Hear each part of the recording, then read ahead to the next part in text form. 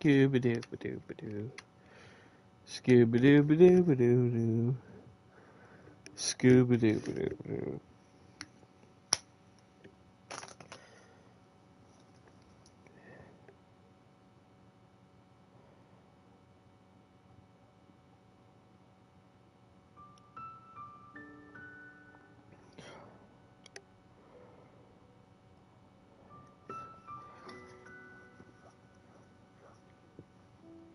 Testing 1, 2, 3. Testing 1 through 2.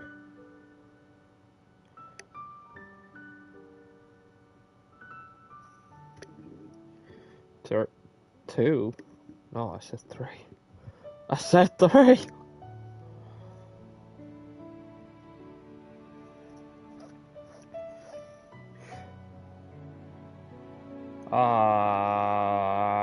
There's an event that I forgot about, and I need to do this in 19 hours and 40 minutes, otherwise it's gone?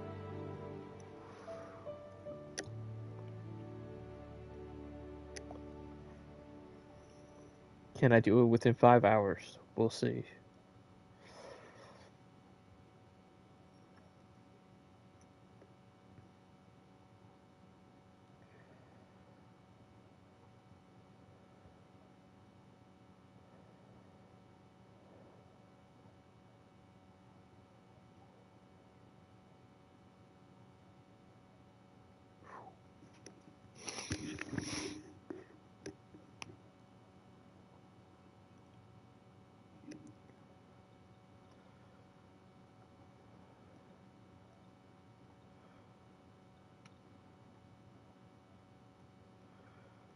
What's this audio focus button? What's this mean?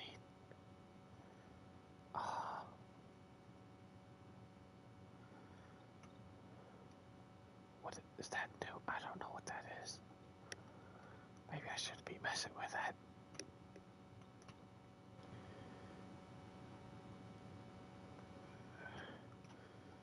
Got kind of sinuses.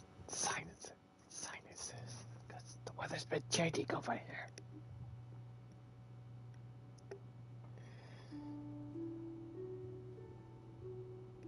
Anyways, I guess we do this. We're gonna do this.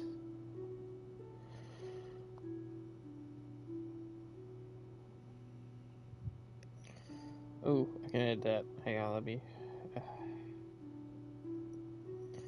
Uh huh. Uh huh. Uh huh. I'm not gonna restrict this.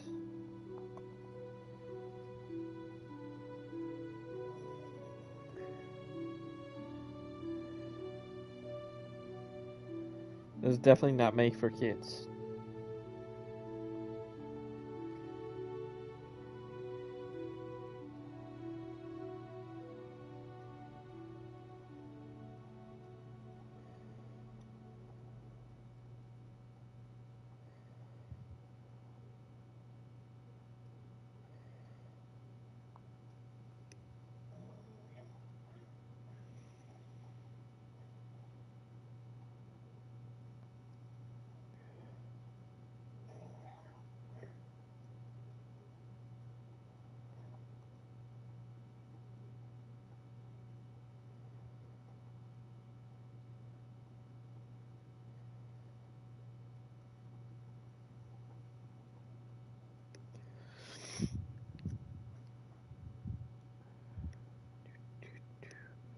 Do do do do do do do.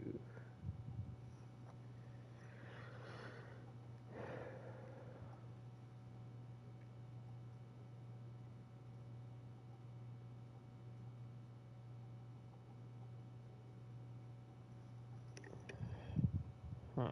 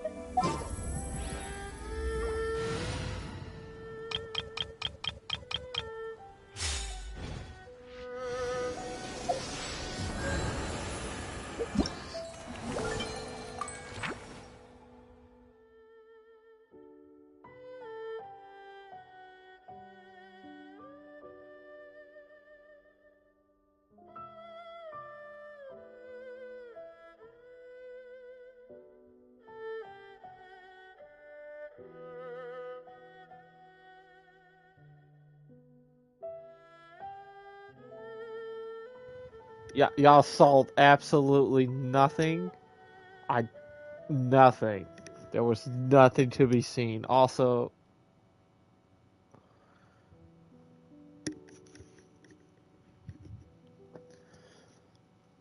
the Wild Hunt. What was this? The Witcher 3 bullshit? The, man, someone's getting sued.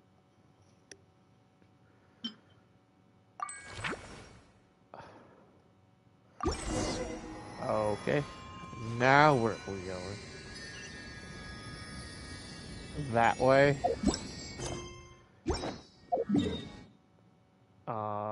Adventure? Where's this? Oh, is that...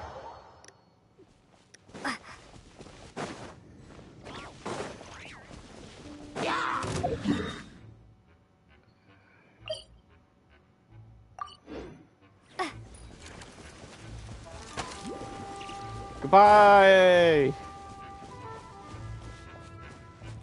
Oh, this is gonna suck. This is gonna hurt. Is that what your first... Is that the beach that we washed the shore on? Huh, that's weird. Jean said this is where the event is supposed to be, but there's nothing here.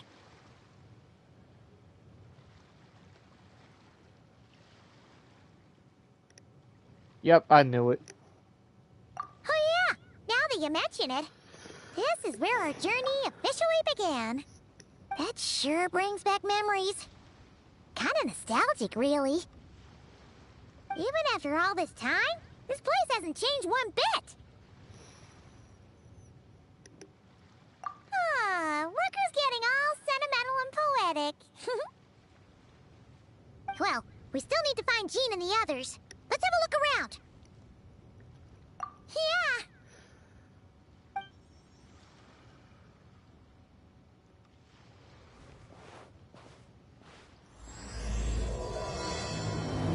You know, I found out that Ether has an alternate costume, I don't remember, and but now there I'm used kind to of be Hydro regretting Slime hiding here. my decision But in picking... it's gotta be gone now, right? Oh, well.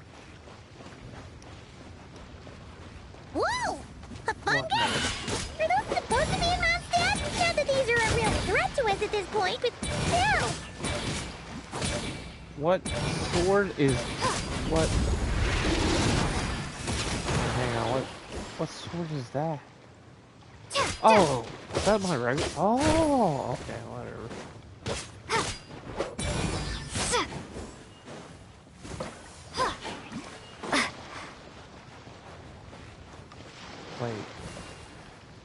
Wait, do I have the fire? I have fire. I just realized I have a fire. What is it? See something familiar?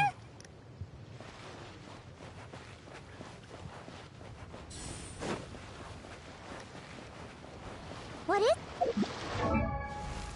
What weapons do... Oh, the prototype Rancor? Okay. Alright.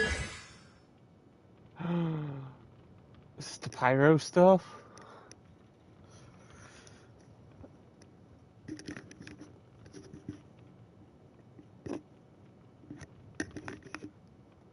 Well, call me impressed. So I'm supposed to have this weapon. Oh, okay. Alright.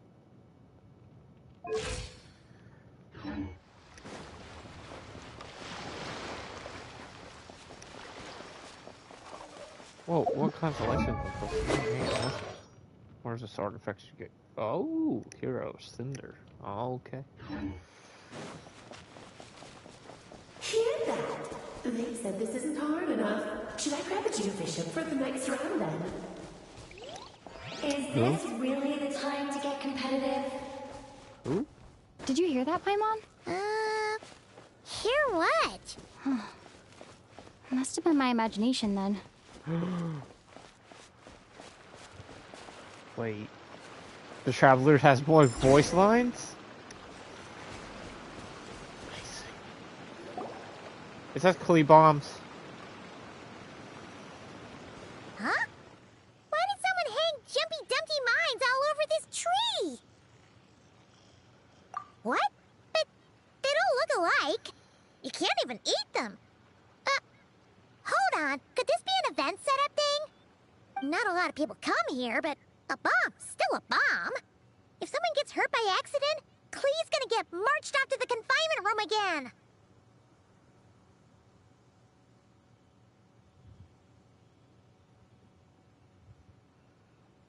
Oh no. Yeah, but let's take a picture with the camera before we take them down. First the fungus, and now this? Something have to help weird Klee. is going on.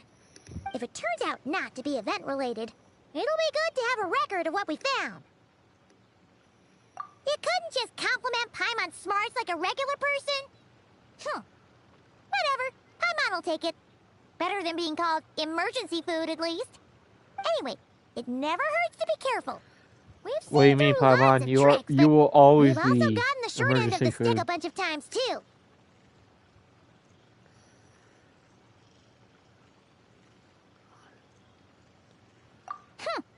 Paimon likes the optimism. Come on, let's get that picture taken.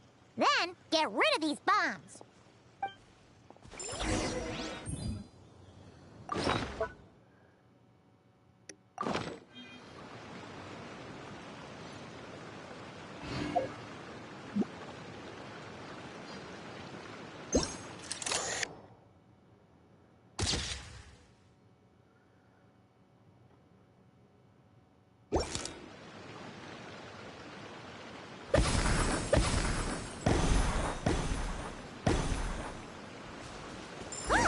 Fireworks!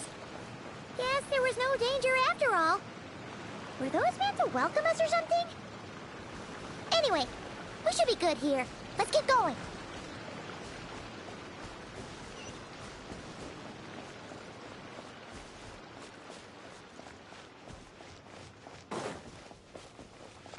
Huh. What was it Paimon said back then? Ah, right! Oh, what?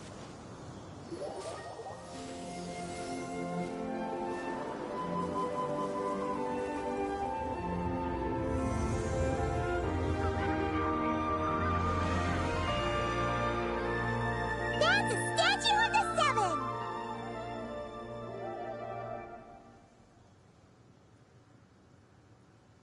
Among the seven gods, this god controls the wind. You remember too. It's weird though.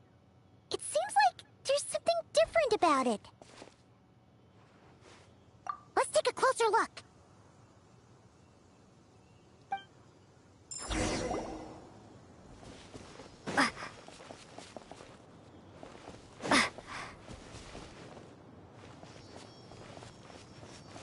Huh. Paimon's next line was... As we all know, Right! Poetry and language flow like the wind!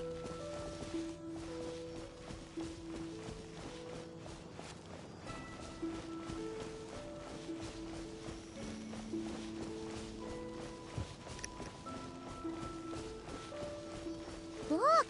There really is something wrong with this statue of the Seven! Is that Klee?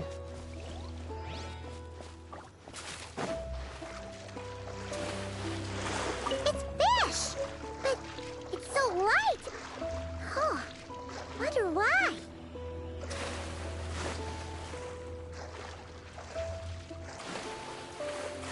Come back here, fish!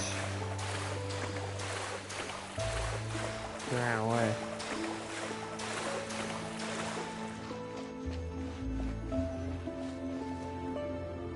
Okay, Paimon's sure of it now. This can't be for an event. No It one has in to their be right an mind event. would replace that huge statue of the Seven with a statue of Klee. I mean, it's adorable. Look, it's Klee. Yeah, and well made too. But that's not the point. You're not weirded out by this?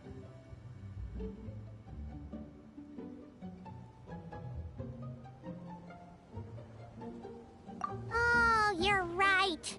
This must be Alice's doing. Who the heck is She Alice? could put 100 Klee statues all around Mondstadt and Paimon still wouldn't be surprised. That explains the other weird stuff we saw up till now, too. She must have asked Jean to write that letter so we'd lower our guard. No, wait! Maybe that was Alice just pretending to be Jean. Paimon wouldn't put it past her. Yeah, Paimon's not upset. The surprises were nice, and this statue is pretty cool. Plus, we got to take a little trip down memory lane.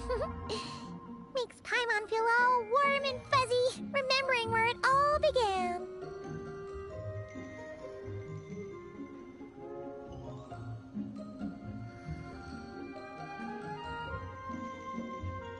What do we do now, though? There's nobody around. If this is some sort of elaborate prank, guess we're in it until the people behind it jump out and say, "Gotcha!" Huh? What does that mean? Oh, yeah. And there could be even more. Guess all there's left to do is touch that statue and find out. Maybe it'll give you the power of pyro or something.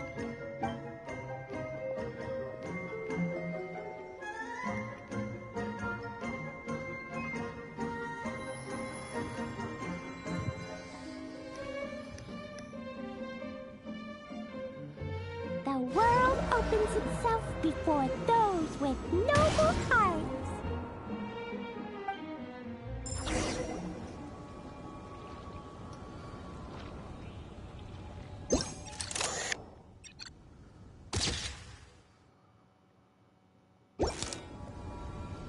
Sparks and splash!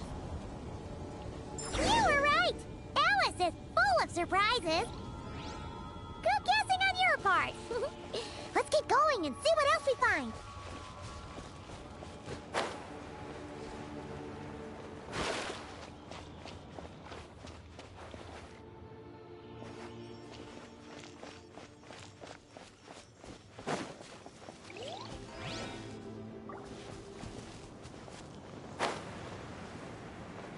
Go now.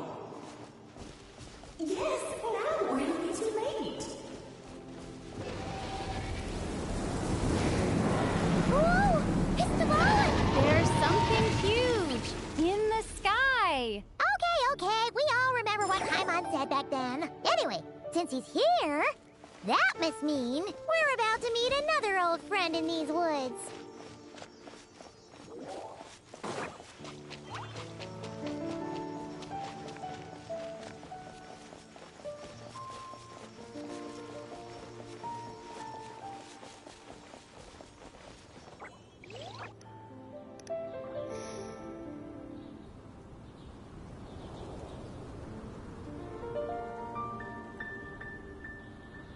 Look! There he is! Back then, the Goblin was tainted by the Abyss, and Tone-Deaf Bard was about to heal his wounds. But your control over Animo wasn't so great, so they noticed you and ran off. But you've had tons of practice since then, so mistakes like that should be a thing of the past, right? True. No need to go for a full-on reenactment. Let's go! Ah, our old friends have arrived. And it is our great pleasure to greet them. Welcome to Mondstadt, you two. The place where it all began.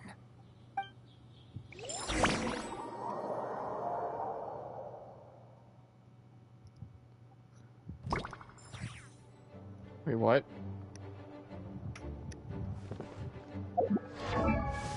So, it's a Lathine.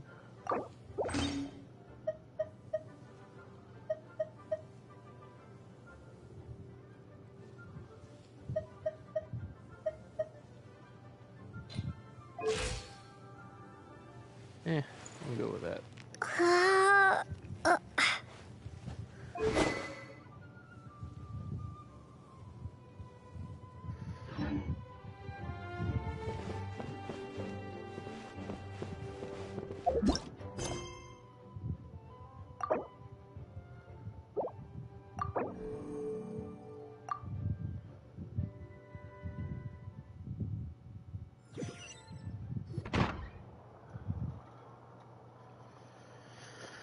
Oh, hey, oh. Lovely to see you, dearies. So what's the verdict? Did our special welcome ceremony meet the mark? Who the hell are you?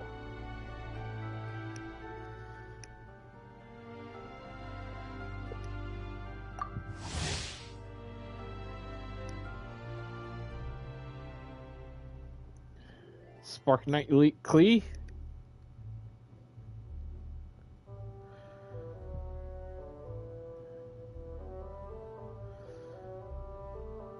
Okay, well, this is Klee's mom.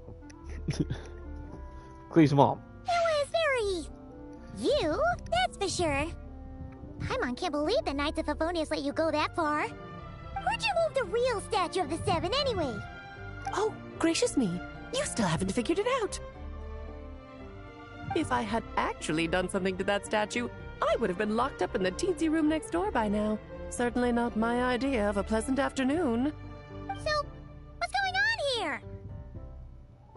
Ah, now you're asking the right questions, Paimon. The answer lies over here. Who are you?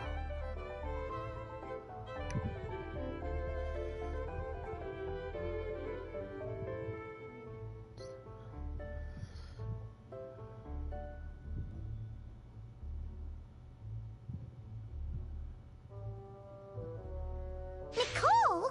You're here too? That's right. Our two lovely mages are here on vacation. In fact, everything you just experienced was their handiwork. But I'll leave the explanations to Miss Nicole. I trust you're well acquainted with her skill at explaining all manner of magic and phenomena. Yep.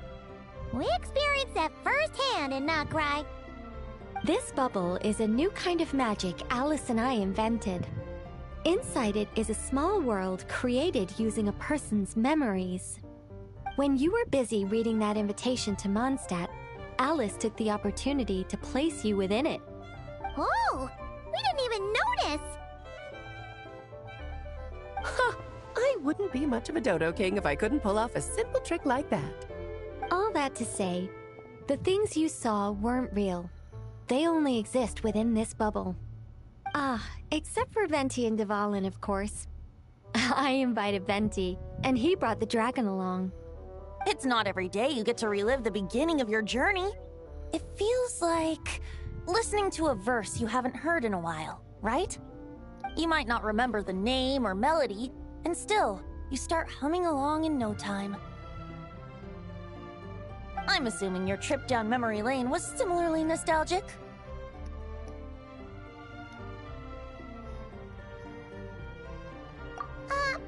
So does Jean know about this or not? Paimon's starting to think that invitation letter was a fake. Oh, no. Jean wrote that herself, I assure you. I wouldn't dare forge a letter under her name. What the hell? So you do draw the line somewhere. Ooh. Not with my daughter in her clutches. If you ever become a mother, you'll understand. Oh, come on! It's not like she's being held hostage. The point is, this magical bubble was created at the request of the Knights of Favonius. With the expedition in Noctri coming to an end, the Knights will be home before long. Varka thinks it's better to give people time to reunite with their families, so he told Jean to hold off on a huge welcome reception for now. Of course, Jean has her own thoughts on the matter. You can get the details from her soon. As things stand, we're keeping the reception small, but there will be some activities. This magic bubble is one of them. The returning Knights can use it to catch up on all the major events that have occurred in Mondstadt while they were gone. Simply put, it's a reenactment of your adventures. Indeed. The ultimate goal is for everyone to have a chance to take part in the excitement.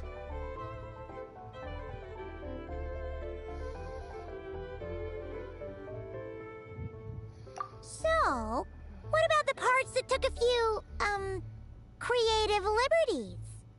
Oh, those were there because the bubble world is still being transcribed and debugged. Memories are easy to extract, and the resulting information density is fine, but it's not exactly a stable medium. If memories are the only thing used to recreate a world, it's hard to ensure a lack of deviations. For example, these memories belong to Venti. But even for someone like him, whose memories are quite reliable, there is bound to be some variance. Not to mention, on their own, memories lack an interactive component, so I added some self-deductive capabilities to this magic, which exacerbated the instability issues, unfortunately.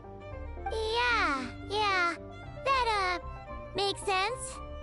For instance, say we're recording memories and Lisa happens to fly into a fury over some overdue library books at the same time. A powerful thunderstorm might unfold in the bubble world out of nowhere. Luckily, there's a simple solution. We just have to send someone to scout things out first. Then we can manually correct anything that doesn't make sense. Exactly. Plus, once the recording is complete, the magic will loop, so there won't be further deviations, and we won't need real people to act things out. Ah, and before it's all said and done, we'll be sure to cover up your identity, Venti. Much appreciated. Otherwise, buying around at the Angel's share is gonna be much more of a hassle. Huh. Like you're the one who does the buying. It's settled then. We'll allow you to be the first to relive these precious memories, and in return, you'll be our eyes on the inside. Yeah, but it sounds like fun. Besides, we already snapped a few pics of some potential bugs. Like that weird statue of the Seven. Oh, no, Paimon. That one was entirely intentional. What? Seriously? As the creator of this world, I'm afforded a bit of creative license, I would think. Creating this bubble was no easy task. Is a little personal touch too much to ask for? I doubt anyone will mind. As far as I'm concerned, you're free to do as you please. This is Mondstadt, after all. Oh, well. Paimon can't argue with that. In that case, we'll be counting on you to continue testing our work tomorrow. It's still early. Why not check out the other events at the testing grounds in the meantime? Jean should be there too. Yeah, we'll go say hi. She's the one who invited us after all.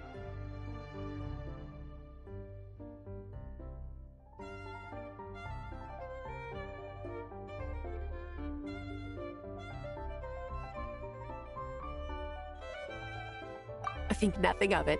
Now that the world is at peace, you two are overdue for a vacation. Best to make the most of it.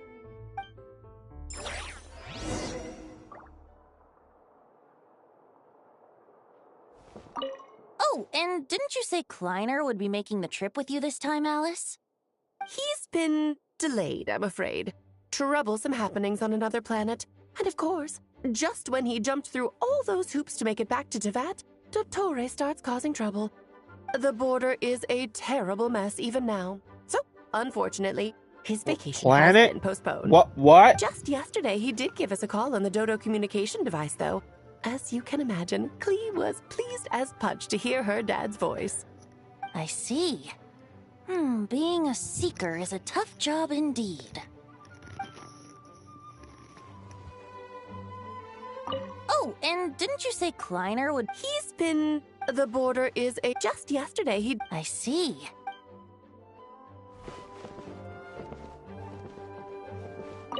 Dvalin appeared a little late, but his sparks and splash triggered a deep magical reverberation. Background music needs to start half a second later. I should put another instance if and now the diagnostics are failing? I just don't get it. Nicole, dear, stop fretting.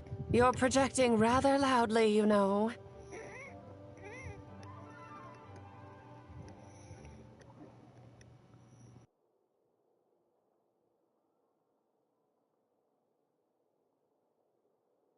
Every detail is within your control, huh?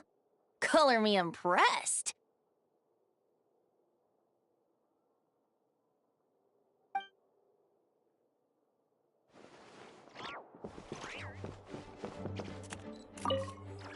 Oh, and didn't you say... He's been... The border is... Just yesterday, he... I see.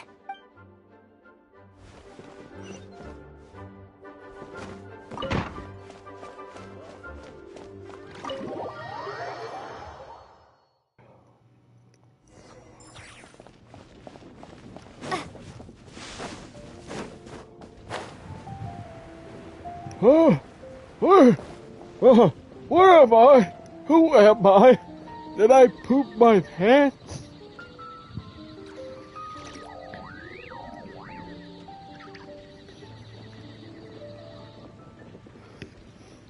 Oh, jeez. Yes, good work. We'll go with this setup.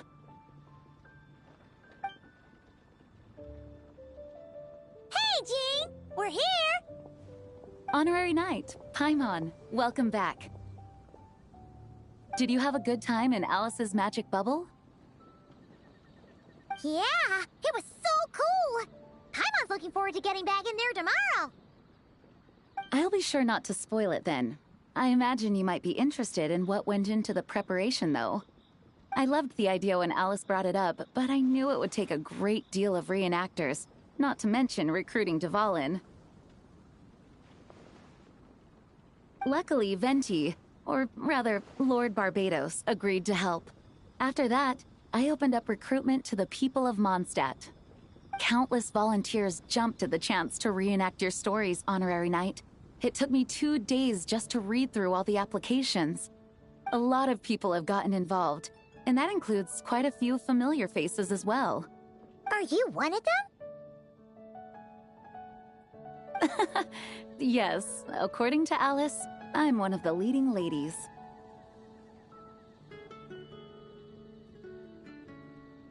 Yeah, there are other activities here too, right? Sounds like there's a lot on your plate. Ah, well, such are the duties of the acting Grandmaster. I'm used to it. For those of us who have been holding down the fort, so to speak, the return of the expedition team is a matter of great importance. The Grandmaster contacted me and said not to organize a grand reception on their behalf, and I understand where he's coming from. I'm sure the team will be exhausted upon returning, and making a big fuss might just tire them out further. I'm sensing a butt in there somewhere. Tone-deaf Bard said you had other ideas. Yes, well, those of us here in Mondstadt have been awaiting their return for a long time. Resuming normal life after such a long expedition will be quite an adjustment. An official welcome might help them feel at home and reacclimate to life here. Not to mention, it's a chance for the people to show them no matter how long we've been apart, we're still family. Yes, absolutely. And I don't know, perhaps I am overstepping. I just hope the Grandmaster isn't too upset. So, besides the whole bubble thing, what have you got planned? Here, I'll show you. First, this is an arena we've set up to showcase Favonius blade work. The Cavalry Company is in charge of this one. I'm sure there will be some exciting sparring sessions. Ooh, that means we'll get to see Kaya on stage! That's right. Compared to me, he's much better at keeping things interesting, even when the subject matter is quite serious. I can think of no better person for the job.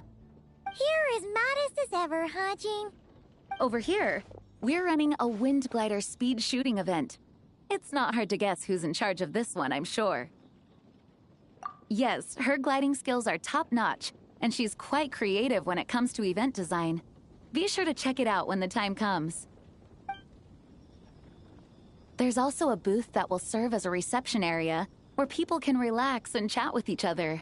A few simple games will be available as well. Hertha is in charge of the drink stall, but we're still working on the menu. Well, the more alcohol options, the better, I think. The expedition team likes the strong stuff. Holy Fair crap. Huh? What? What's with that face? It's Varka.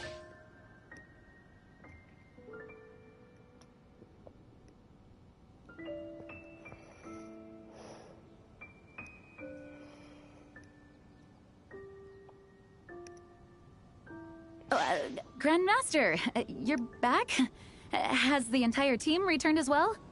Well, apologies, we're not quite done with the preparations, but I assure you, it's limited to what you see here. We're exercising the utmost restraint. Hey. Relax, Jean, relax. No need to get all formal with me. I split from the group to make it back first. Pretend I'm not even here. Besides, I knew you'd want to surprise us, no matter what I said. Oh, I see. If I didn't tell you to put on the brakes, I knew you'd go full throttle and start planning the next Ludi Harpastum or Windbloom Festival. You put so much pressure on yourself, diving headfirst into the deep end without thinking about how much is on your plate. I just didn't want you to overwork yourself, that's all. Oh, wow. That's actually really nice of you. Well, looking out for my fellow knights comes with a job. As for the event, food, drink, and fun in spades without too much pomp and circumstance. Yeah, just like a Mondstadt festival should be. The team will feel at home in no time. That's far too kind, Grandmaster. But thank you. I mean it, you know? Just trust my judgment. Anyway, you two got a sec? Now that I'm finally back in my old stomping grounds, let me treat you to a meal. I'll even introduce you to the Good Hunter's secret menu. Oh, nice! Paimon's never heard of that before. What's wrong? Not hungry? Actually, Grandmaster, there's a few things I'd love for you to look over, since you seem to have some time to spare. Perhaps we could go back to headquarters first. Hang on. You know this is just a pit stop, right? There's not going to be time for me to take over the whole shebang. Of course. Still, you are the Grand Master. Oh, you have no idea what this means. I'll be trapped in the office until tomorrow morning. It's not that dramatic. If we make haste, we'll finish before dawn. As much as Paimon wants to check out that secret menu, you should at least do some work now that you're back. All right, all right. Oh, let's go. Hey, Dad, you need Guess to go I'll do some work, man. See you tomorrow.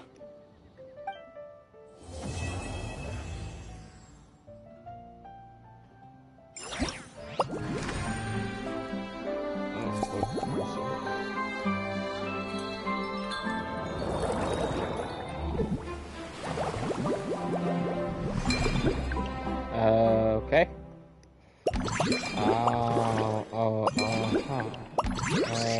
Okay. Alright.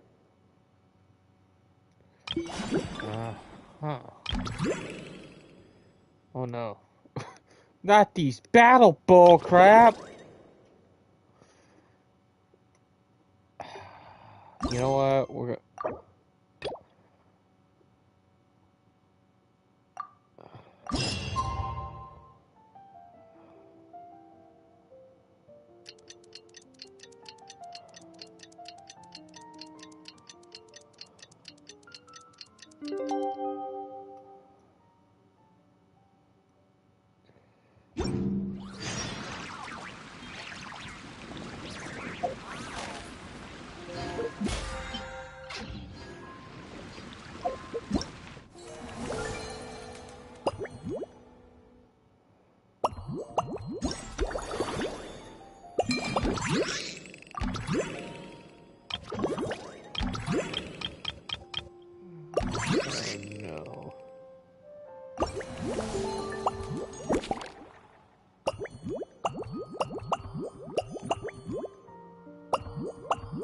Discrepancies.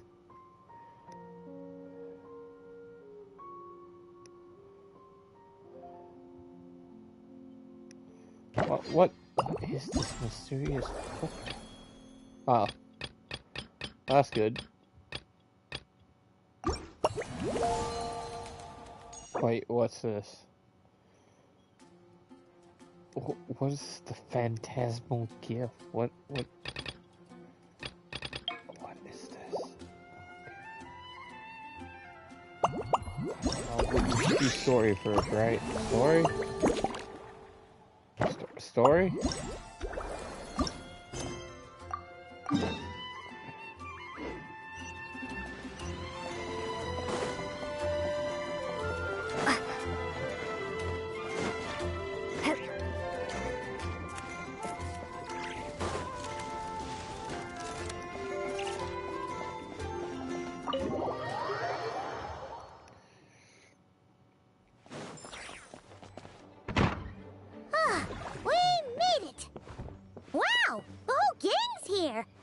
Even Master Diluc. Diluc? Oh, Jean wanted my input on everything. Even though I left the Knights, Grandmaster Varka has done a lot for me. He didn't stop me from leaving back then, or throw any administrative roadblocks my way. So I owe him one. Well, I was sad to see you go, but your mind was made up. And anyhow, you're an adult. As long as you're prepared to follow through on your choices, who am I to stop you? And let me tell you, my rebellious streak was way worse back in the day. You look pretty tired. Late night yesterday? Yeah, didn't get much sleep at all. And now my head's killing me. My terrible memories of being Grandmaster came rushing back at once. The Grandmaster's wording is somewhat misleading, so allow me to elaborate. We made quick work of our tasks yesterday, much to the Grandmaster's great pleasure, so he hit up his friend Charles for a few drinks. You know how it is. When you're catching up with an old friend, a few drinks turn into a few too many, am I right? Ah, so you're just hungover. Ugh, and Paimon was starting to feel bad for you. I see. Understood. I just received word from the Knights stationed at the venue that the setup is complete. You can start today's story at any time. Ask away. Ah, you mean like how only you could have purified Dvalin's tears? That ability is unique to you, and to be honest, a lot of people might not even know you're capable of something like that. So they might get stuck at that point in the story. Don't worry, I thought about that. The story told within the bubble has some jumps. I've deleted the parts that might complicate things. The remaining content doesn't require the participant to do much of anything, actually. It should be like watching a play, except you get to walk around as you enjoy the performance. Wait! But we ran into a combat encounter yesterday when that fungus jumped out at us! We'll take care of that. Alice and I want this to be an experience even a child can complete without trouble. The parts you're testing today are more stable, so there shouldn't be too many bugs. Of course, when you access the dicier sections, be sure to keep our vision in mind. Speaking of Alice, where is she? Klee demanded some playtime with her mom. And of course, as far as Alice is concerned, nothing is more important than a request from her daughter. Yep, that checks out. Ha ha ha! Well, let's get this show on the road. I'm ready to witness our honorary knight's story firsthand.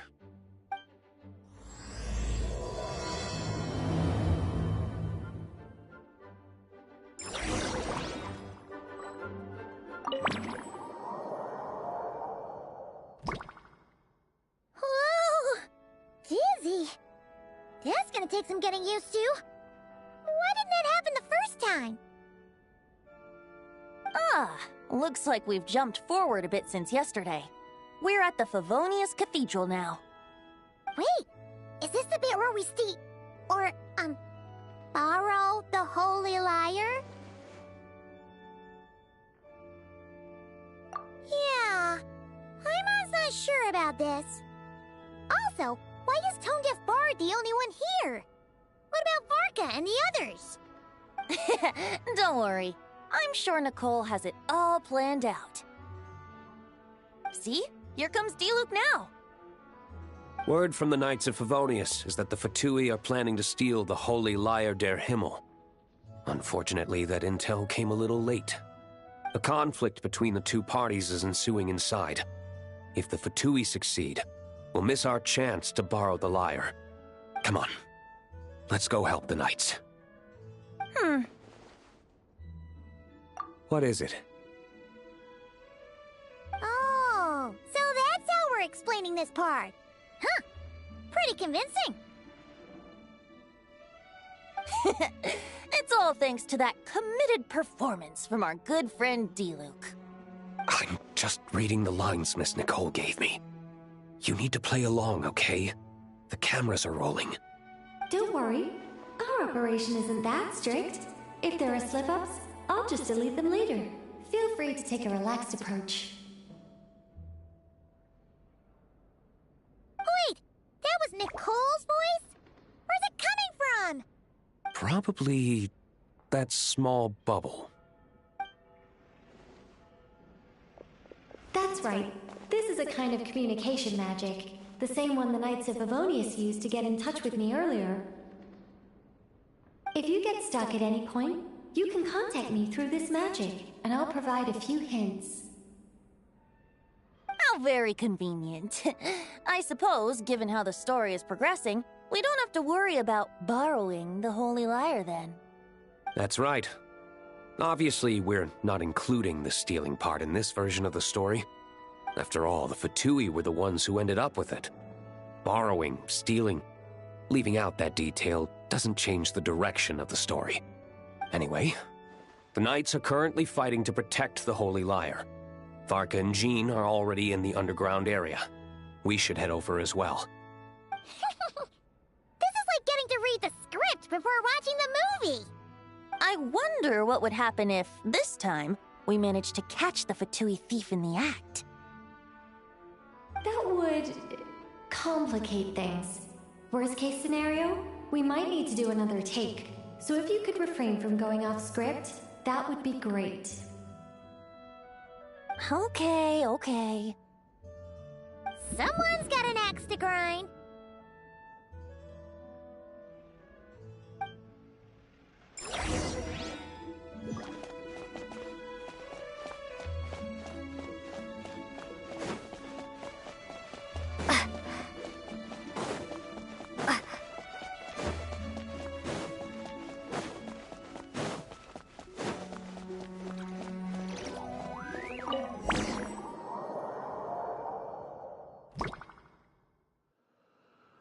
You're just in time. The situation is not looking good at the moment. The Fatui brought much more force than expected. Yeah, it's turned into quite a mess.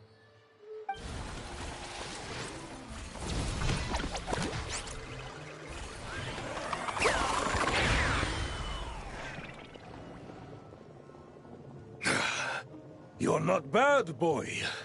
Against the Fatui, though, you'll need to try harder than that. You ain't messing around, huh? Take this! Oh no! If this keeps up, the Holy Lyre's gonna be... Oh, sorry. Paimon can't do this. Nicole, shouldn't these people be wearing Fatui costumes at least? Yeah, it's kinda hard to get in the zone when our opponents look like average guild members. Let me see here. It looks like magical auto-load has been disabled, so the Fatui costumes didn't appear.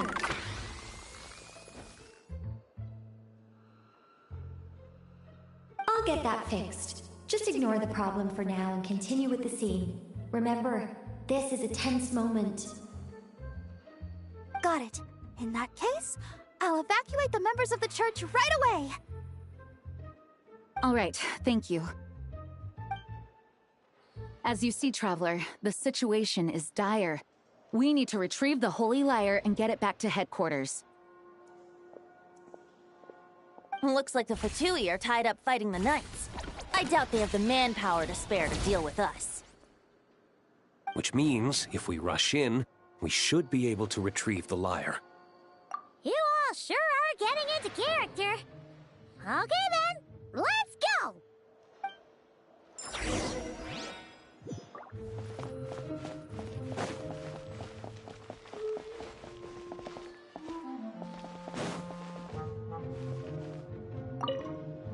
If the conflict really had escalated to this point back then... Ugh. Just imagine the cleanup work. Yeah, good thing it didn't Elizabeth turn out like Maxwell! that. No use thinking about something that didn't happen, right? When your free time is as precious as mine, it's hard not to think about it.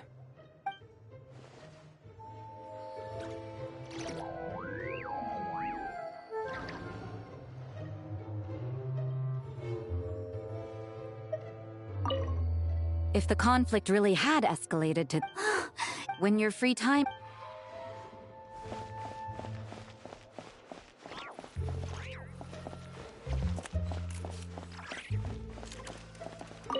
I couldn't keep up with you after all, Grandmaster. It's like you've gotten even stronger since I last saw you. Expeditions have a way of doing that to people. Ever consider taking your adventurers out on a long trip? Ah, I think I'll pass.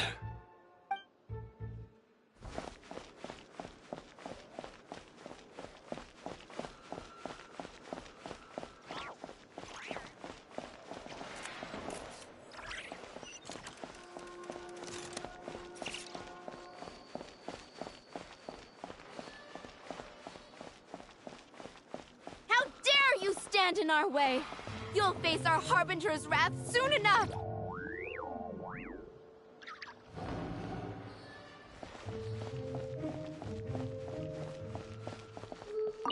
What a coincidence. Or perhaps I should say, great minds think alike. Yes, well, this looked like the most relaxed part of the performance. I'd prefer to get this over with and return to my work as soon as possible. I'm assuming you feel the same, Miss Lisa? Of course. After all, this place suffers from a dire lack of comfortable chairs and good tea.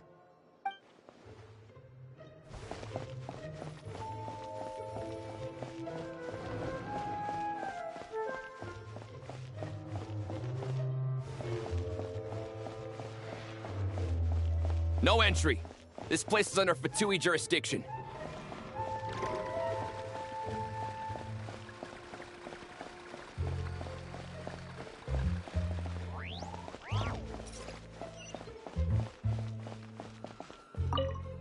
I never thought I'd get the chance to spar with the cavalry captain. I'm always up for a duel. As long as you treat me to a glass of wine after we're done.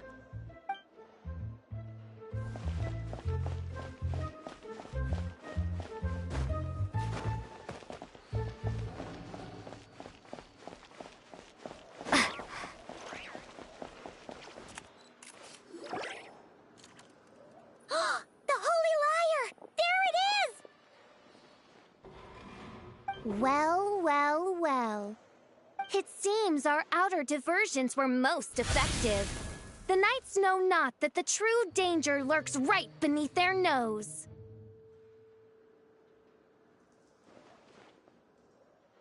It's no wonder you're known as the youngest, most capable Electro-Sisson mage in your unit. You can read our enemy like a book. No! We're too late!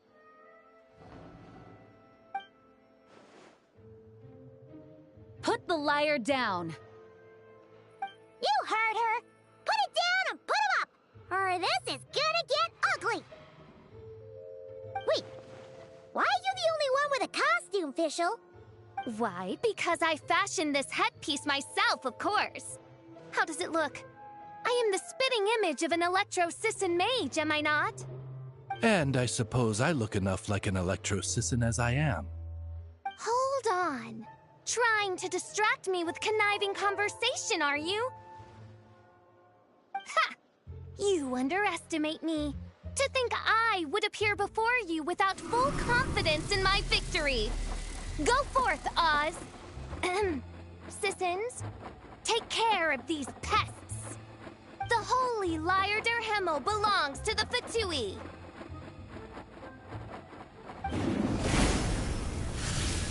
Whoa, that was fast. Mage-powered flight is something else. Fischl is... the Fatus is getting away! After her, quick!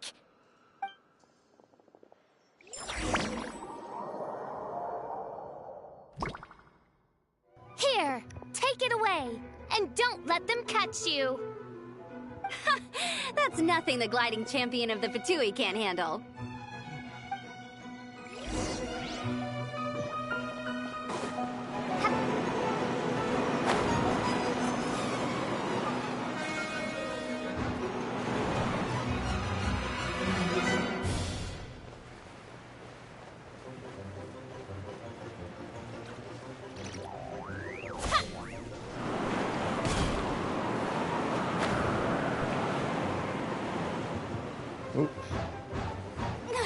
Hey!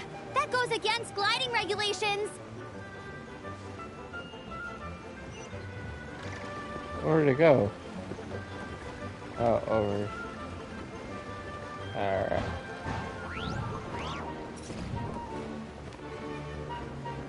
Pretty tough, aren't ya? Well, let's see how you handle this.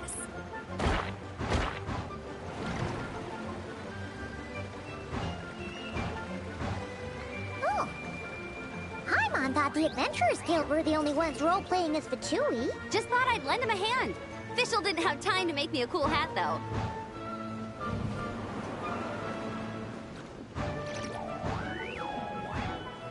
Amber's over there! Let's get ready to land!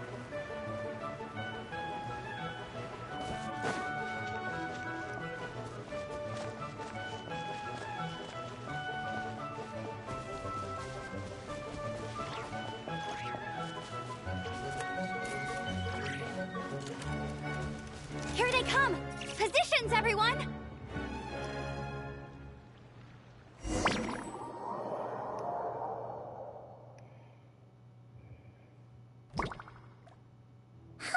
So this is where the chase ends this time.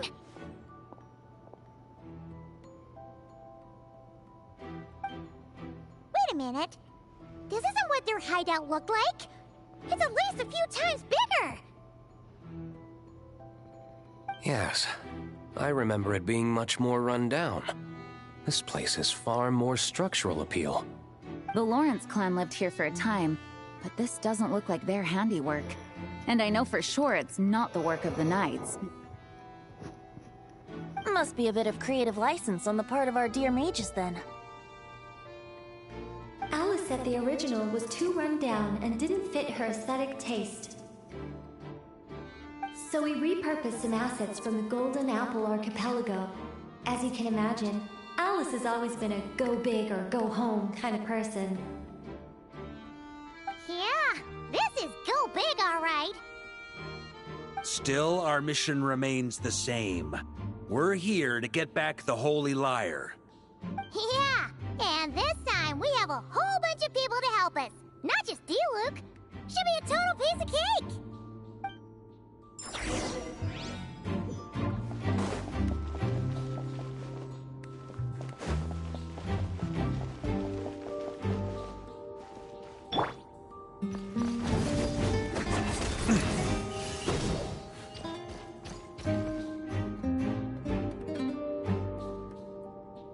A human never doubts what their eyes see or rejects the ground beneath their feet. Oh. Both now warn you that this is the end of the road. Give up and turn back while you can. That voice. Is that Mona? Mona? Oh, you mean Barbarloth's student. You know about her? But Mona came to Mondstadt after your expedition left. Well, I had regular contact with the Hexen Circle, so her name came up now and then. The whole thing about her messing up and being too afraid to go back? Yeah, I know that too. What? But how? No one in the Hexen Circle should know about that. For real? Sorry, but I'm pretty sure all the mages know. All of them? I'm afraid so. Oh, except Rhindaughter, I suppose. Fine. That's just fine. It's not like the old hag's gonna come find me in Mondstadt to settle the score, right? Anyway, how do we cross? I'm not telling. Aw, come on. Don't take it out on us. I'm not. This is unrelated. Besides, I'm playing a Fatus whose job it is to issue riddles. You can't just ask me for the answer. All right. Almost forgot about that. If you want the answer, think back to what I said at the beginning.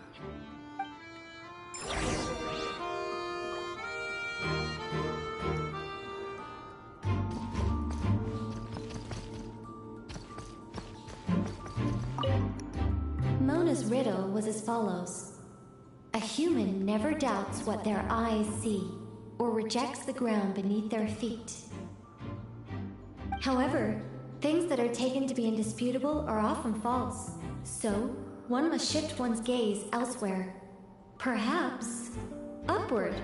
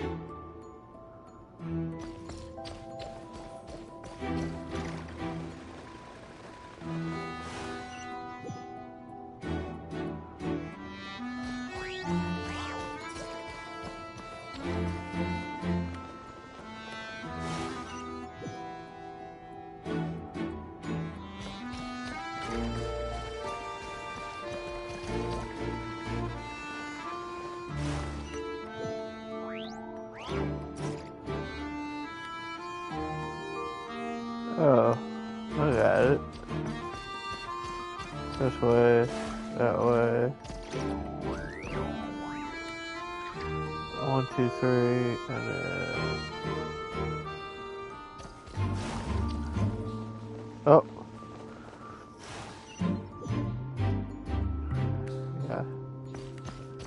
So 1, 2, 3.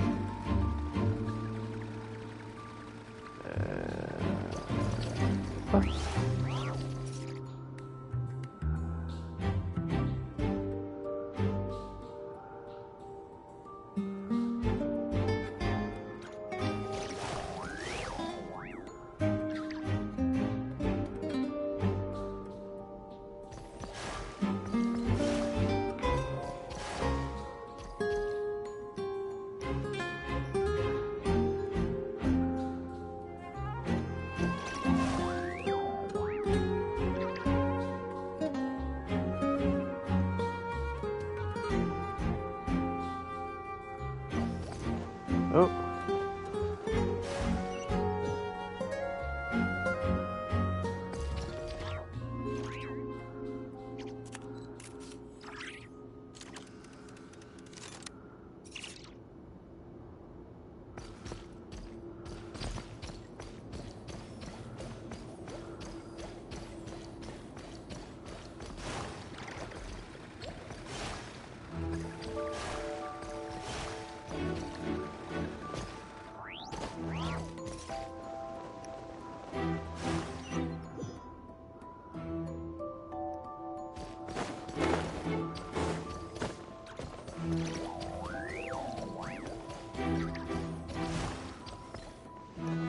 Ooh.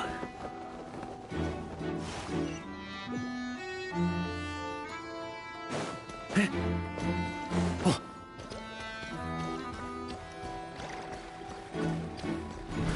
Try to keep up! Nice! We made it! On me.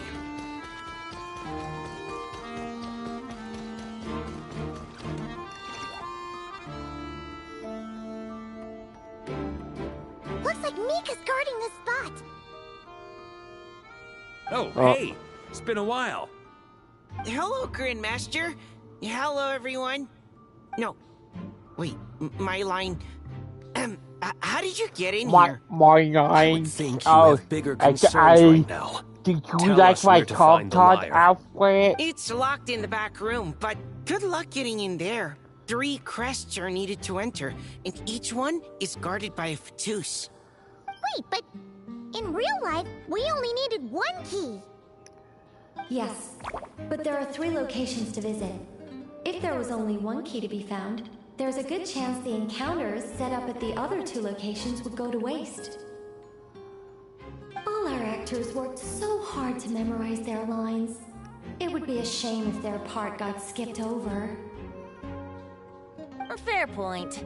They're playing through the story just like us, after all. To be honest, when I first read my lines, I was kind of confused at how I just give up the intel without a fight. But when I actually had to stand up against all of you, it made sense. I mean, Mr. Diluc practically had me in a cold sweat. Really? I only had one line. Aha! Yet in a game of cards, it's the ones that remain unturned that strike the greatest fear in your opponent. The same principle applies here. That's right! And I've been told you have quite a few tricks up your sleeve, Mr. Diluc. Anyway, you can head in now. Everyone should be ready. One moment. We can't quite end it like this. I believe you have one more line, Mika.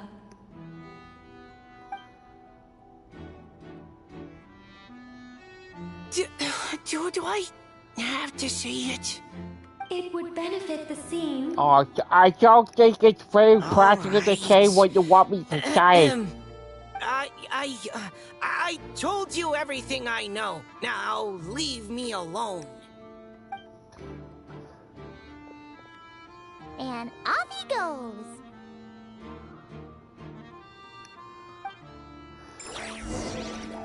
I think we should beat the shit out of Micah just to give him a little bit of understanding of the situation he's in.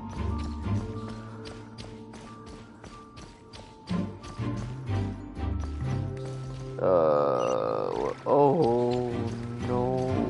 We gotta go this way? I guess we'll go. Micah! Without the crests, I can't activate this device either.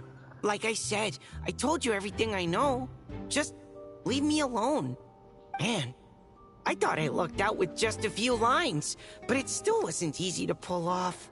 Anyway, if you want to get into that room, don't make me pull out my crossbow and shoot you in between your eyes with it.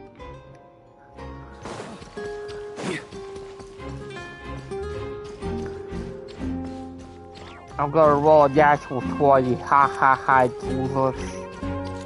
Hey look, is that Bennett? Oh. Looks like we were followed. Guess Mondstadt's elite aren't to be underestimated, huh? Stand aside. This one's personal. But this time, I'm fully locked and loaded! Come on, kid! Let's finish what we started! Alright. If that's what you want. Huh? Be a killjoy? We've only just begun. Here we go! I see through you! You can't run! Well, try. Don't be a killjoy! We've only just begun. I just can't... Okay. You win. Somehow this round wasn't quite as fun. Probably because you had to act like a fatus. At this point, I could take down those with my eyes closed. True. Guess I didn't stand a chance, huh? Oh, why does he sound like that one guy from Skyrim? Does that mean the auto-load? Guess I didn't stand the chance. It would seem so. Man, their armor is heavy and not breathable at all. You're telling me the Fatui... Are you telling me you're the Dragonborn? Wear this stuff? I can't even imagine. Rumor has it, Fatui recruits undergo rigorous training. I feel like there's some truth to that after all.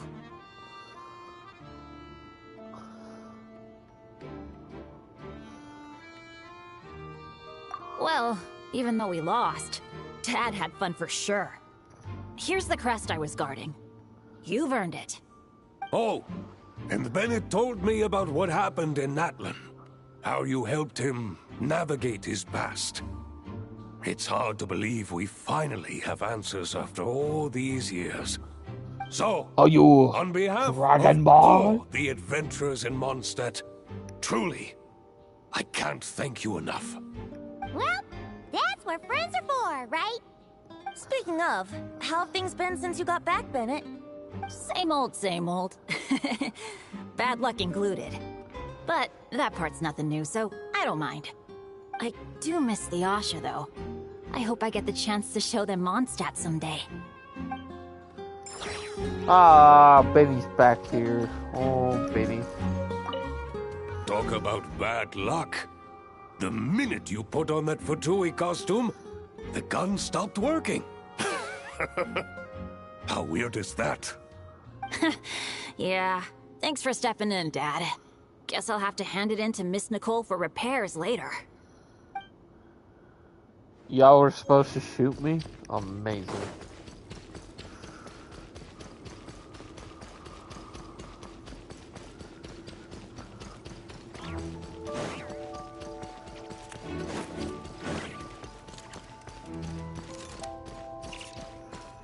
On me.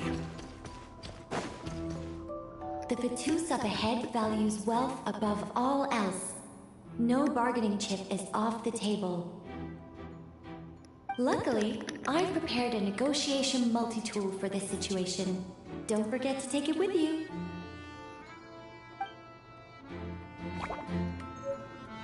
What?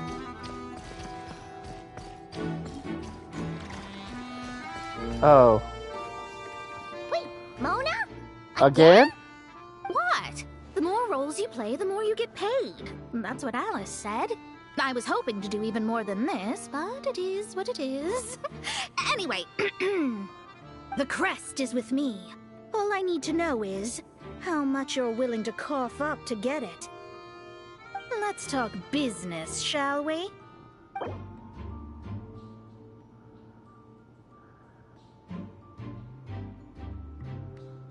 Alright.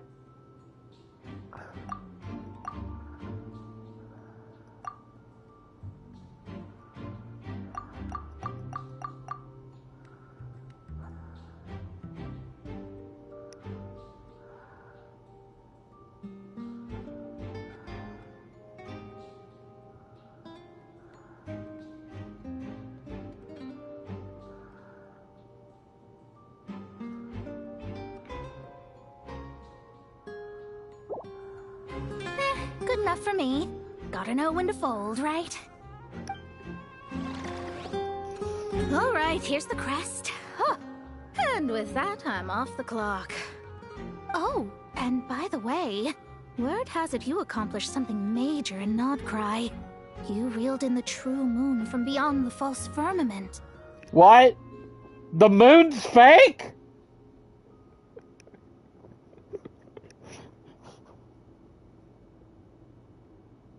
It's not real. All these squares make a circle. All these squares make a circle. All these squares make a circle.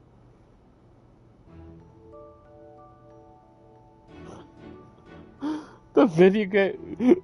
I knew it was a virtual world, but the fact that the moon is not real, I can't.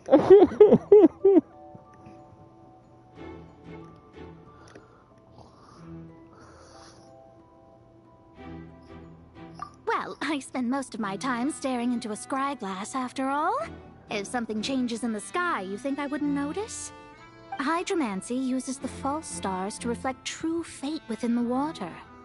Now, I can't help but wonder what I would see if I cast a reflection of the true moon instead. Of course, I need a whole new set of equipment to look into that, which means shelling out a whole lot of mora. So I've been taking on a lot of odd jobs. No wonder Alice gave you quite a few parts in this. Generous compensation, minimal manual labor. It's been a good gig. Plus, the Hexenzirkel never promises an amount they can't deliver. Even though her daughter is, in some part, responsible for my predicament. That was a long time ago, and I know Klee didn't mean it. Huh. I guess the moon's a big deal in hydromancy. Just spitballing here, but it kind of sounds like your progress would be much faster if you, I don't know, just contacted Barbeloth directly. Oh, come on. Enough about that old hag. You're doing this on purpose, aren't you? Oh, it's you. You know, I haven't met this. Oh, come on. Enough I haven't of met that her old at all. hag. You're doing this on purpose, aren't you?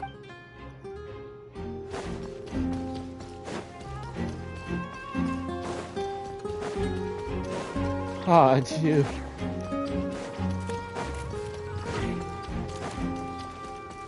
Alright.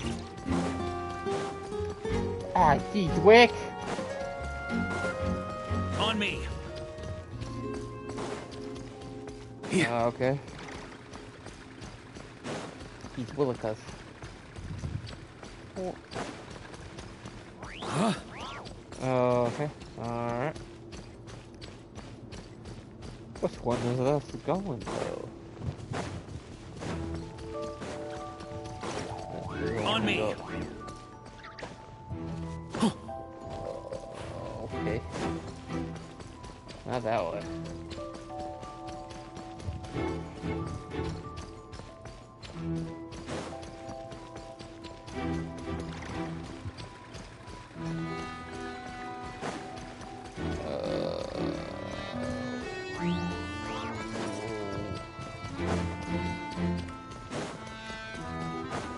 I know that goes that way. Oh, this way. The Fatus up ahead is a pragmatist. You might have a chance to avoid conflict if you obtain the other crests first. The road ahead is almost completely blocked. Looks like this person isn't taking visitors. Yes, we'll just have to be careful. We need that crest. Alright.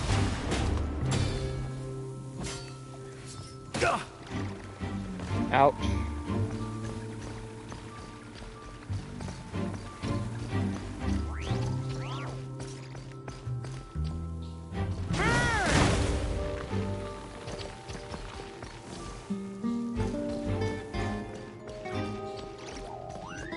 Wait. Brace yourselves.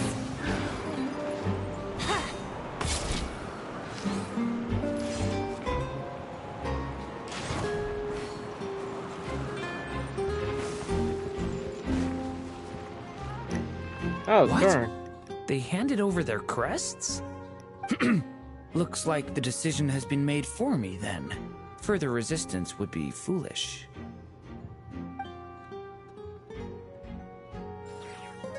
Gotta say, Paimon didn't expect you to play this kind of role, Durin.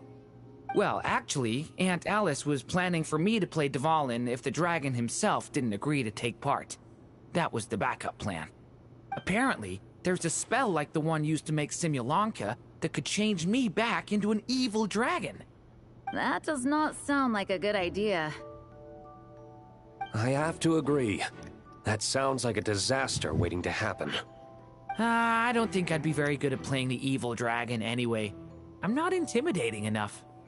Luckily, Dvalin agreed to take part after all, so my role was switched to Timid Fatui Guard B, and I got to wear a costume instead.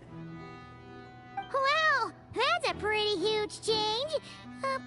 Why B, though? Oh, because Mika is Guard A. As expected, Alice has got it all planned out. All right, we've got all the crests. Let's head back and look for Mika. I'm just glad I didn't have to play the evil. Oh, Durin, if you ever come up, I want to pull you. This seems cool. Wouldn't gliding be faster? Yeah.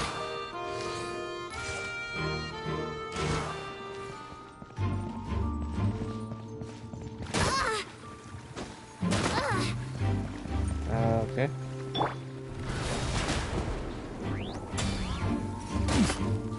Look after. Oh God. Mondstadt for me.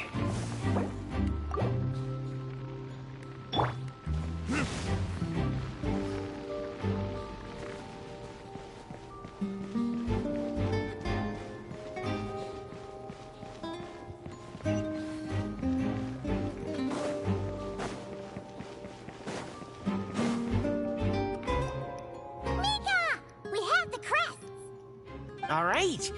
This elevator's a bit complicated to operate, so Miss Nicole asked me to help activate it. Just one moment.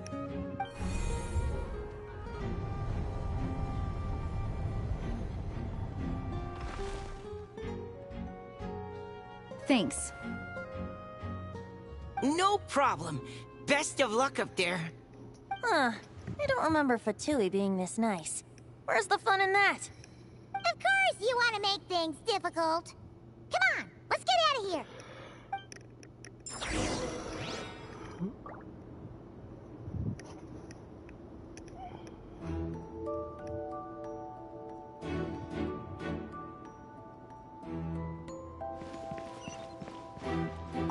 Best of luck up there.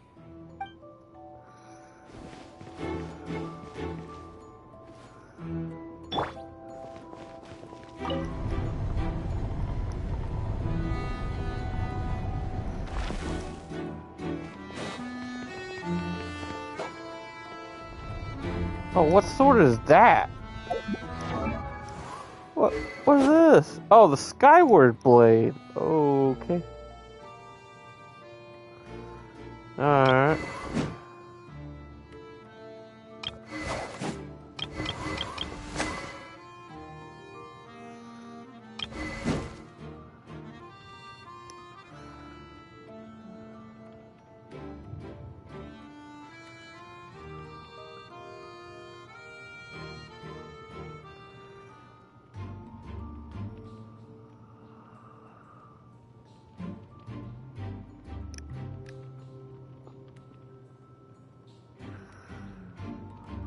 Well, that's pretty cool.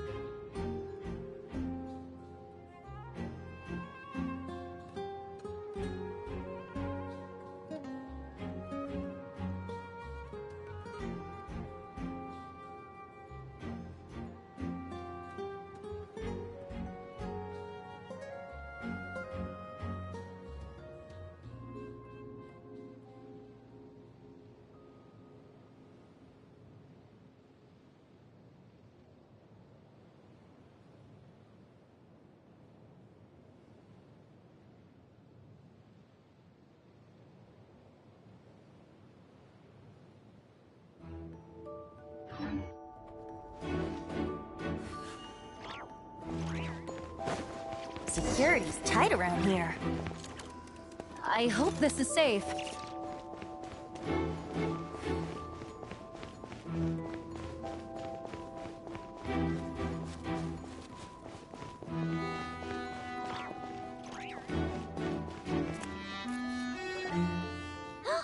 The Holy Liar! Here it is! Wait, but Paimon remembers something about a...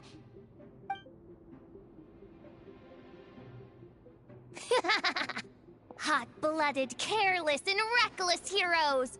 Despair, for you have stepped into my trap! Wait, what? All it did was lock the liar up? Well, I wasn't the one who designed it. All Alice said was that activating it would turn the tables. I see. That checks out. They laugh as if they already know what is to transpire. I do not have a good feeling about this. Allow me to clarify before we proceed. How was it that the liar was retrieved back then? From what I've heard, the Fatui agent guarding this place was given a thorough beating, and then the lock opened. So then, I'm the one who walked into the trap? Do not despair, mein Fräulein. Miss Alice provided us with backup, did she not? We are not entirely outmatched. 'Tis true. Though thine Prinzessin stands on the cusp of defeat, courage has not yet failed her. Let this be our last stand! Come forth, my loyal servants! Smite all who stand against us!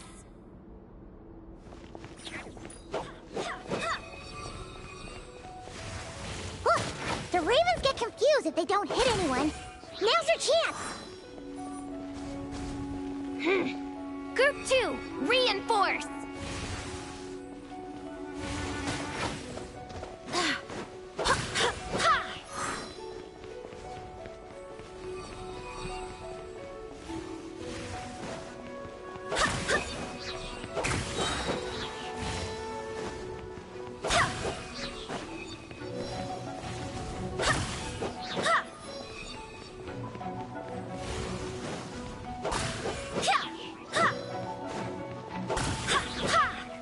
Group 3, Group 4! Oh, forget it. All of you, attack at once!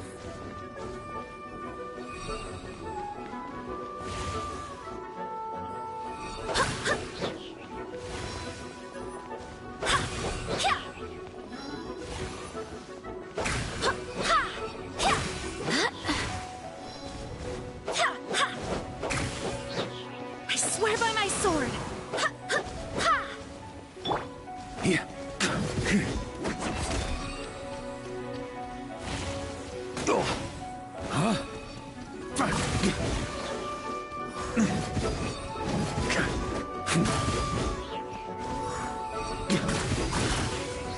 That's gonna leave a scar.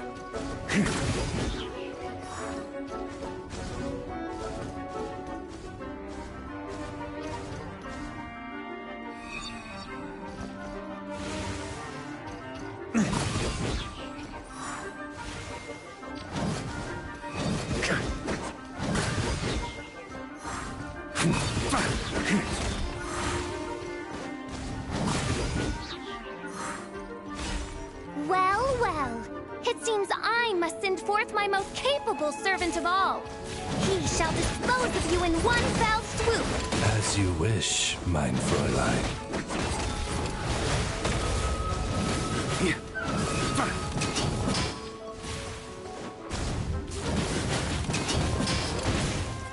Time for retribution!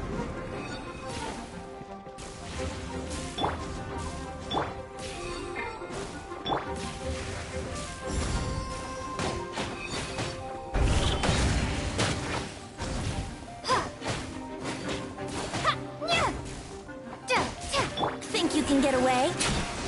Here we go.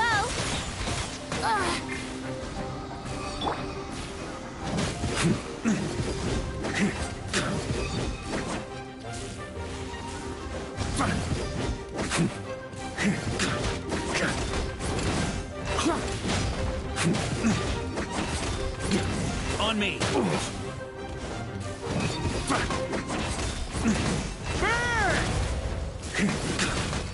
Our situation is dire, mein Fräulein.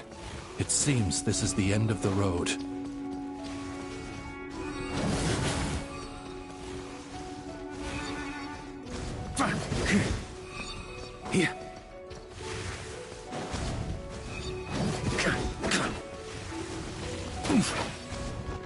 On me!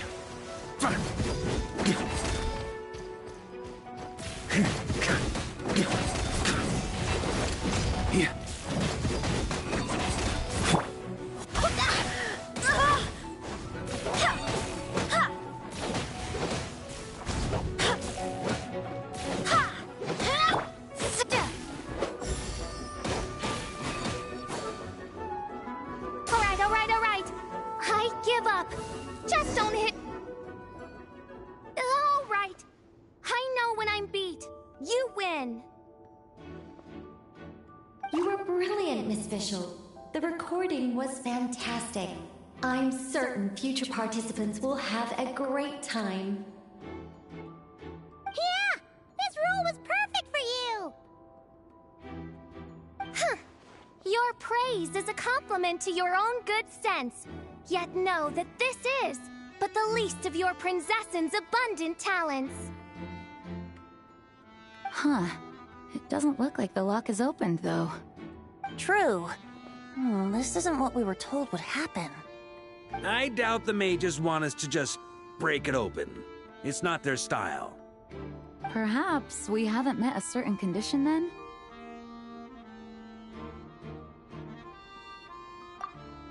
Oh, wait! Does that mean the beating up part has to happen for this to proceed? You dare place your prinzessin in such a scene? 'Tis an affront of the highest order! I'm afraid it may be the only way to end this, mein Fräulein. But not to worry. It's all pretend, after all. Very well. I shall allow this trespass, if only to bring this to an end. Just be gentle. Huh? Oh, right. Paimon's the weakest one here. Here goes nothing.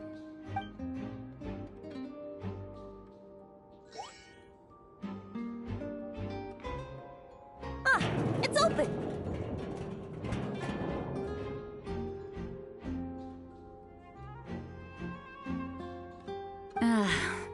Miss Alice does love to tease, doesn't she?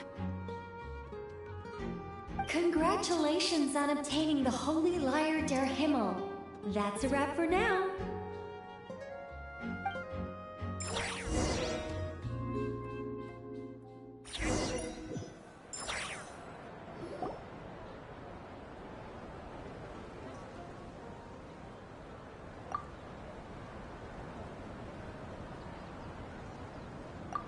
Wow! This is quite the gathering.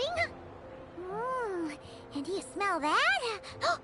Is that the secret menu Varka was talking about? Oh, Paimon's stomach has been rumbling this whole time, so she's gonna dig in. Don't forget to grab some food before it's all gone, okay? Oh, hello. Did you need something? You know, we often threw banquets like this when I was little. But then, as more and more of our ranks left on expeditions and I was left in charge, the number of celebrations decreased. I'm not the most natural entertainer after all. Now, seeing a gathering like this after all this time, I can't help but feel a bit regretful for not keeping up the tradition.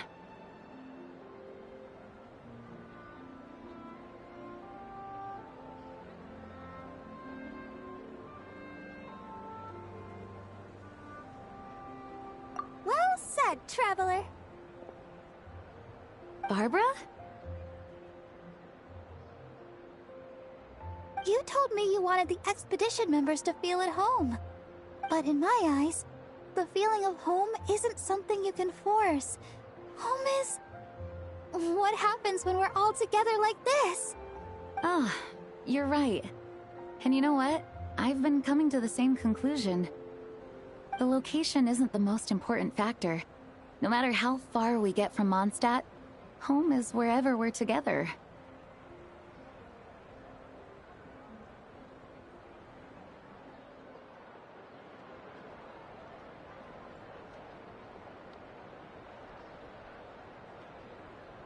I appreciate the kind words, you two.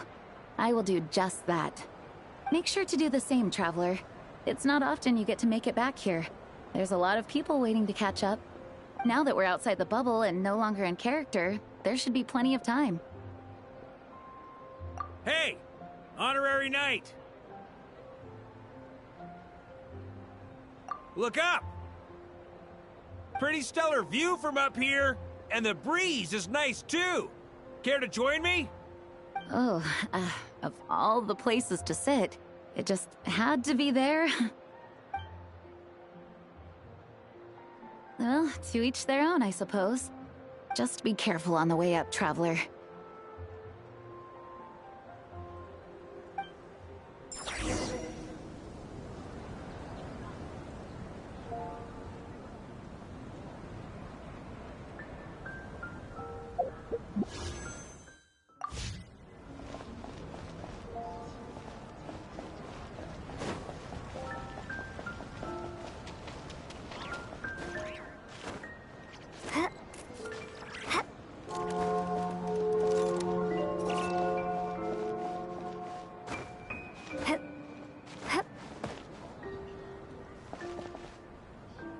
Have a seat. I come bearing drinks. Booze free, of course. You're welcome. Ah, well, that's what being home is all about, right? Letting go, feeling at ease. Figure we both deserve that after all this time. You think so? Glad to hear it. There's no place like home. That's what people say, right? The expedition took me far and wide, and still, little alcohol in my system, it would all come back. The cathedral, the statue, the windmills in the city, the pigeons and dandelions in front of the gate. The further away you get, the more you miss it. I might be biased, but it means a lot that you care about this place.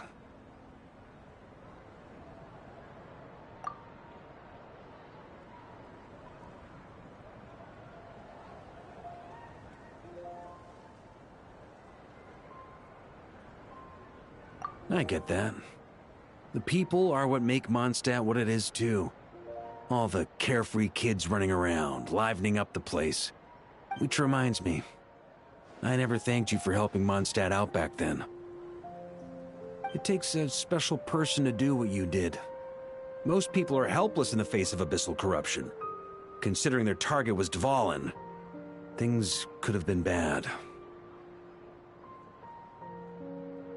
I suppose Barbados could have handled it, even though he hadn't been awake for long. But still, I doubt the ending would have turned out quite so perfect. Dvalin is family to him, you know? Having to choose between the dragon's life and Mondstadt's safety, that would have been cruel. Not to mention, the Wild Hunt would have reached our borders sooner or later. We'd have been stretched thin without your help. Maybe you've never put two and two together, but what you did in Natlan also helped reduce the threat of the Wild Hunt. If Natlan's crisis hadn't been resolved, the two abyssal powers might have joined forces at some point, making our situation even more dire. Ha! Look at us, taking down the Abyss in two separate nations. Doing the Knights of Favonius proud, aren't we?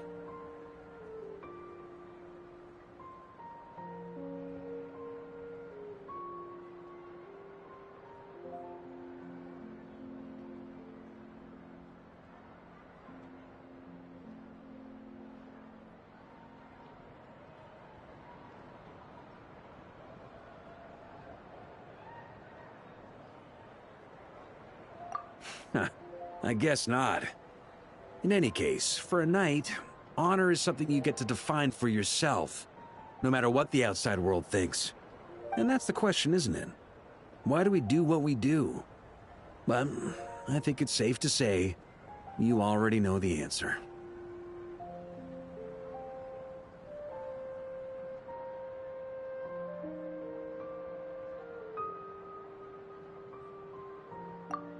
So this is where you've been hiding. You know, I don't think this was designed for sitting. Ha! When did you become such a stickler? Come have a drink with us. There's plenty. Don't mind if I do. Grape juice? Again? You know, Charles would never let me hear the end of it if I started drinking without him. Disappointing, but understandable. Oh, I almost forgot. Since this banquet is also for the actors, I invited Dvalin. All right. Might hike up the bill a bit, but who cares? Haven't seen him in too long. Yeah, well, he turned me down. He never did like being the center of attention. The city is a little too small for him to spread his wings. Even if no one is afraid of him, he could still take out a windmill or two. Guess it's better not to risk it. Huh. Maybe it's time to draft a proposal to build him a landing pad. The Traveler's right. If this is what makes him comfortable, might as well let him be. In the meantime, I propose a toast. To our honorary knight. To our honorary knight. I often think about our parting at Windrise, you know. And now, almost in the blink of an eye, the final stop on your journey is just around the corner. Snezhnaya. The Tsaritsa's plans have continued to advance. Now, only the Pyronosis remains free from her grasp. But if even the captain couldn't take Malwika's Gnosis by force, I guess we don't need to be concerned about its safety for now. So that's good news, at least. You wouldn't be taking a dig at someone else's ability to hold on to their gnosis, now would you, Grandmaster? Haha! Of course not. I'm not one to rub salt in old wounds. Her harbingers do often tend to take a rather extreme approach. Just look at Child or Senora. But we would be mistaken to ignore the fact that Senora did not win the Geonosis using force. Right. You told me about the contract Morax signed with her before his death. You're saying she didn't need to resort to violence in Mondstadt either? That's right. If she was able to provide a reason convincing enough to persuade Morax, she could have persuaded me no problem. I suppose she just didn't think there was a reason to negotiate. I had just woken up, so I must not have seemed like much of a threat. Honestly, the Gnosis was of no use to me. I didn't care who it belonged to or what means were used to take it. I just knew if I fought her in that moment, the cathedral, perhaps even the entire city, might have become collateral damage. True. I wouldn't put it past Senora to take civilians as hostages either. In the end, though, it was those same methods that led to her end. After all, her third target, the Raiden Shogun, wasn't a big negotiator back then. Perhaps Senora's success in Mondstadt and Liyue convinced her that she was a match for the Archon of any nation. You did the right thing. It pained me to see Inazuma as it was back then. I'm glad things have changed since. Of course, now the elite force of Harbingers has quite a few missing from its ranks, so I suspect the Tsaritsa no longer has the means to meddle in other nations like she used to. Who knows? Perhaps a chance to formally meet her in Snezhnaya might come sooner than we think. Some of our knights remain stationed in Not Cry. If you need help, just say the word, and we'll be there. The look in your eyes. It's changed a lot since you first set off from Mondstadt. But my advice remains unchanged. Never forget that the journey itself has meaning, traveler. The birds of Teyvat, the songs in the cities, the Tsaritsa, her Fatui and the monsters, they are all part of that journey. Perhaps earth-shaking truths and indescribable trials await you at the end. Just remember, there is more to life than that. Alright, that's more than enough acting like a real Archon for one night. And still, not a sip of drink for dear old Venti at a time like this? You're no fun, Varka. You just wanted to get shit-faced? Wow. Dun dun dun! Dun, Clee. dun, dun. Clee? Alice? Oh, no. No! Da, da, da. What have y'all done? This is so fun, Mom! I think so too. Come on, let's blow them all up. What the hell? When can I play with the magic toy you made me? Very soon, darling. In fact, it should be ready tomorrow. I just know you're going to love it. Yay! Can we play together? Why, of course. We'll have ourselves a splendid time. Oh my god. You know what? These two are gonna completely destroy Mondstadt. We don't have to worry about the Shiznaya people. It's these two.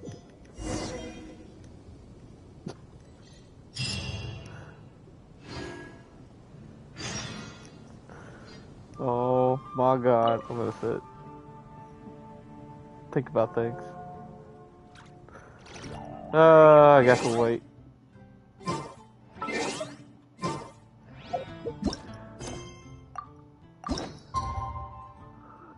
Da da da da da da da da. Copyright strike. Da da da da da da da da.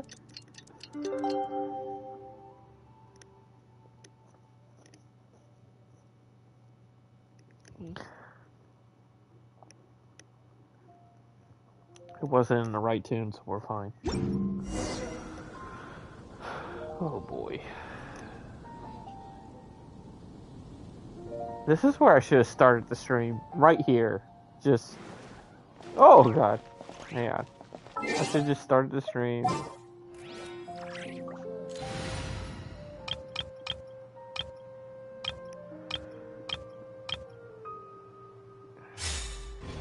No.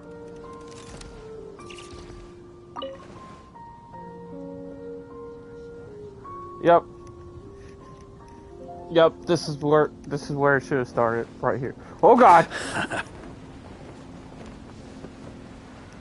Clee made a boom. Oh, I don't have Clee, but I have, where is it?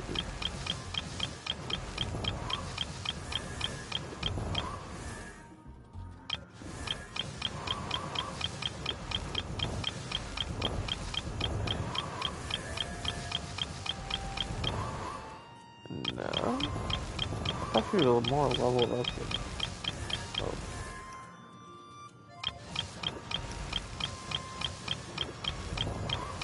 Oh, there she is. Right here.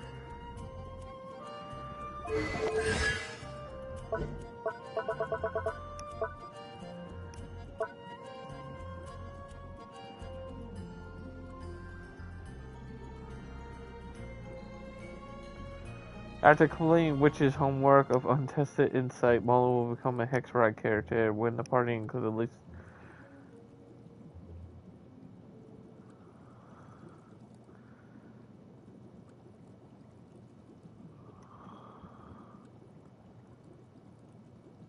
What the hell?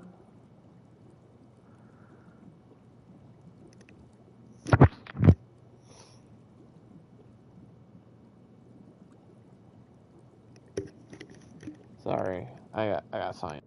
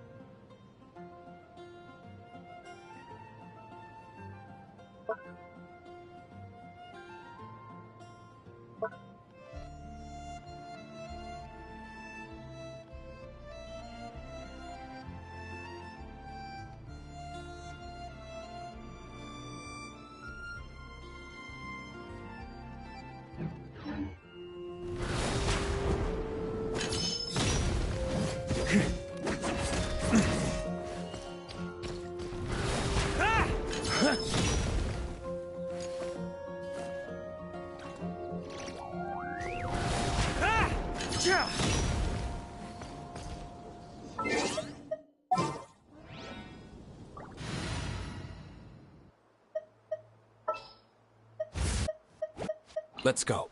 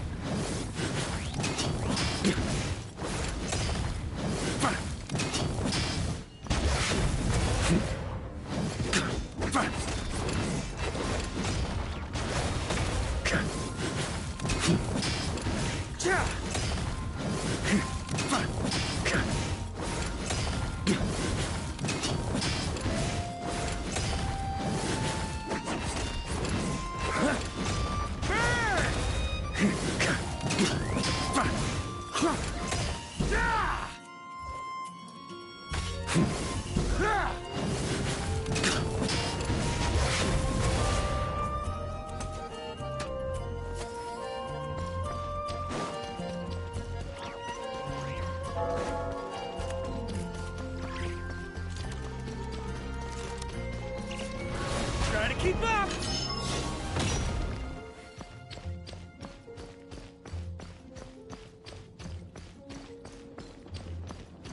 That's pretty cool. Cool guy McGee, man.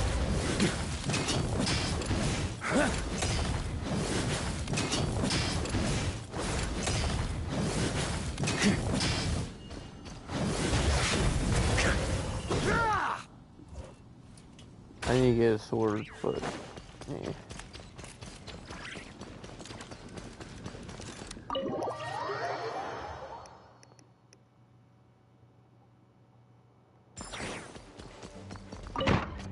Hello?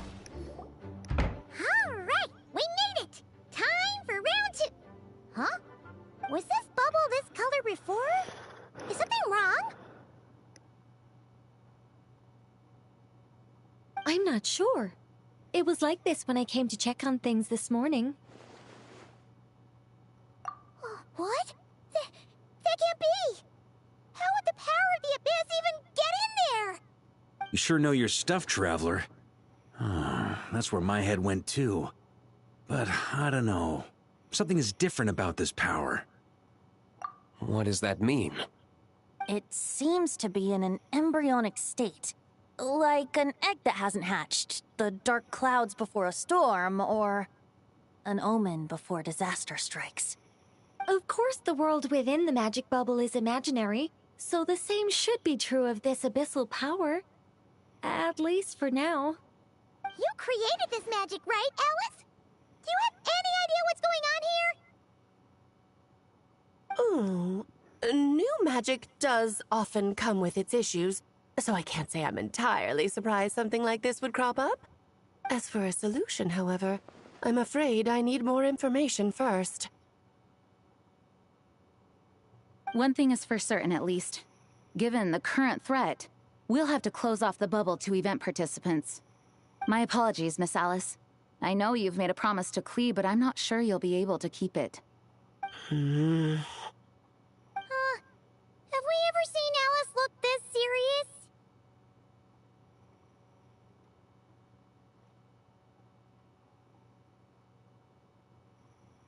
Breaking a promise to Clee might make her angrier than all.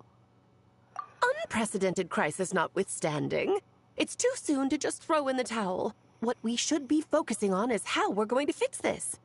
Are we talking about the Clee situation or the Abyss situation? Both. Now, I have my suspicions, but I'll need someone to head into the bubble and confirm a few things. It's not like we can avoid going in there, right? We have to nip this crisis in the bud, after all. I agree. We have to take action. All right. I'll go convince Clee to play somewhere else for now and then head right back. In the meantime, Nicole, be a dear and keep observing the bubble from out here. Oh, and provide any fixes you can while the rest are inside. I don't know, Alice. There are quite a few unknowns here. It's not like I can force people to head in there and take that risk. We angels aren't miracle workers. Angels? You sure about that? Fine. I'll do what I can. Just be quick, okay? This is your magic, after all. Well, guess this is our best option. We're definitely— The part where Barbados uses the lyre to summon abyss-corrupted Dvalin.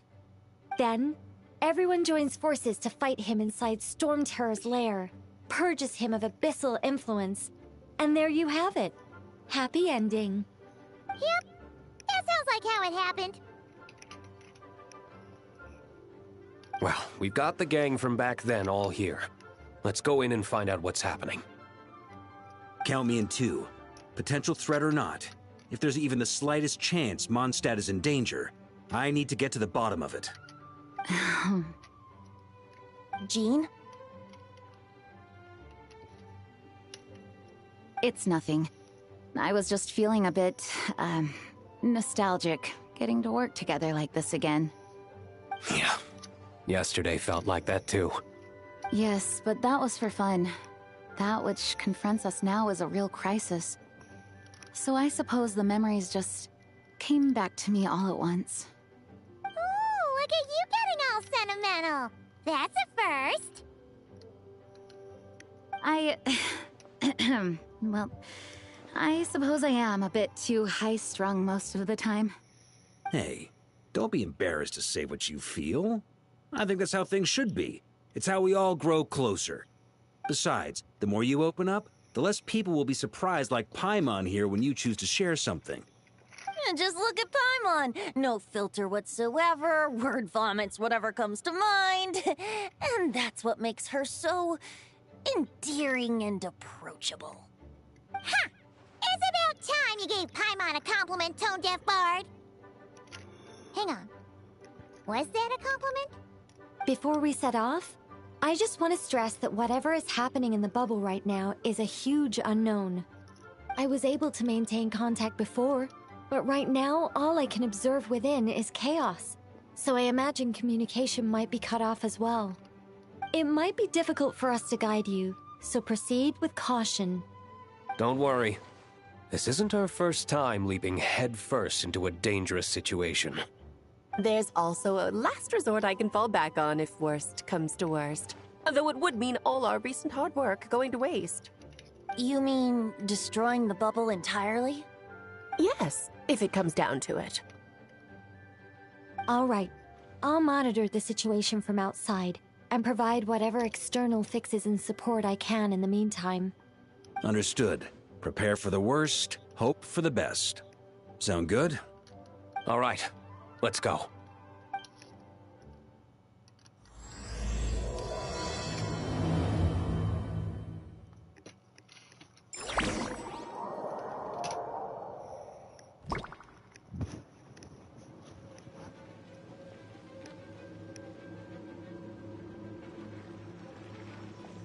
Whoa! Is this Mondstadt? Didn't we all come in at the same time? Where are the others? Look! There's Venti! Surrounded by a whole bunch of monsters! Yeah! Ah, perfect timing.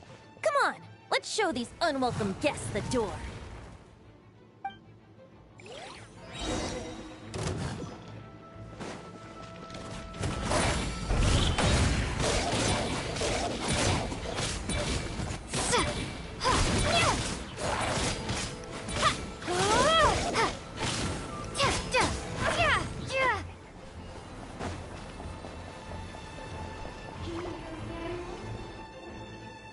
Together some of the communication and control functions, and managed to smash together some items that should give us an advantage. These elemental devices should prove useful in a pinch.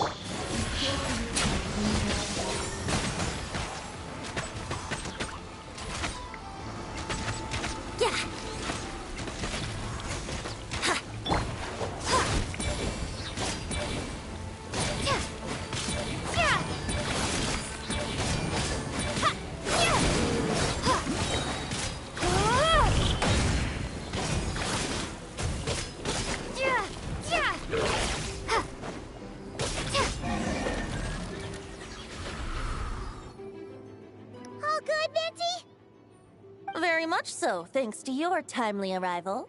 But Mondstadt looks like it's in bad shape. Yeah! The city's crawling with abyssal monsters. It's almost like we've already lost.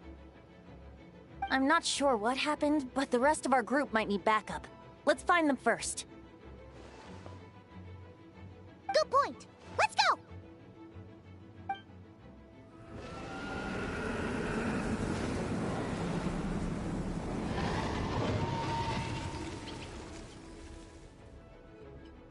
Look! It's Dvalin! Is that just Paimon, or does he look way worse than back then? You're right. The corruption has spread throughout his entire body. If we had failed to purify him in real life, I imagine this is what would have become of him. Wait! It looks like something's falling! It's his tears. Like the ones we purified in the past? Yes, but at this point, these tears are essentially crystallizations of abyssal power. If left unchecked, they will continuously summon abyssal monsters, and this disaster will never end. We also need to get our hands on one of them. No, this degree of corruption cannot be cleansed. Besides, we need them in their corrupted state if we want to summon Dvalin. I doubt the pure sound of the lyre can reach him in his current state. Sounds like this whole thing is still gonna end in a confrontation, though. Just like back then. Yes. I wasn't certain before Dvalin showed up, but now I'm sure this situation is more than simple chaos. It seems more like an alternate version of events, and I have some idea of how it came to be. Well, monsters abound no matter where we look. You choose where to go, and I'll follow.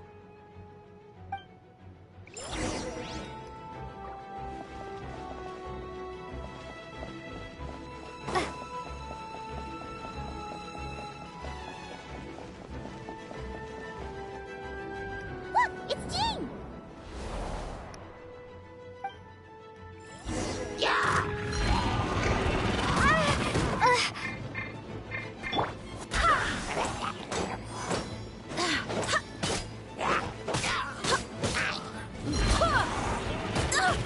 Barely a scratch.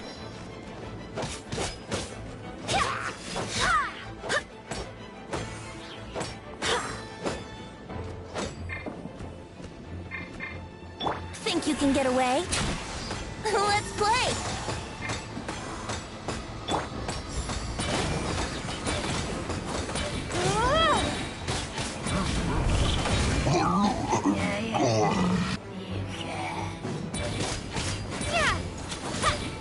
Wind, hear me.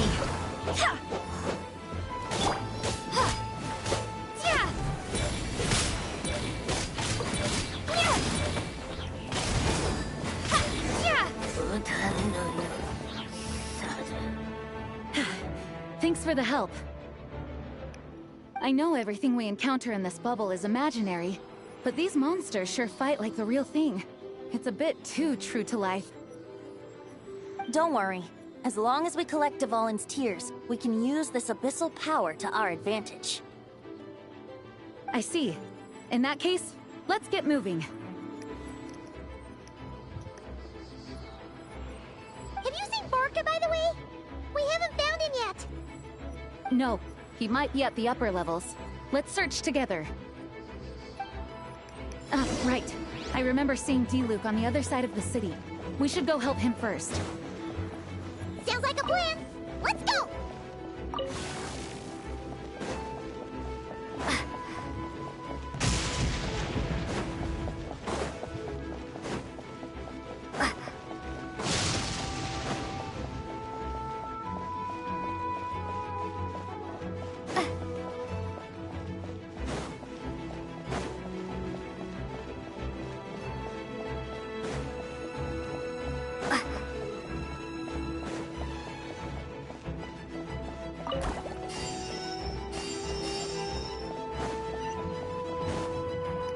Hey! D-Luke is over there!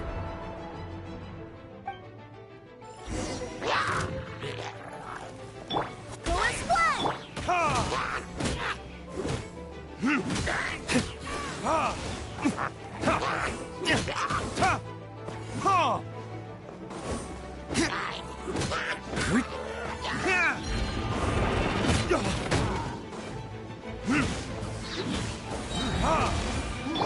time for takeoff.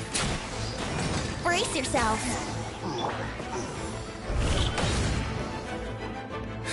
Made it. Thanks for the assist. It looks like Mondstadt is in dire straits. Did you see any knights or civilians on the way here? Then my initial suspicion could be right. The knights have abandoned the city and evacuated all civilians to a different location. Abandon the city? In the face of unrelenting abyssal attacks, it's possible they had no other choice. But none of that matters now. An empty city has its advantages. We won't need to divert our attention to protecting civilians, for one. Oh, and this thing. It looks like one of Dvalin's tears. I don't feel good about just leaving it here. That happens to be just what we were hoping to find. Let's take it with us. Wait, what about Varka? Have you seen him? No, I'm not sure where he is. We'll just have to keep looking. Better to find him soon than later. The Grandmaster is an exceptional warrior, but this is the abyss we're dealing with. You can never be too careful.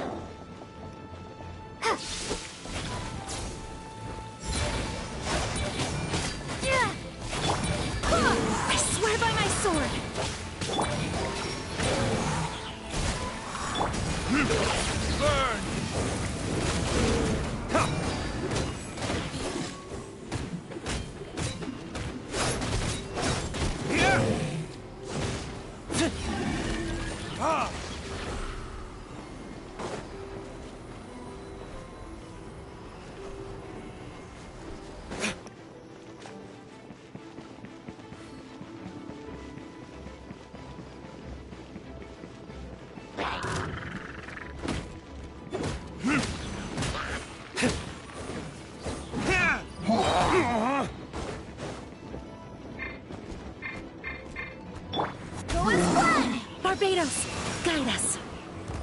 Yahoo!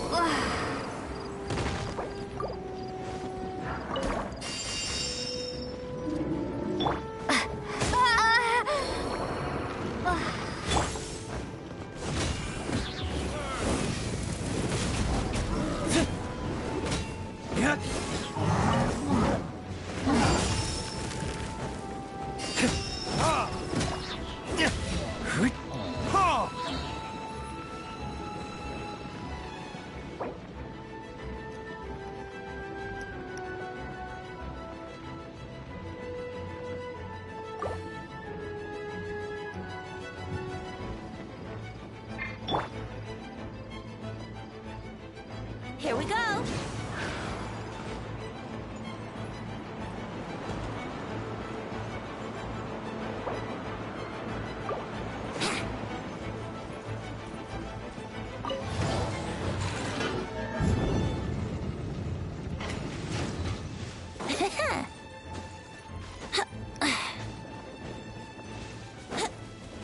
sliding be faster?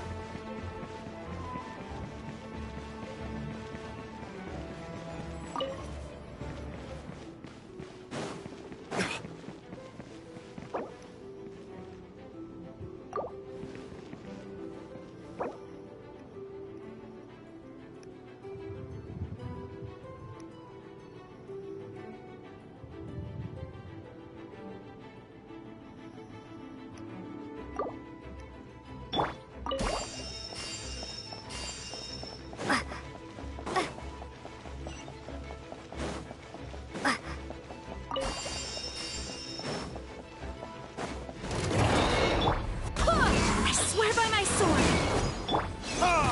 Time for retribution!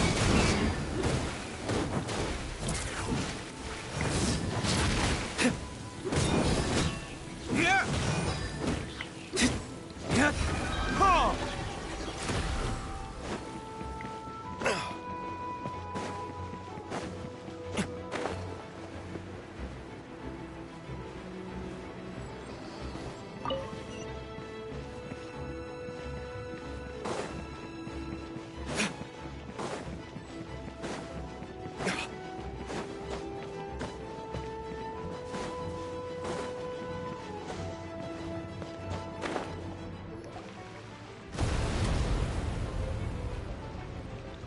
Huh? What happened?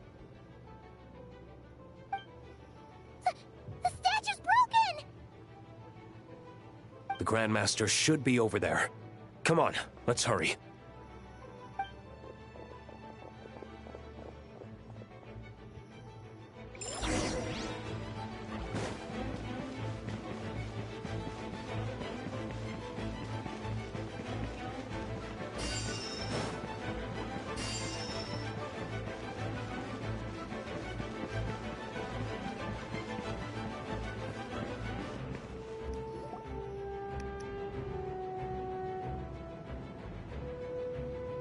We're here to help.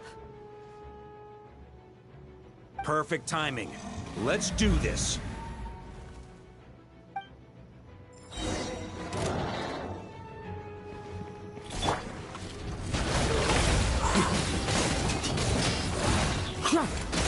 Thunder! Thunder! Up the ante! Charge!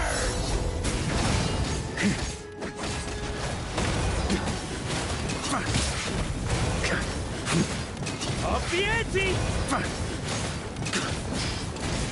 Up the ante!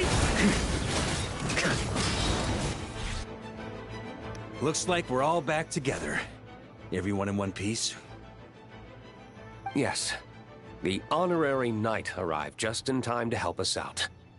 Now that we've collected Dvalin's tears, the monster attacks appear to be easing up too. I'm sure you've noticed, Varka, but the city is pretty much a ghost town at this point. Yeah, we should get out of here.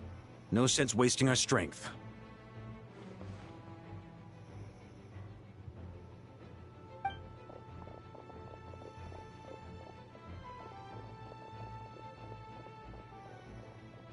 This place should be safe from monster attacks for now, at least.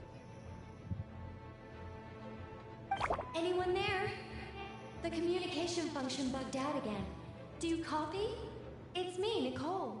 Alice just got back too. Yeah, we can hear you now! What's going on? When designing this experience, we cut out the part where the Traveler cleanses the abyssal power, and we didn't think to replace it with a different sequence of events. I think what we're witnessing is a direct result of that. Alice and I thought the events in the bubble would be independent from each other. But since the magic is contained in one place, it appears a casual link has formed between all the events within it. And so, Because Dvalin was never purified, we've encountered a major bug. I knew it. So, what we're witnessing now is like an alternate version of events where the honorary knight never appeared in Mondstadt.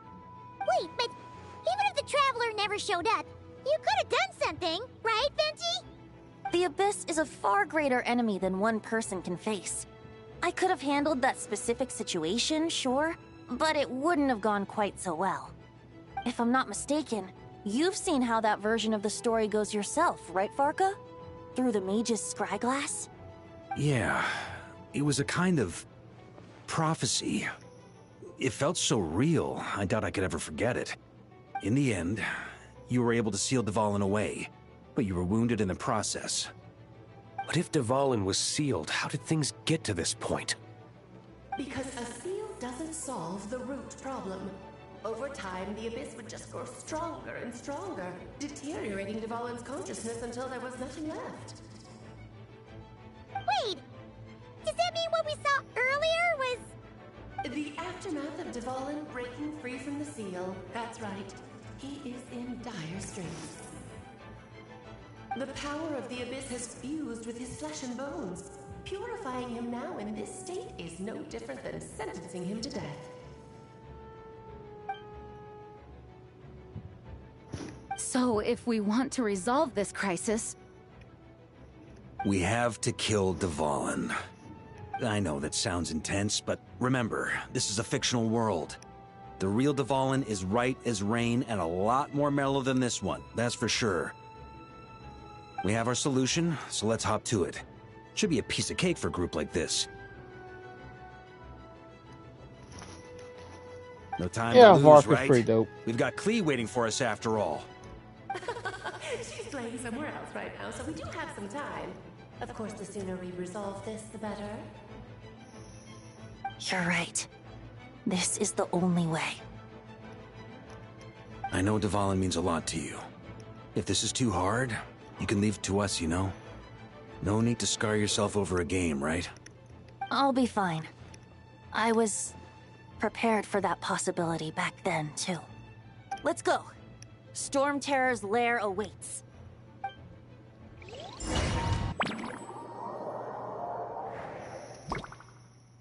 This is it. Ready, everyone? More than. Of course. I just hope I learned a thing or two since the first time around. Ha! Guess I'm the newbie, huh? Good thing I'm a quick learner then. What about you, Traveler? This was your first big fight in Teyvat. Were you nervous back then? How about now? I'm not nervous. We've all grown a lot since then. I just We love how they overcame just this give her more challenge once, lines. and we can do it again. Paimon believes in you! Then let the mournful cries of this lyre, tainted and defiled, summon a familiar now utterly warped.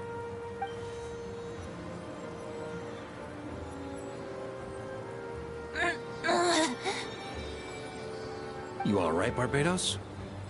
Turning the surging abyss into musical notes is no simple task. But how could I claim to be the finest bard in Teyvat if I didn't rise to the occasion?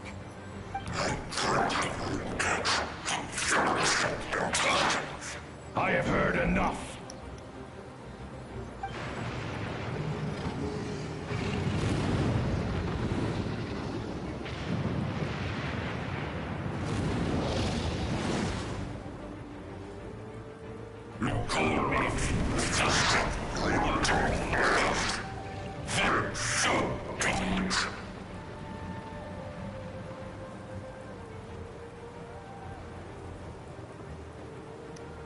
What?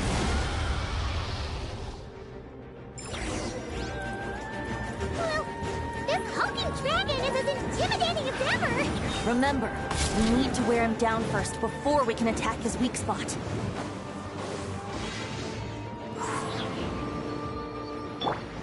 Huh?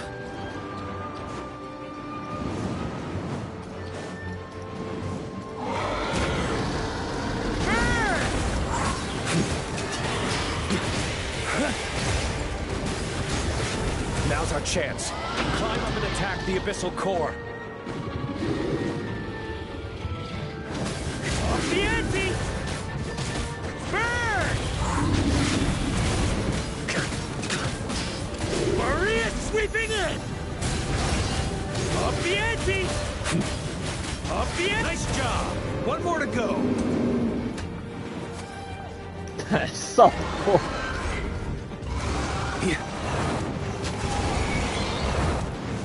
That's gonna leave a scar.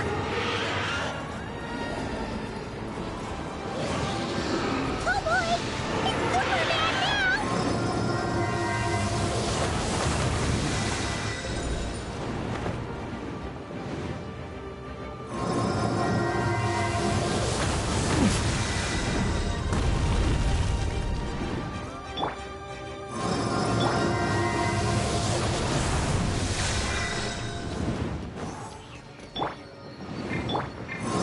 Barbados! Goodness! Clueless one!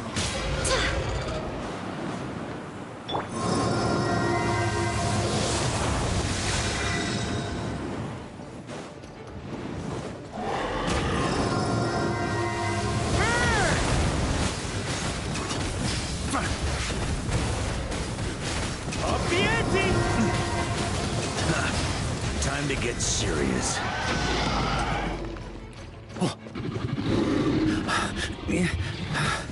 Burn! Thunder! Off the ante! Thunder! Yeah, no, I don't like it.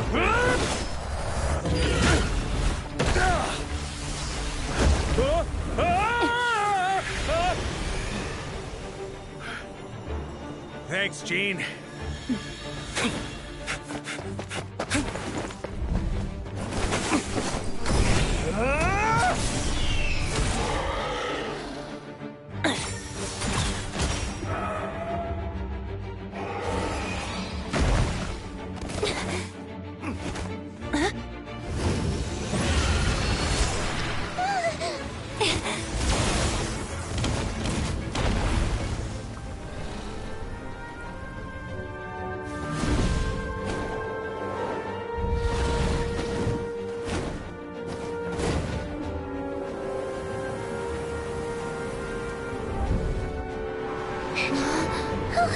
Devouring, you're here!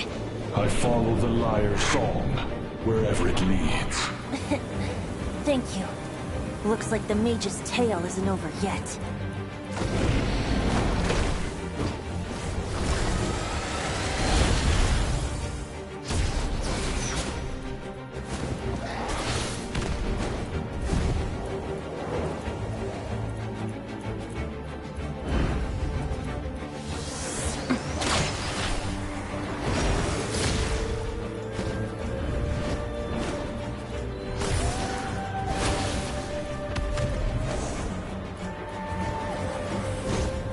Might not be a happy ending, but someone's got to strike the final blow. It's your turn to be the hero. I'll take knight over hero any day.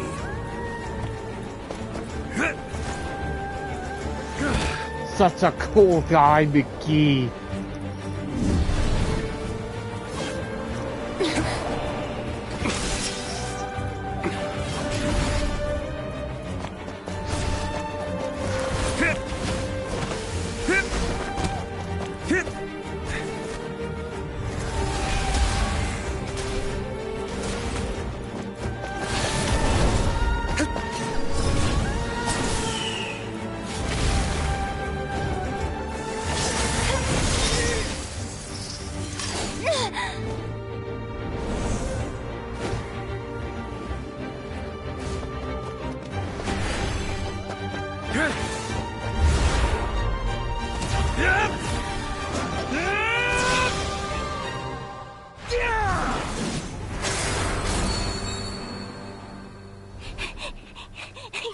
La la la!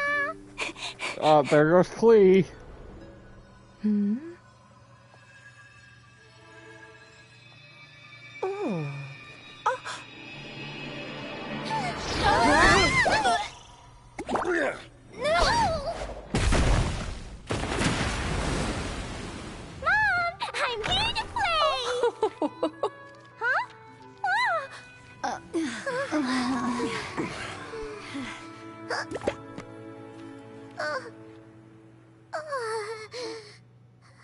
Oh, fuck hell.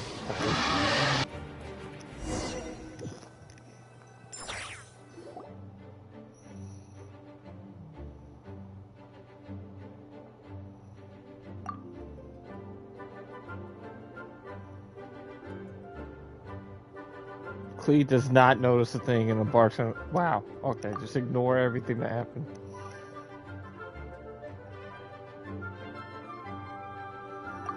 Looks like it was a happy ending after all. It was kind of like a choo-choo cart ride. It had its fun moments and its thrills. All in all, Paimon had a great time. Guess it wasn't without some collateral damage, though. Sorry about the window, Jean. It's fine. As long as the building itself is intact, I consider that a win. I'll arrange for the window to be replaced at a later date. In any case, we were lucky Dvalin arrived when he did. It would have been tricky to deal with a flying opponent otherwise. I suppose I could have created a gust of wind to whisk us up, but I'm not sure our gliders would have survived the process. Honestly, after everything we faced, I can't believe Alice still decided to bring Clee in there to play. She's a daring one, that's for sure. I mean, can we be certain there aren't other bugs that just haven't cropped up yet? I suppose that speaks to the confidence the mages have in their magical mastery. If I know Alice, the whole bubble could have been blown to bits, and Clee still wouldn't have had a single scratch. Her abilities do speak for themselves, I suppose. So, what now? Anyone down for a drink? My treat. Sounds like a great idea. But tonight it's on me. I happen to have a bottle of fine wine set aside just for the expedition team. Haha, even better. Count me in. Say no more! You had me at fine wine. All right, let's head over to my place then. You're coming too, right, Jean? I'm afraid not. There's still a lot of work to do. So what? The world's not gonna end if you push it off? Come on, we never get a chance like this. I suppose that wouldn't be a problem if you head back to headquarters with me after we're done and help make up the work. On second thought, how about you just join us when you're done with that? What about you, Honorary Knight? Gonna tag along?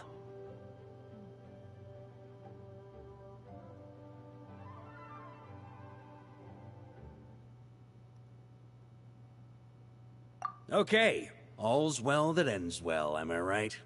To the bar! Alice loves going to the library. Let's wait for her there.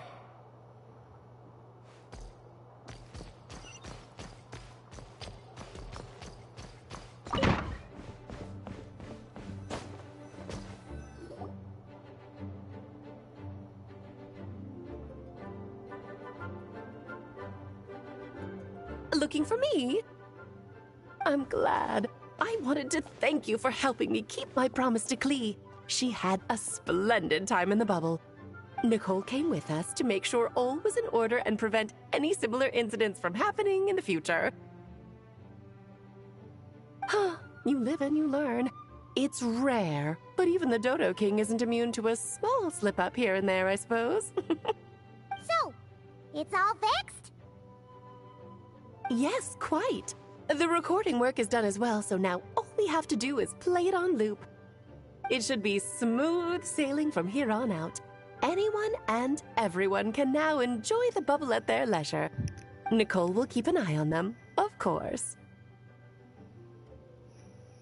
I wouldn't put it quite like that. It was more like a fate that will not come to pass. Huh? What's the difference between the two? Let us not forget the courageous dragon slayer in the story. Well, in real life, he had already left on an expedition to Nodcry at that time. Of course, that doesn't mean Dvalin would have escaped his destined death, for another hero would have come along and paid a painful price for victory. But what we saw in the bubble was what happened after Dvalin broke free from the seal. So, couldn't Varka have been back by then? Dear Paimon, you're free to ponder such questions yourself, of course, but it's of little use to ask them aloud. Word to the wise, do not lose sleep over all those what-ifs, over the fates that will not come to pass. It's an exercise in futility. Those who can observe fate see both the good and the bad of what could have happened. But all that matters is what did happen. Those alternate fates are nowhere near as important as the world that exists in the here and now. All right. Ah, you're saying it was as if the bubble itself had become contaminated. I suppose some gunk could have stuck to my luggage while I was wandering the border and got mixed into my magic without me noticing.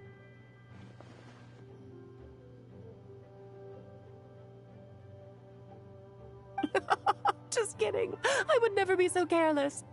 Your intuition is spot on, Traveler. What developed in the bubble was a nascent form of abyssal power that, if left unchecked, would evolve into the real thing. What? So it didn't come from outside? It just appeared out of thin air? The abyss is perilous, cunning, dangerous, obsessive, and most infuriating of all, a complete and utter mystery. I'm sure you've seen for yourself how complex it can be. The Hexen Circle has been observing its energies for a long time, and I think Barbalot's interpretation is the most accurate. The essence of the abyss lies in the hatred carried by all the fates that will not come to pass. This world is filled with conflicting elements. That one thing should happen signifies that a different possibility has been eliminated. These events can be small, almost trivial. I had Sweet Madame for lunch today, for instance. That means the Alice who chose tea break pancakes instead is no more. Of course, they can also be events that threaten the world, such as my friend Rhindotter's decision to tap into the abyss. In that instant, the tale of a future in which she remained pure was gone forever. So then, the question at the heart of it all is this. Why must these fates be the ones to disappear? Paimon gets it. It's hatred that stems from not being chosen. Precisely. The magic we wove this time involved recreating the past. However, some of the variables we added allowed a certain amount of these unchosen fates to come very, very close to reality. And thus, the abyss showed its teeth. Of course, much like always, it is not existence that it seeks, but the destruction of all. In the end, though, it wasn't a huge issue. Things like this happen on the border all the time. It has quite the victim complex, that's for sure. It's obsessed with entering this world at all costs. And that is precisely why we must protect our lives and those of our loved ones. Because when you think about it, to exist in this world is to be a spark of luck amidst countless possibilities. How precious is that?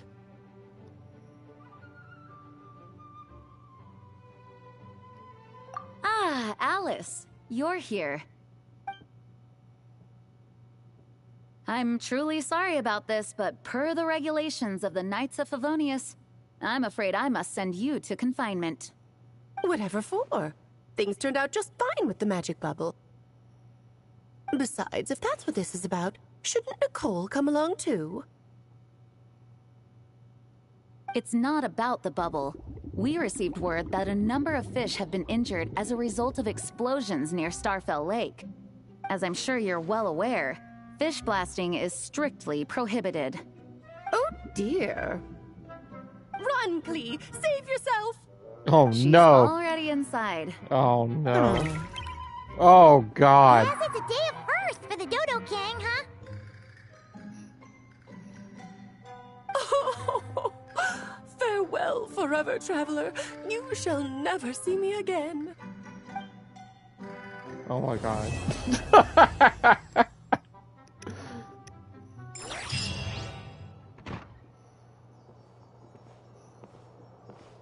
Whoa! This is way too many books! Considering this library organizing job was classified as a premium commission, I'm came mentally prepared, you know? But seeing it in person is something else. Why, if it isn't Cutie and Paimon.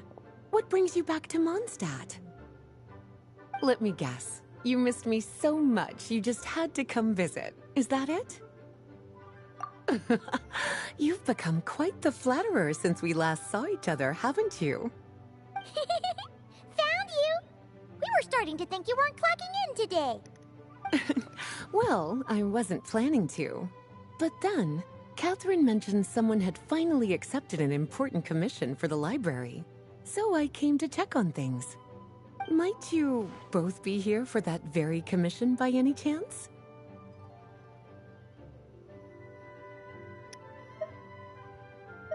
Ah, music to my ears. Now, as you can see, a certain anonymous benefactor has donated a large amount of books to us. Imagine my surprise when a glance down the book list revealed that each one would be an entirely new addition to our collection. There are books of all different kinds, including quite a few that are banned. Troublesome, I know. So this wasn't an odd job I could trust to just anyone. And sorting them myself? My, what a headache that would be. It would take ages. All that to say, I'm very relieved to see you here. I would treat you to some tea, of course, but looking at the state of this place, perhaps another time, yes? Don't worry, just leave the commission to us. You're as sweet as ever, I don't think Paimon. this is a part of the Well vid. then, I think I good luck stumbled in on here. that. I'll leave you to it.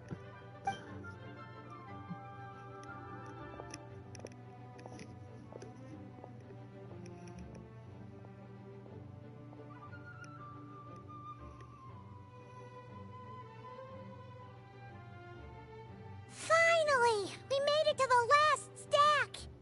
What even are some of these books? A Hilichurl's Guide to Running for Your Life? Do Hilichurls even read? Oh, and Basics of Whopper Flower Cultivation. Who'd grow one of those, anyway? And what's this one? The Little Witch's Dictionary? Huh. That title's kind of suspicious. Well, witches always make Paimon think of, you know.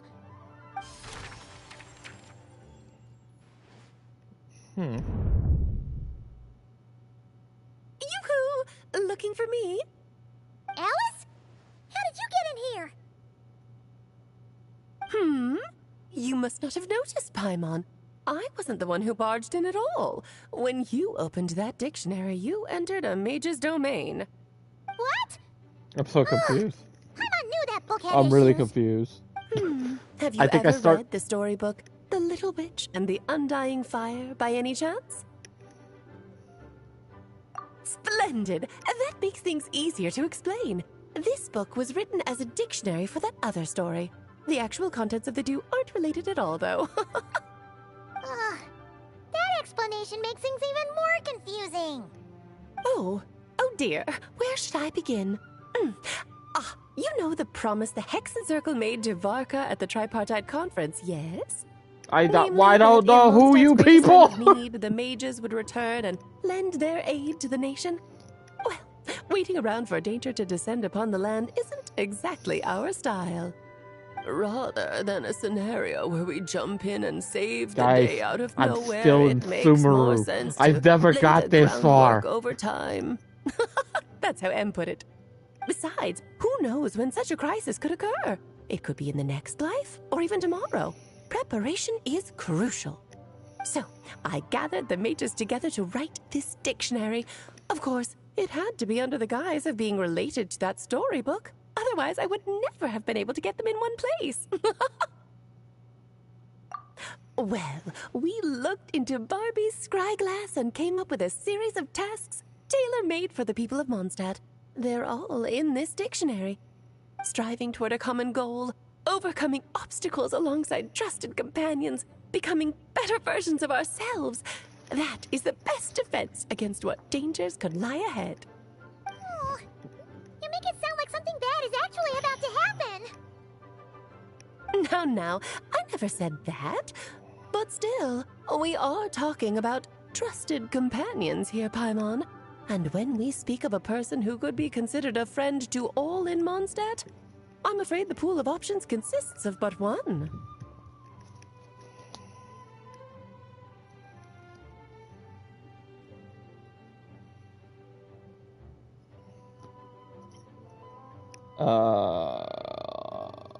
Okay, pasta?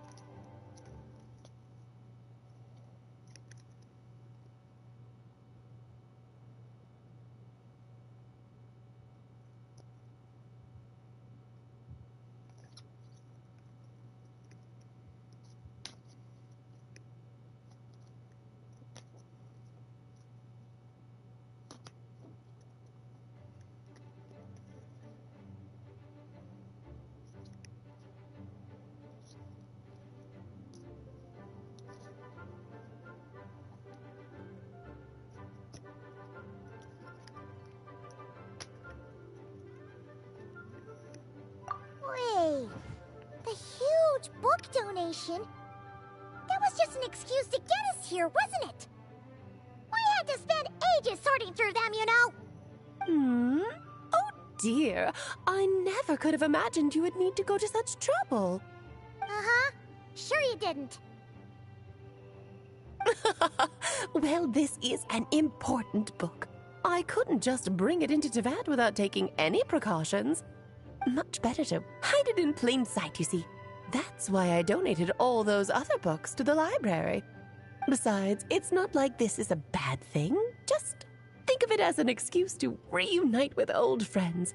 And as a favor to your dear Aunt Alice. Okay. If the goal is to help the people of Mondstadt, then we're in. We'll take the dictionary. And the next time we run into our friends, we'll pass your tasks and stuff along, okay? Wonderful. Then I'll let you get to it. Have fun! What?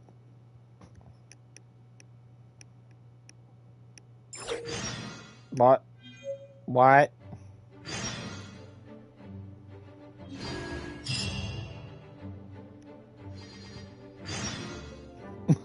I'm so confused. Each witch's homework. What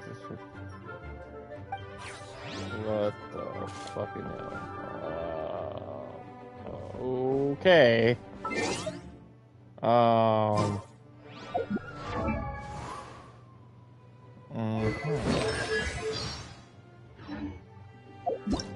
Was I done with that other one?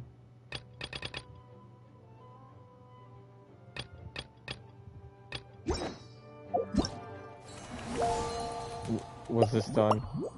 Did we do it?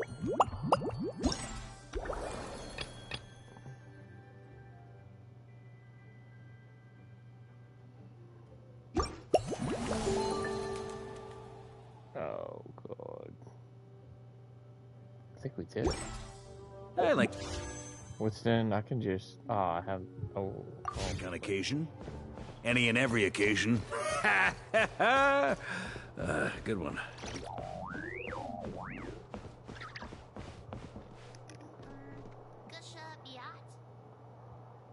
So I guess I accidentally started the Witch's Companion quest, which I'm not against, but I'm not doing that right now.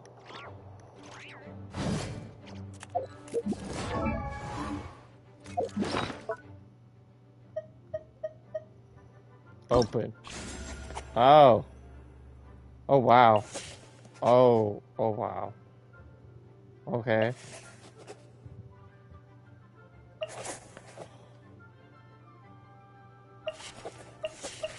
So you can just go Mona, Klee. I don't have Klee. I don't have Venti. I have Mona. I have Fischl. I have Razor. I have Varka. I don't have Durin. I got Varka, but I need a level 70. Man. Okay, well, I guess that's it. Unless we'll see what these joyful welcome. What is this?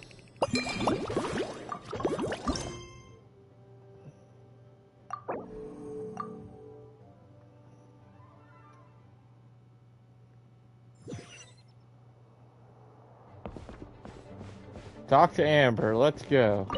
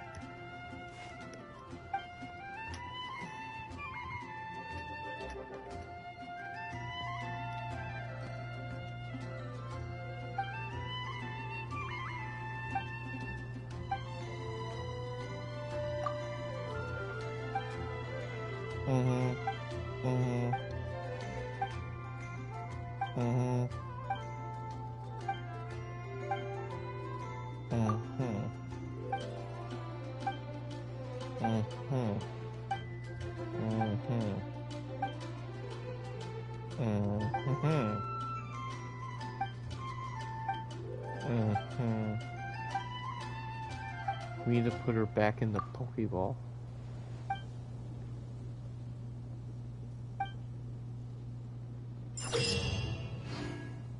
Oh, what? Okay. Alright. Okay. Alright. Okay. Alright. Okay. Okay. Oh.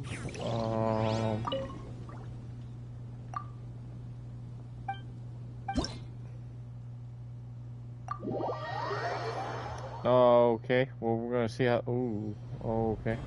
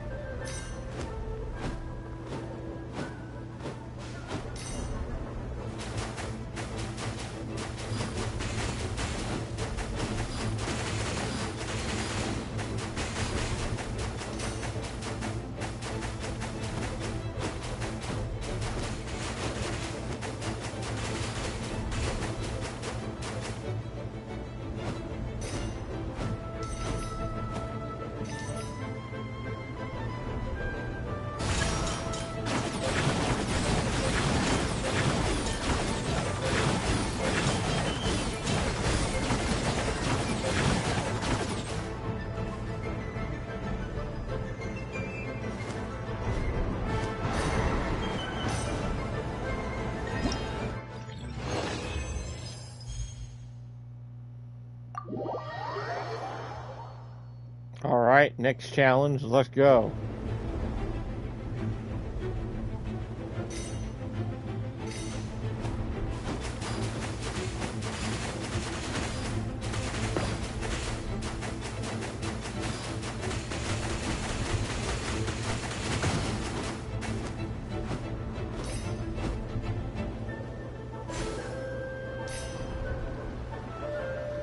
The door's open. Let's go.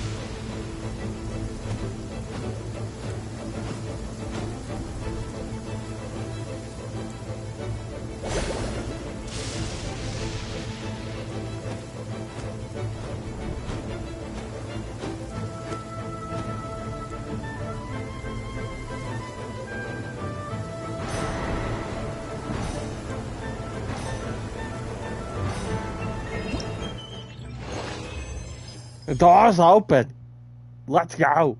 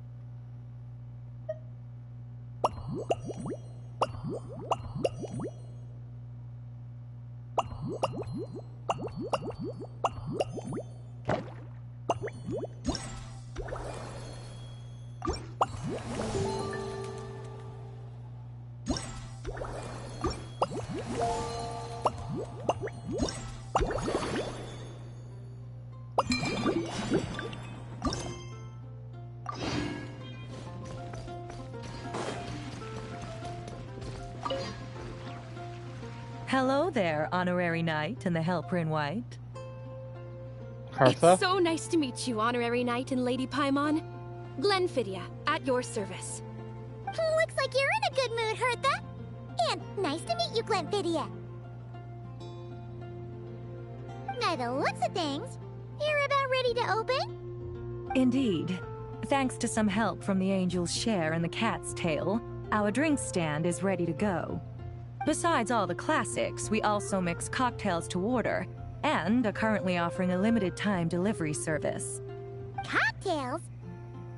Do you remember that time we served as bartenders at the Angel's Share? And the only thing is, our current drink selection is quite traditional, and it stopped feeling fresh long before the expedition began. To offer everyone some more exciting choices, we're planning to revamp our menu. But I need to get back to handling resident requests, and Glenfidia doesn't have much experience mixing drinks. Plus, we've got a whole bunch of outstanding delivery orders on hand. Honorary Knight, if you're free, could you maybe help us out for a while, just until my other squad gets back from the Stormbearer Mountains? You'll be amply compensated, of course, plus double pay for overtime, depending on your performance metrics. Paimon's not sure what performance metrics are, but she's happy to help with deliveries. As the best guide into that, Paimon needs to keep up with the changing times. Besides, this'll give her the chance to explore the city and stay up to date with all the recent goings-on. Working with you two is always such a breeze. I'll do my best to support Lady Paimon in any way I can. I'm very skilled when it comes to things like portioning out drinks. All right. Well, if you're ready to, then let's get to work.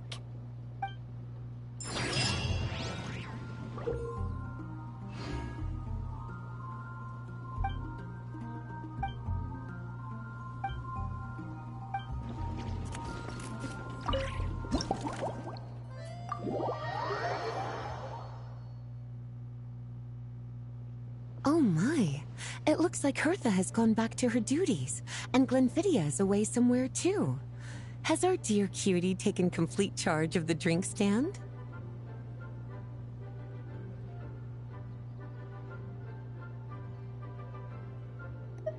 Wonderful. Now I can order without worrying about ending up with one of the logistics company's specials. The type of drink that keeps you awake all night, leaving you no choice but to pass the time working. That's right. I'm just a carefree librarian now. If only there weren't so many people with overdue books, and I didn't have to go door to door to get them back. I would have dropped by to chat with you sooner, and try out your delightful creations, of course. Let me think. I don't really have a favorite drink. Just rustle me up something rejuvenating that'll lift my spirits. And if it could help me nod off to sleep later, that would be even better.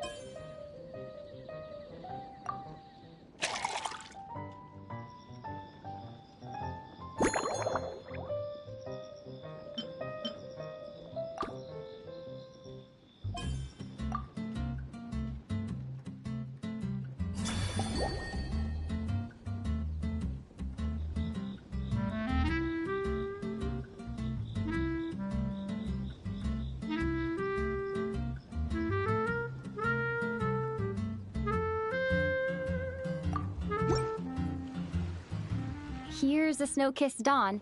I hope you like it. It's delicious, cutie. Pleasantly tart, sweet, but not cloying, smooth on the palate, with a refreshing aftertaste. If anything, though, I seem to be feeling a little more energetic than I'd like. Perhaps you've unwittingly unraveled Glenfiddia's secret and concocted an even more effective pick-me-up?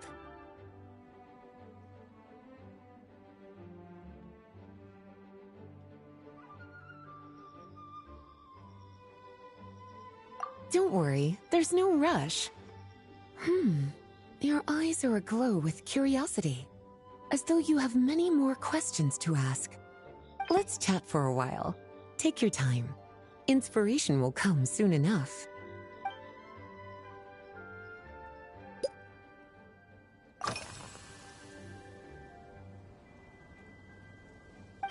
Since you're asking, it's been a bit of an unusual day. There's a chef, fresh out of training in Fontaine, who's recently taken up a position at the Goth Grand Hotel.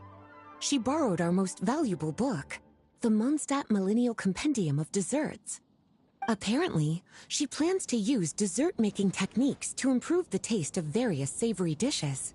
Something about reducing their greasiness. Indeed, and judging by the results, she rather overdid it with the caramel sauce. What should have been fragrant meat slices ended up tasting nauseatingly sweet. Caramel sauce is such a fantastic ingredient, you know? It never fails to please when added to drinks. Sometimes I even add a spoonful to my afternoon tea. Improving food, I suppose, isn't always about being as creative as possible.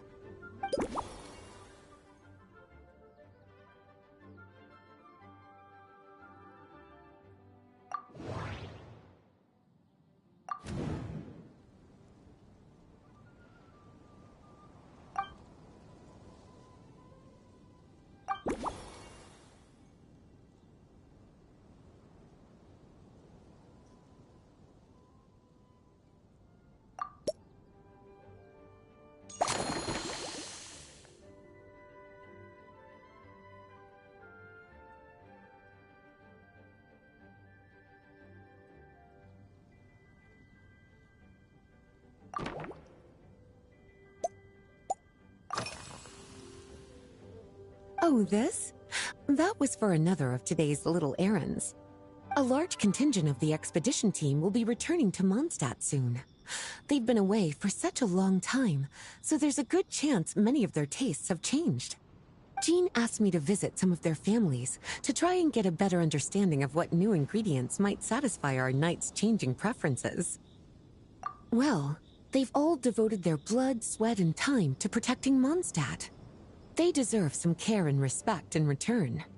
Based on what I gathered, the most requested ingredient was cacahuatl from Natlan. It seems like our knights have developed a taste for cocoa.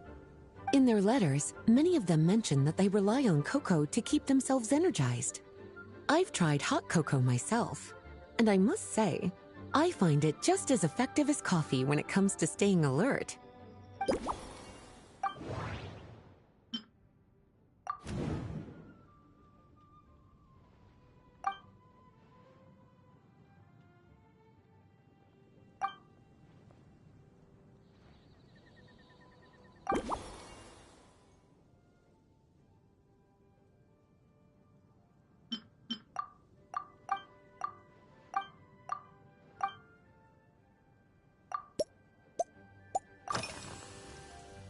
Lately? So careful with your wording, cutie. Is that because you think that I, too, might have changed since we last met? Or simply because you can't remember?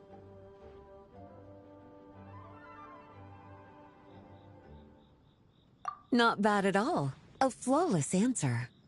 Back in my student days, I might have been drawn to every new and exciting ingredient I read about, constantly expanding my horizons and stepping out of my comfort zone.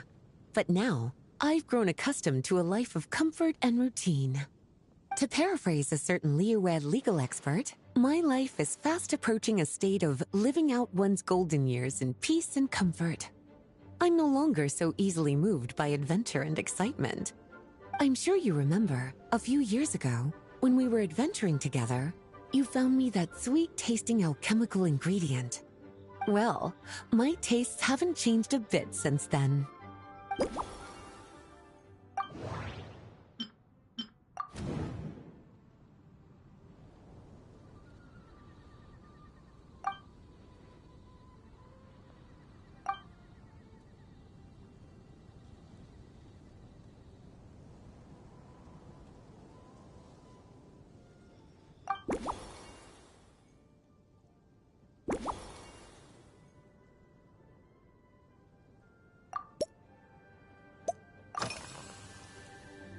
Surely you're not suggesting I'd take this opportunity to sneak off on a little countryside wander? You caught me. My investigations into Mondstadt's lesser-known drinks took me to Dawn Winery, where I had a little chat with the head housemaid, Adelind. On my way back, I ran into Emmetall out on patrol. She'd encountered some monsters she didn't know how to deal with, and in her desperation, asked for my help. I accompanied her on a detour to Wolvendom to teach some raving hounds a lesson. It's been a while since I've had such an invigorating workout.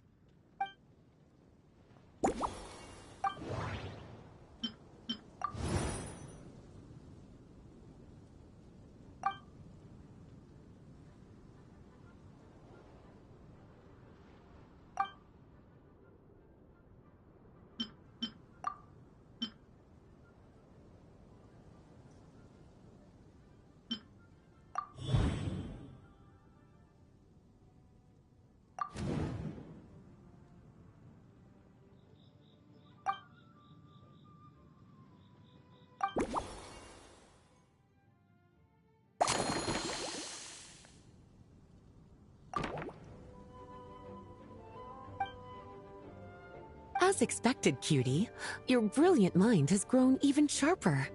Just a few gentle hints were all you needed to light that special spark of inspiration.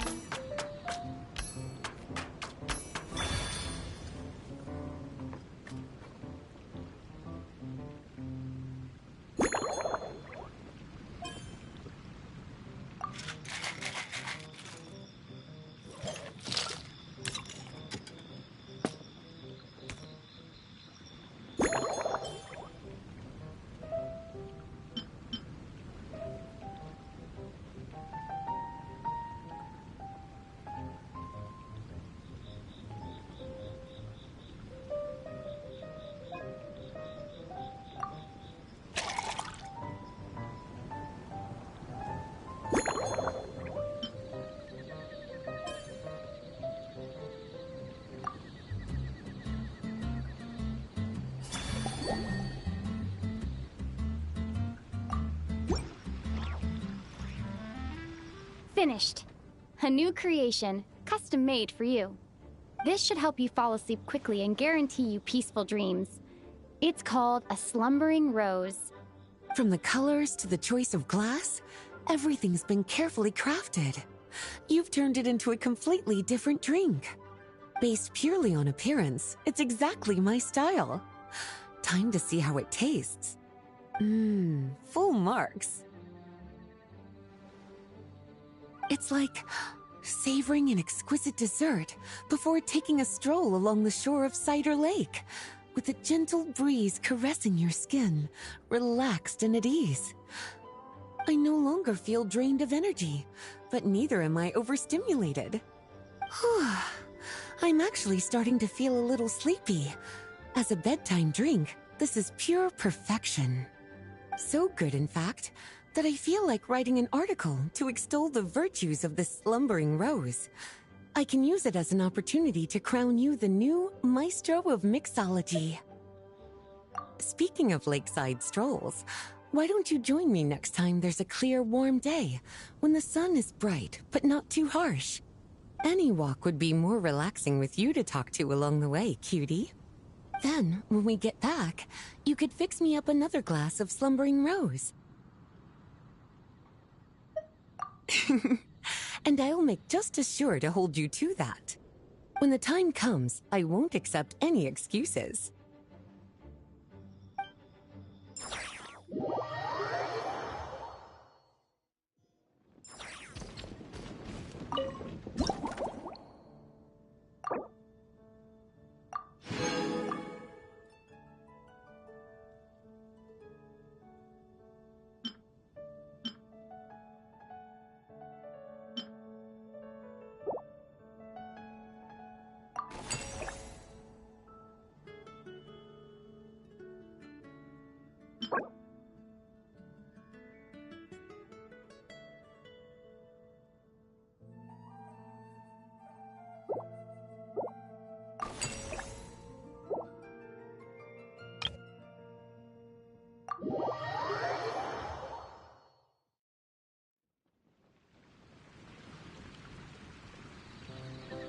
Good afternoon, traveler.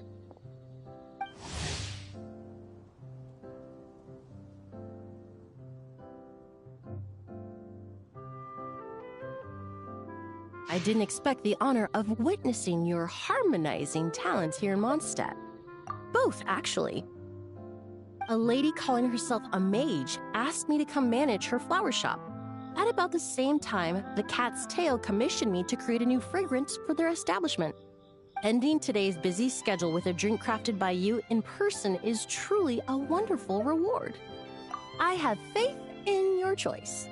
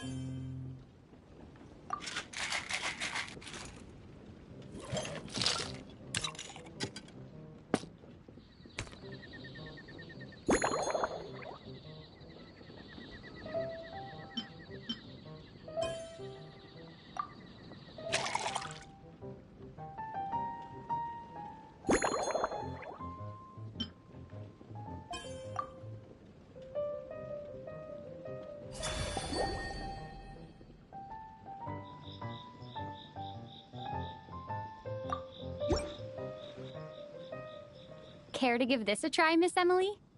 Your artistry is truly a pleasure to watch.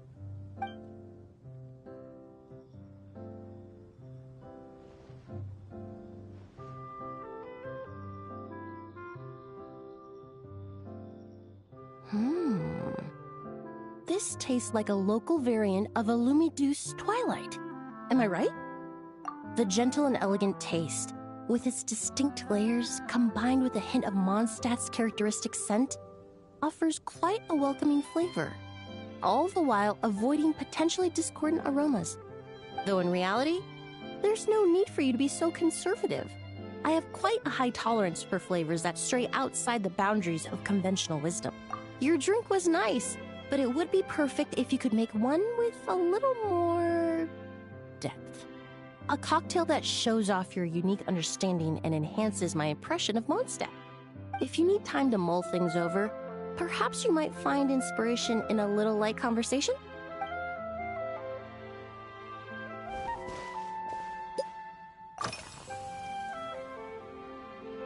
Oh, thank you for asking.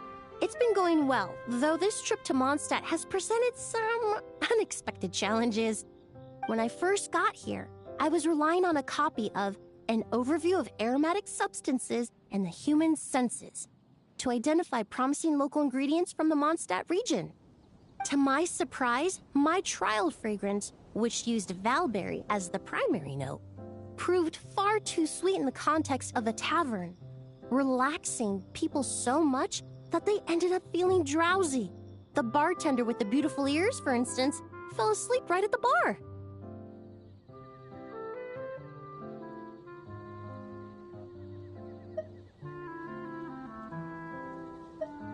Let's just say that sweetness isn't always a case of the more the merrier. Maintaining an appropriate balance is beneficial for both body and mind.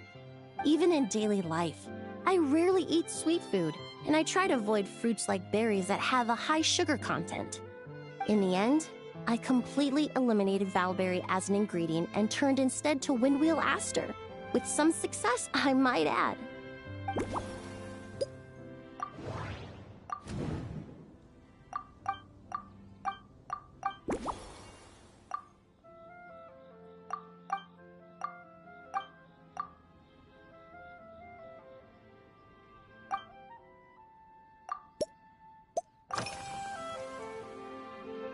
They're part of my reward from the flower shop owner. Important ingredients for making perfumes. Thanks to these, I was able to complete my commission for the cat's tail. I studied Mondstadt's Cecilia flowers many years ago. In fact, the fragrance of Cecilia in certain fields has become synonymous with Mondstadt itself. However, this is a special case. Some cats are quite averse to the scent of Cecilia, and we need to be particularly mindful of their preferences. Windwheel aster. The various parts of the windwheel aster plant can be ground into a powder to extract their essences. I then blended the scents from its petals and leaves. The result carries the intoxicating sweetness of mead, while still emphasizing the fresh notes contained within the flower's stems and leaves. I just took it for a little trial run at the cat's tail, and the cats seemed to really like it, while the clients themselves found it comforting and invigorating. Extracting exquisite fragrances from ordinary overlooked ingredients? Oh, that's what truly brings me joy.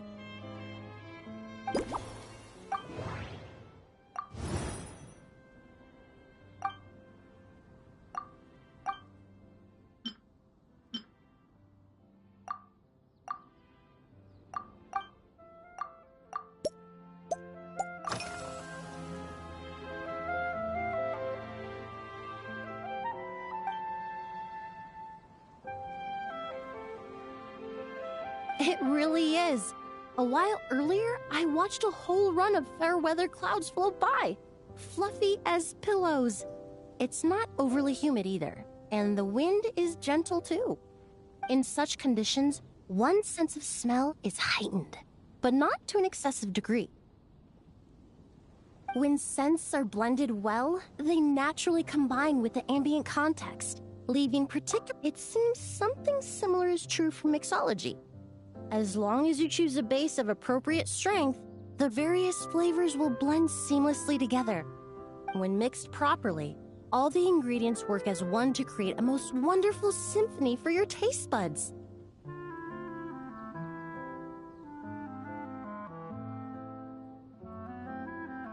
Yes, that's it. Now I think about it, layering distinct flavors doesn't really suit my personal preferences.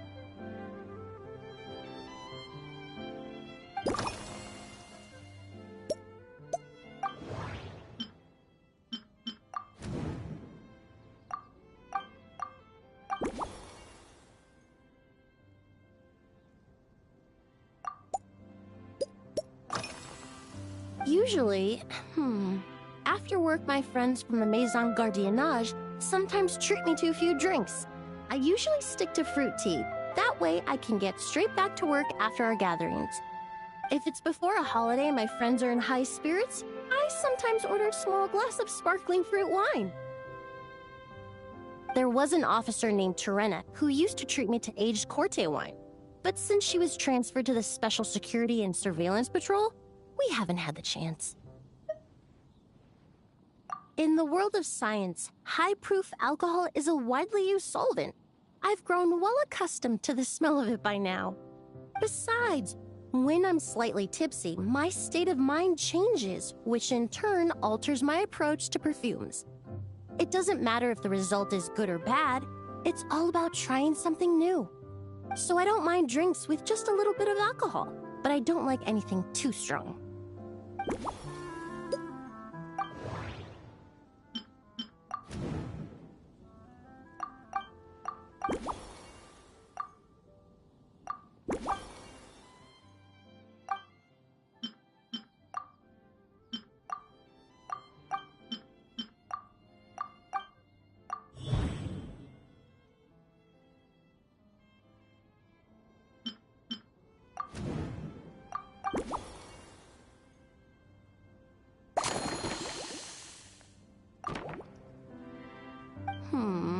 Just from our brief chat, you've already formulated. Perhaps you possess a natural talent for this kind of creative work.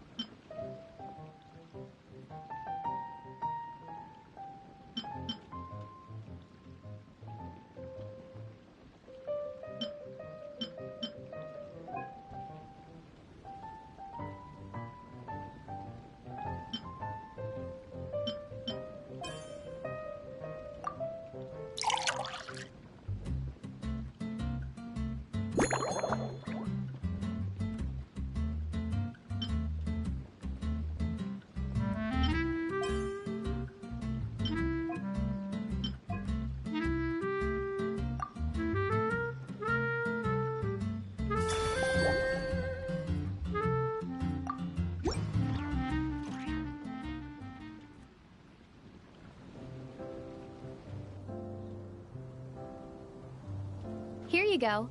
A new and improved Emily-inspired Lumidouce Twilight.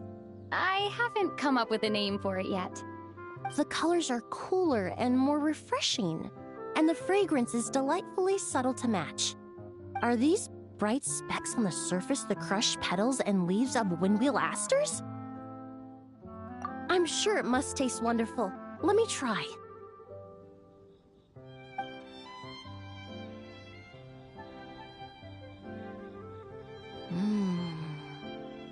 language of flowers. The windwheel aster represents the visible winds. Your cocktail not only captures their form, but also the fragrance they carry. Therefore, I suggest you call this drink Windborne Bouquet. The winds and clouds of Mondstadt swirl together in the glass, leaving behind enchanting traces of fragrance. Really? Oh, perhaps it's just a habit of my profession. I'm glad you like it. Now it's time to slowly savor this masterpiece. Thank you so much. This trip to Mondstadt has been so rewarding. This is the most memorable cocktail I've ever had. Once I get back to Fontaine, I will attempt to recreate this moment as both a fragrance and a perfume. Once I've perfected the recipes, I hope you'll do me the honor of being the first customer to experience these new products. Until then, I look forward to seeing you in the Court of Fontaine.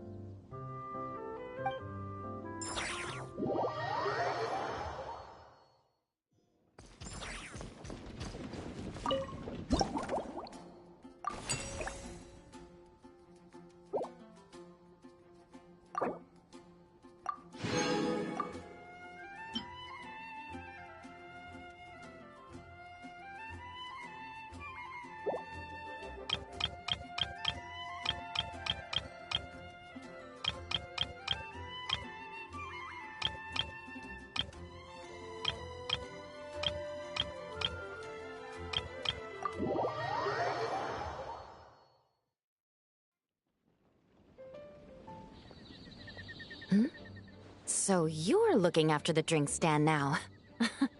If I'd known sooner, I would have stopped by this morning.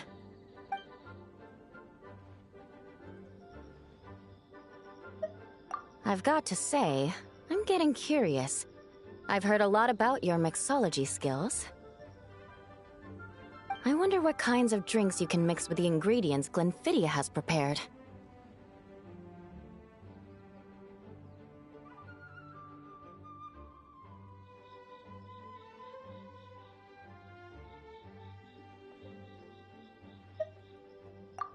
I don't have much of a choice.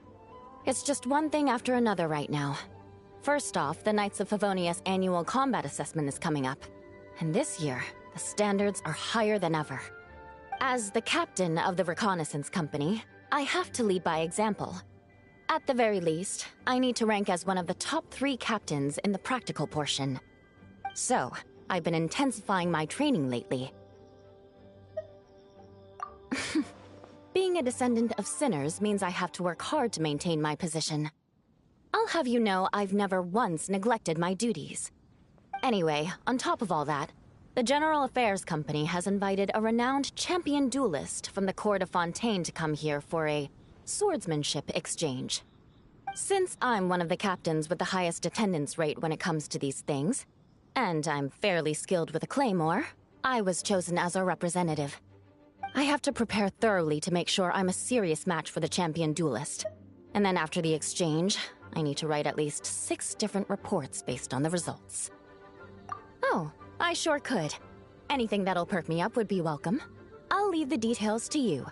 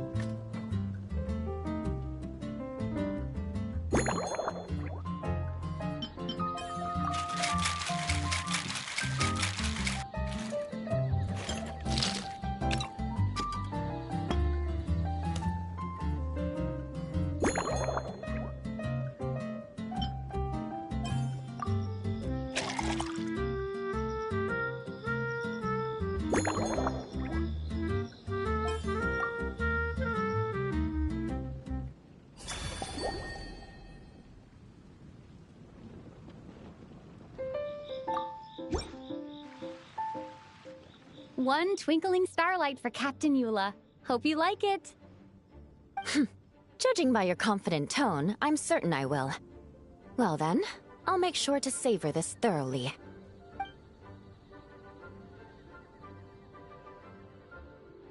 Huh. Not bad. Sweet and tingly, with a delightful airiness. The fizzy water really brings it to life.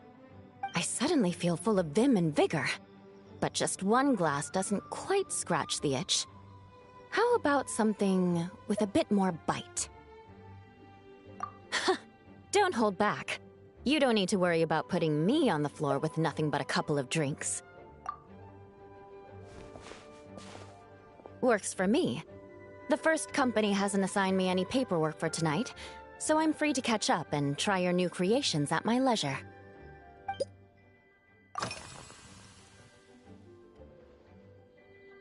That's right. The merchant I got it from called it Romaritime Flower Fruit Extract. It has a very unique smell. Here, have a bottle. Oh, it's a necessary courtesy. In that book Miss Magistus lent me, The Blade Dancer, 20 years on, it says, after a duel, a Fontanian swordsman will politely invite their defeated opponents to a banquet. To properly play host to Miss Clorinde, I searched for quite some time to locate a rare goods merchant in Dorman Port who sold this juice. I had my doubts at first, too. But Amber said something that makes a lot of sense. She said that even if this custom doesn't really exist, following it still shows I've made an effort to understand Fontaine's cultural heritage. Besides, who doesn't like trying new things, right? I'll treat Miss Clorinde to this juice at our post-training banquet.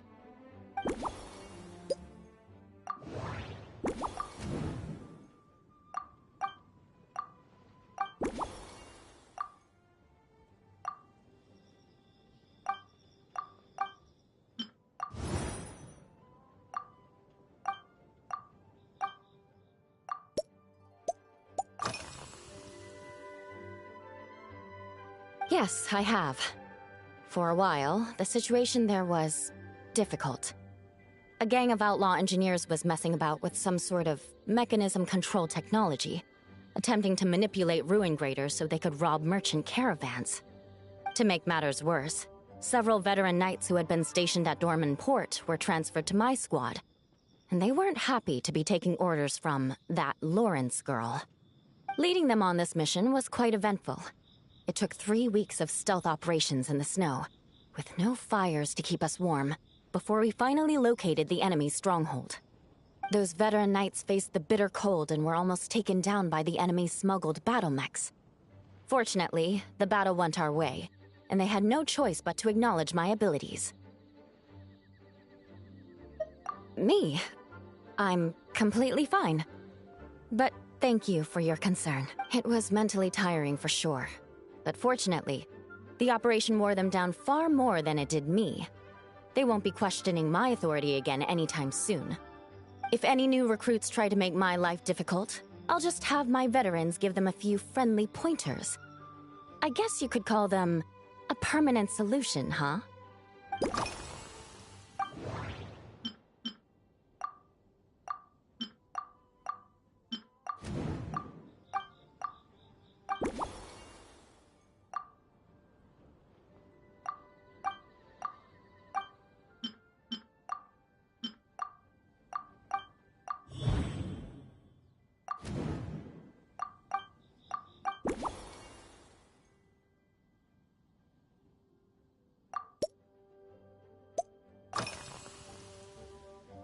Oh my. To be honest, I'm eager to begin, but also a little nervous. Miss Clorande's combat style comes from the mysterious Marechaussee hunters. In the library, there are some old Fontanian newspapers from hundreds of years ago that give some idea of how formidable an organization it was. A more recent newspaper claimed that Miss Clorinde was an orphan from an underwater kingdom, and that before battle she would perform rituals inviting spirits to possess her sword. Assuming these rumors are true, or that Miss Cloran's abilities might even be more extraordinary than that, it's important that I'm prepared for anything. Incorporating elements of swordsmanship into a drink? Huh. Certainly a creative idea, I'll give you that. I sure could do with an energy boost, but how do you plan to express something like swordsmanship with a cocktail?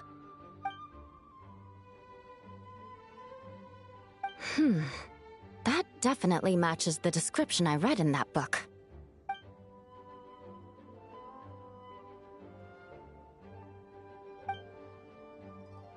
That's right. You really know your stuff. I doubt there's anyone else in all of Teyvat who could come up with such a perfect metaphor.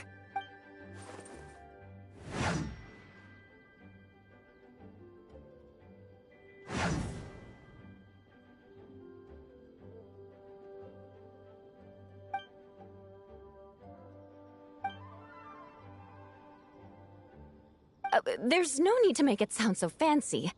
It's just an aristocratic variant of Favonius bladework, with a bit of personal flair.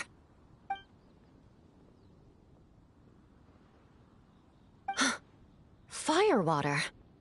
In recent years, firewaters gained popularity the world over, following in the wake of prosperous Snezhnayan merchants. These days, you really are good. Why don't we try replacing the fruit wine with firewater? As for the alcohol content, that's not a problem. Plenty of the expedition team may have drunk themselves senseless with firewater. But me, I'm full of confidence.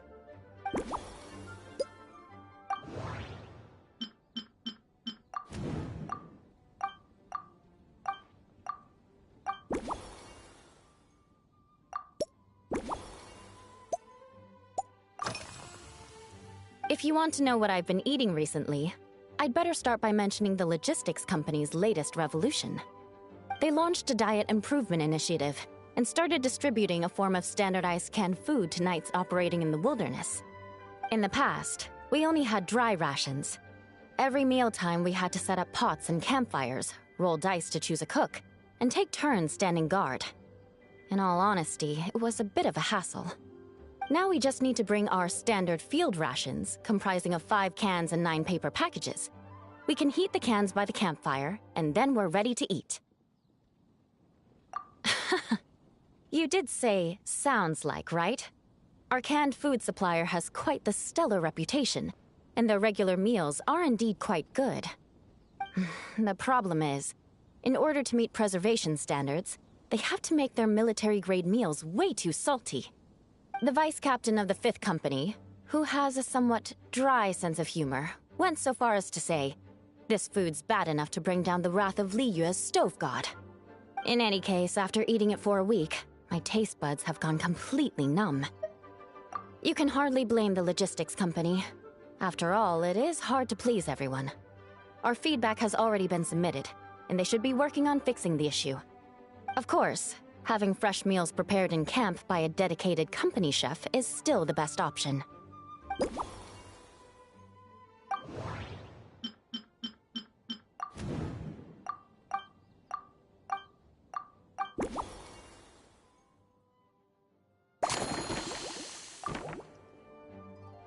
Brilliant! I'm looking forward to seeing how you do.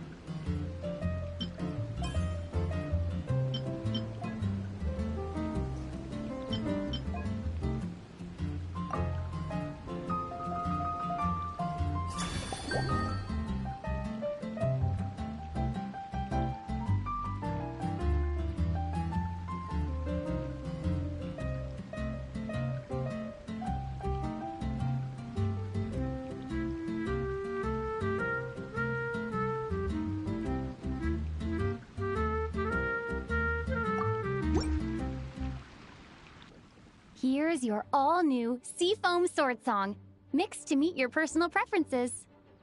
Oh my, what beautiful colors. And you even added my romaritime flower fruit extract. The aroma is perfect, and I can smell the alcohol, but it doesn't stifle the fruity fragrance. Let's see how it tastes. Give me a moment to come up with the right words. I need to think carefully. I know it's unbecoming of a lady, and a proper connoisseur would savor their drinks slowly. But I'm sorry, this is just too good to be true. Can you mix me another?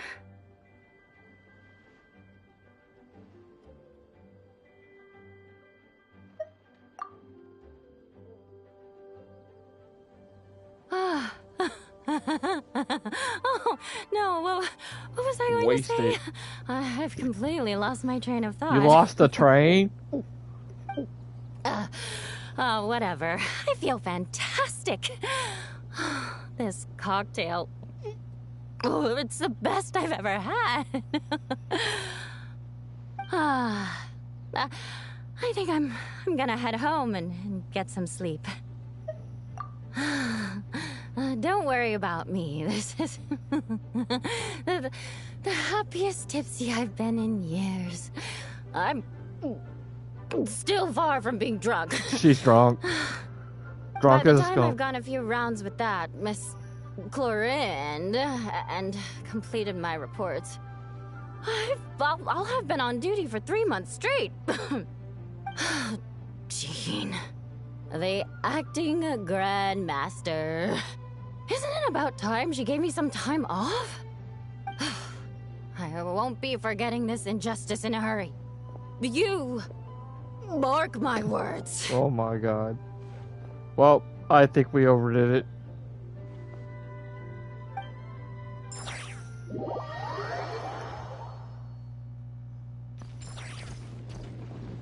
You're still cool, Varka. Look at you.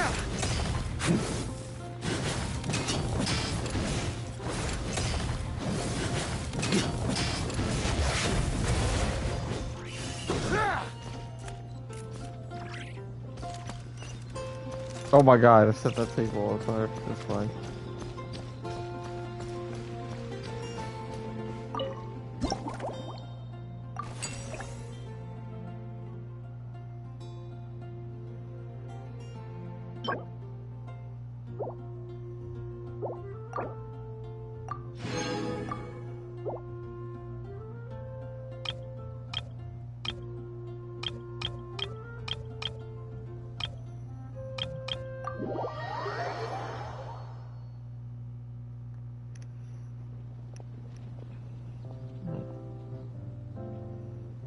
Suspicion confirmed.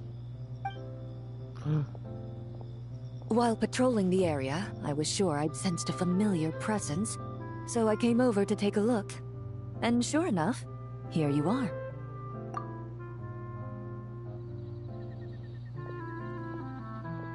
If Miss Charlotte were to see you like this, I'm guessing she'd take 100 pictures and write up a report.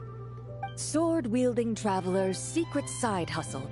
Exclusive cocktails from Tevat's Explorer Extraordinaire. you'd make the front pages of every major newspaper, and there'd be crowds of Fontanian tourists flocking to your drink stand, causing gridlock on the streets of Mondstadt.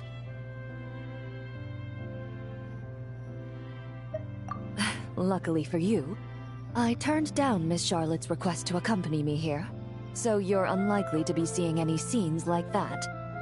Let's quietly celebrate this moment of peace. And on that note, I'd like a caramel glaze. That look on your face tells me you have a lot of questions you want to ask. Calm and effortless. I'm shocked to learn you're a real pro at this sort of thing.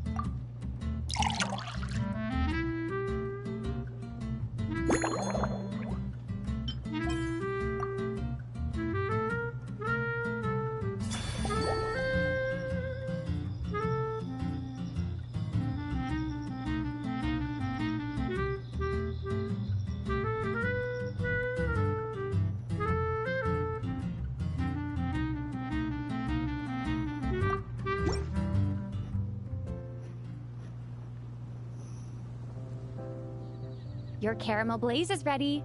Try not to drink it all in one go.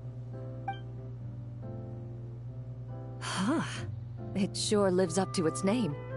The color reminds me of a raging fire, while that aroma really hits you head on.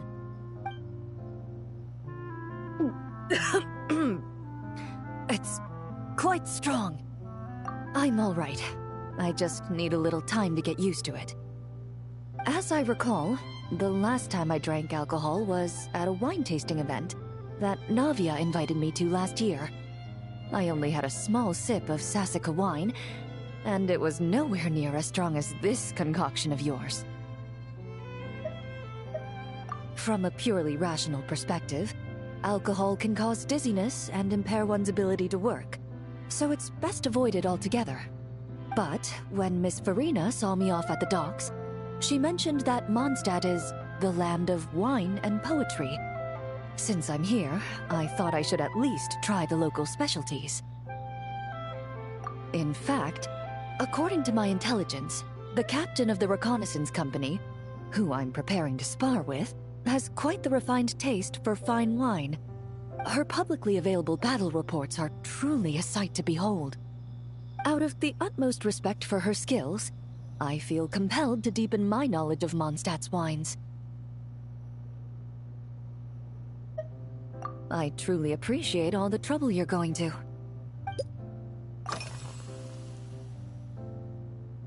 Huh? Does that mean she's already finished her commission? Well, she's certainly efficient. Once I return to Fontaine, perhaps I can let Sigewinne know that I'd be happy to purchase her latest perfume. I'm not sure I'd say that. On my way to Mondstadt, we happened to take the same boat. Naturally, we got to chatting. I've often heard Sigewinne praise her work. After conversing with her on the journey over, I must say, she is indeed a rare and refined individual.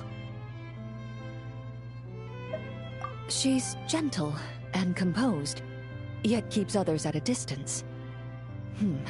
Perhaps it's due to her profession. I find this approach ideal.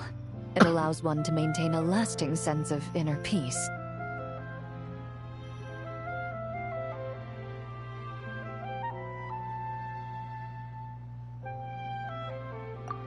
thank you, but there's really no need to set anything up. Our work rarely intersects, and our social circles hardly make for a Venn diagram, if you know what I mean. Best to just let things take their natural course.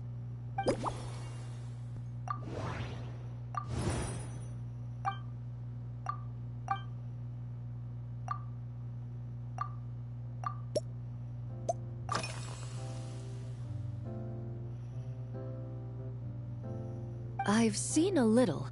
I took a stroll around the city the first day I got here. Navia's done some rather extensive research on this place. Many of the scenes and illustrations for the tabletop troupe were inspired by views of Mondstadt. However, the way she describes the atmosphere in her world building is quite different from the real Mondstadt. The deepest impression I've got since arriving here is one of swords and shields. Perhaps because I've mostly just visited the blacksmith and the training grounds. Recently, the newer weapons and armor produced in Mondstadt have been created using a completely different heat treatment process from those in Fontaine, with a higher carbon content in the surface layer. While this has slightly reduced their overall toughness, their impact resistance has greatly improved. These newer weapons give off a smell like overbrewed coffee.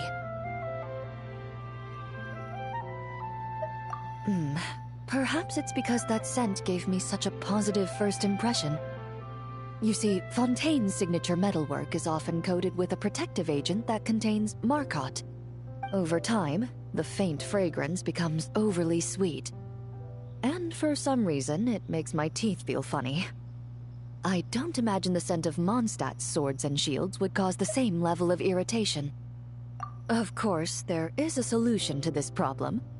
The next time you find yourself in Fontaine, there's another protective agent I can recommend. One that's as neutral as water, without any excess fragrance. If you also dislike being bombarded with sweetness, this protective agent should suit you well.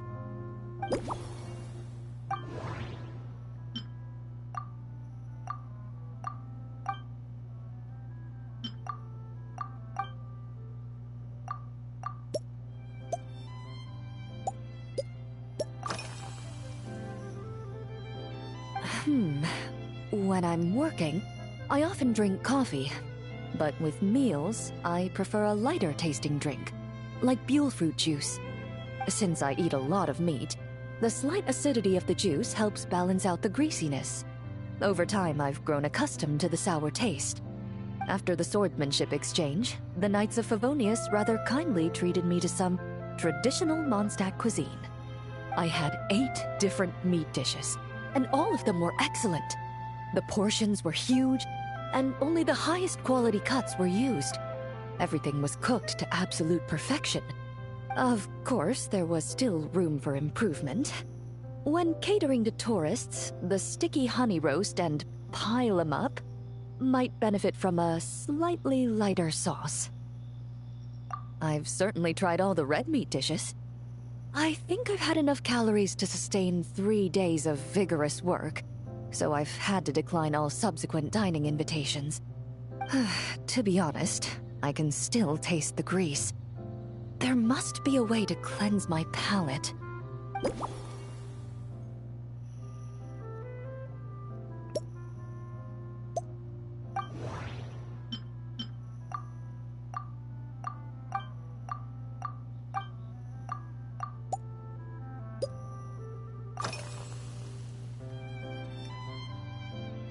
Indeed it is.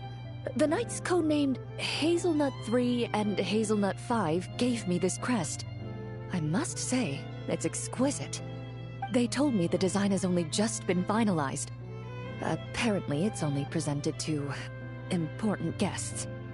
They said they're making a badge for you, too, but it hasn't been finished yet.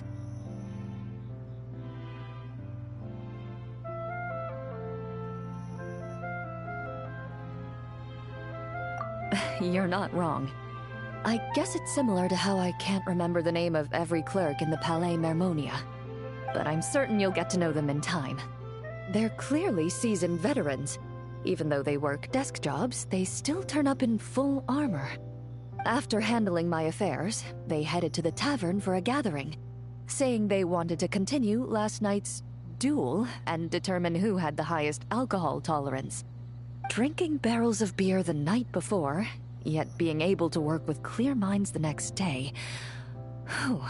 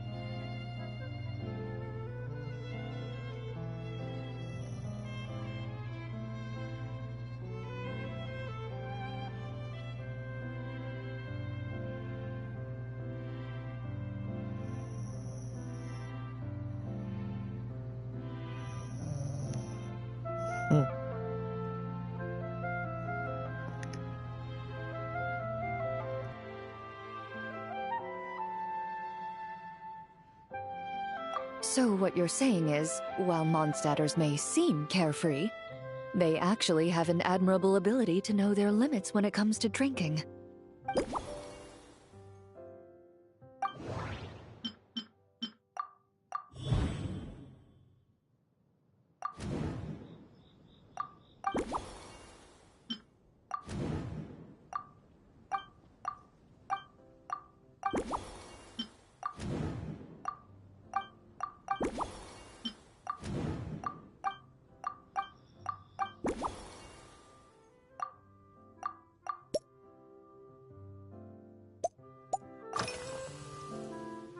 Are you already planning the details of our hypothetical get-together? Based on my previous experiences with alcohol, I'd guess my tolerance is similar to Emily's. Fruit liqueur is probably my limit. So when the time comes, I think you'd be best off mixing similar drinks for the both of us.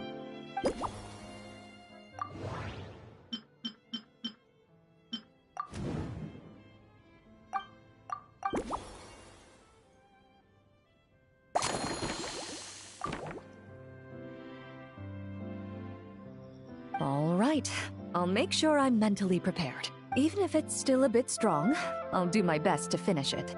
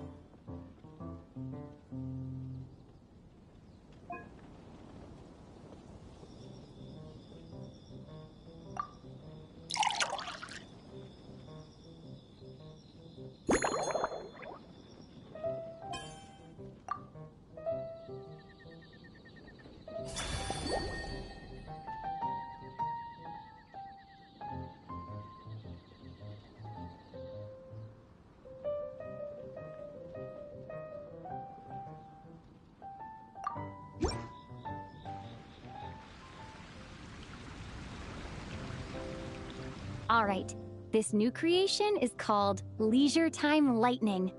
A cocktail made exclusively for champion duelists. Enjoy!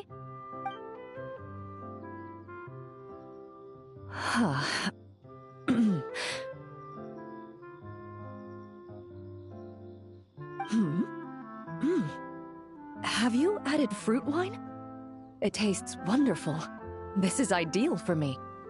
There's a subtle saltiness that combines well with the tartness of the fruit and the sweetness of the caramel. Each sip balances delicately on the edge of perfection. The color of the wine also fits well with the name. and the lightning imagery contrasts with the fiery nature of the caramel glaze. But where does the leisure time part come in?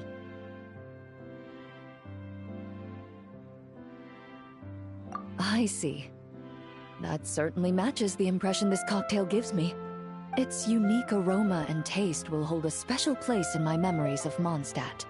Do you think, if the chance were to present itself, you'd be interested in mixing drinks somewhere else? A cafe, for instance, or the Hotel de Boer. Mostly for Navia and Miss Farina's sake. Though obviously I'd be more than happy to try more of your masterpieces myself.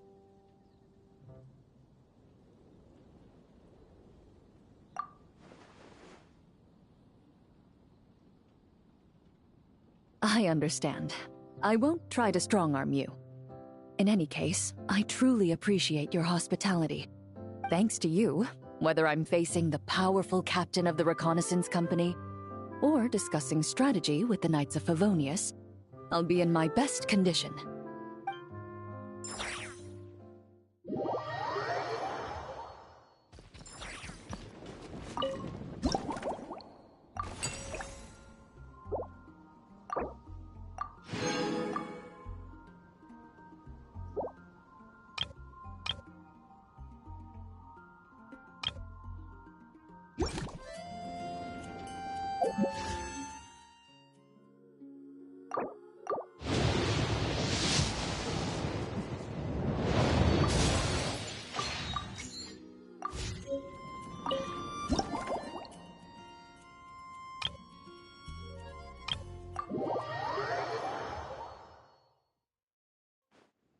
Huh?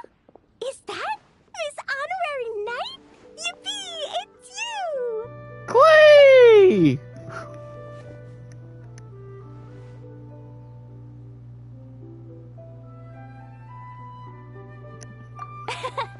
Auntie Eula told Klee that Miss Hertha had found someone amazing to help out.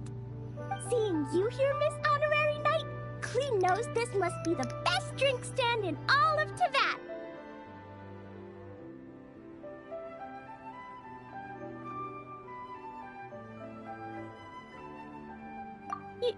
You mean this stand isn't already the best? Well, out of all the drink stands Klee's ever visited, Miss Honorary Knight's is easily the best. And no matter what drinks Miss Honorary Knight makes, Klee will definitely think they're yummy.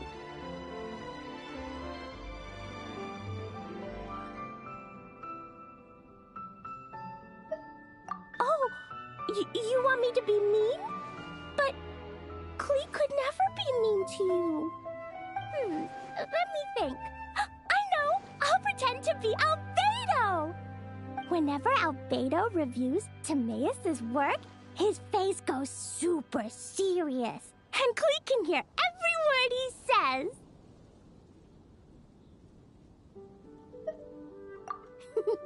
Get ready for Klee's super amazing order! These past few days, I've been having such a blast with Mom all day long! It's been so much fun! Even being sent to solitary confinement couldn't wipe the smile off my face. So, Klee wants to order a fair weather frolic. Anything like a bright sunny day will definitely put Klee in a super duper mood.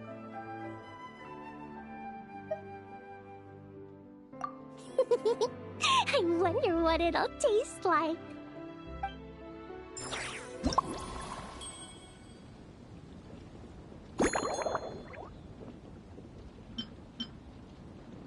We're gonna put alcohol in this drink. Just kidding.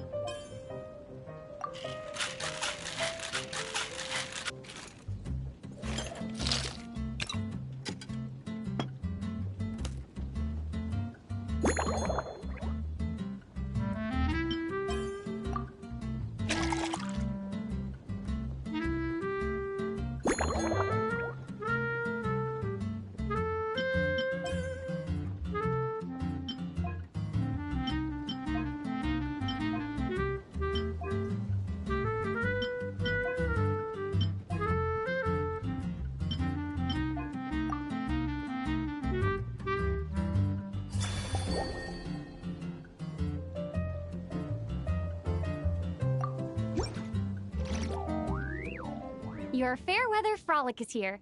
Go on, give it a try. Wow! So, a Fairweather Frolic is this color? Purple sky. Is it supposed to be a bright, shiny night?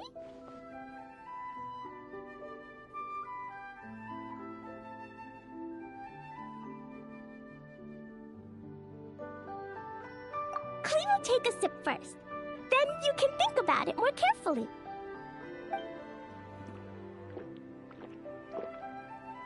Ah, finished. Yummy! Both sweet and sour. If Clee drank this while eating grilled fish, I could definitely gobble down 2, or 3, or 4, or even 5! But one drink isn't enough. Clee wants to try a drink that tastes like cake.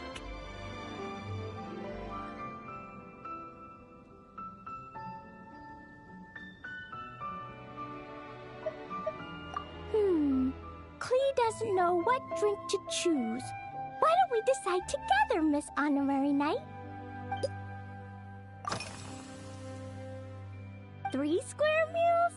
Clee often eats 5 meals a day, sometimes even 7. Adventuring takes a lot of energy, and if I eat too much at once, I can't run so well. So, it's better to eat lots of smaller meals. Albedo used to prepare all Clee's meals, and my lunchbox was always arranged so neatly, just like a pretty painting.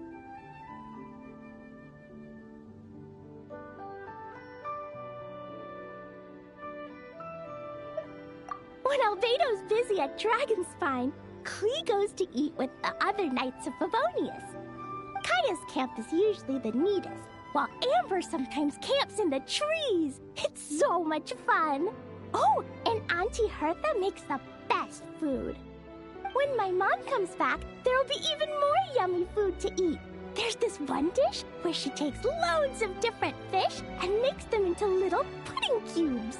It's called Rainbow Fish Jelly. Her Chocogo Crunchy Slices are fantastic, too. It's her newest creation made with chocolate and cookies. They're a little bitter, but they're crunchy. They smell scrumptious, and they have a really sweet aftertaste. Whenever I eat them, I feel so full of energy. Next time, Clee will have to bring some for you to try.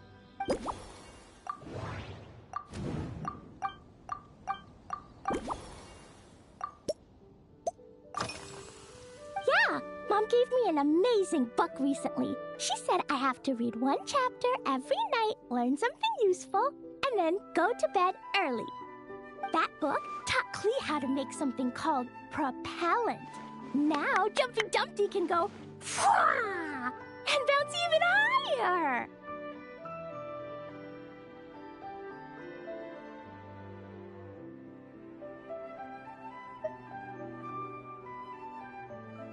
It's not hard at all. In fact, it's a lot like making bombs. You just have to be careful when trimming it down. It's like sharpening a pencil that could suddenly go boom.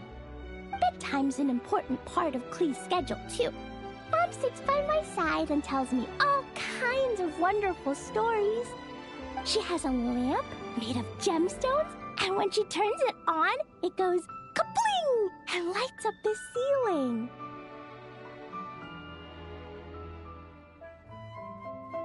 Yeah, when something happens in the story, the lights on the ceiling make pretty pictures. Sometimes Mom falls asleep before the story ends, so Clee has to tuck her in instead. As soon as Clee learns how to use the lamp, I can come tell you stories, Miss Honorary Knight. Clee has memorized so many wonderful stories, enough to make everyone happy every day.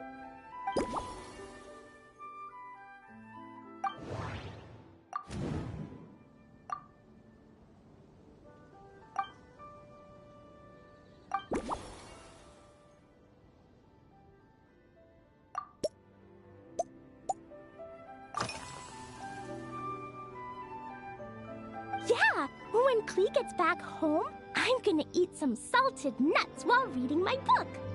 Clee used to eat cake after dinner, but Master Jean said it's too sugary, and it's not good to eat sugary things before bed.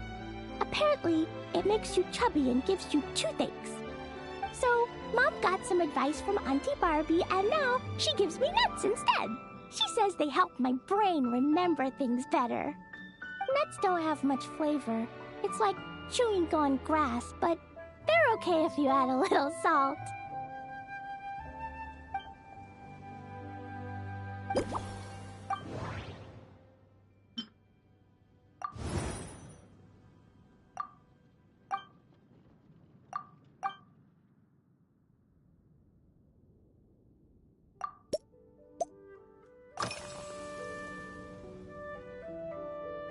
This stuff? Mom taught me how to make it using the alchemy bench. A dash of sugar, then a lot more sugar, then some flowers from Mom's friend in Fontaine, star honey from Auntie Barbie, and finally, some magical jam from Auntie Tavia. Put everything together on the alchemy table, wish for the shape you want, then recite Mom's incantation, and poof! Dodoko-shaped candy!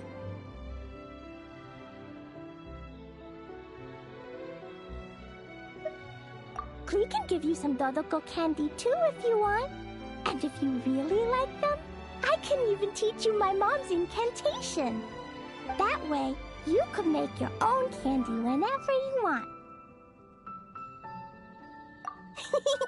If you get stuck, remember to come ask Klee. When it comes to magical candy, I'm an expert.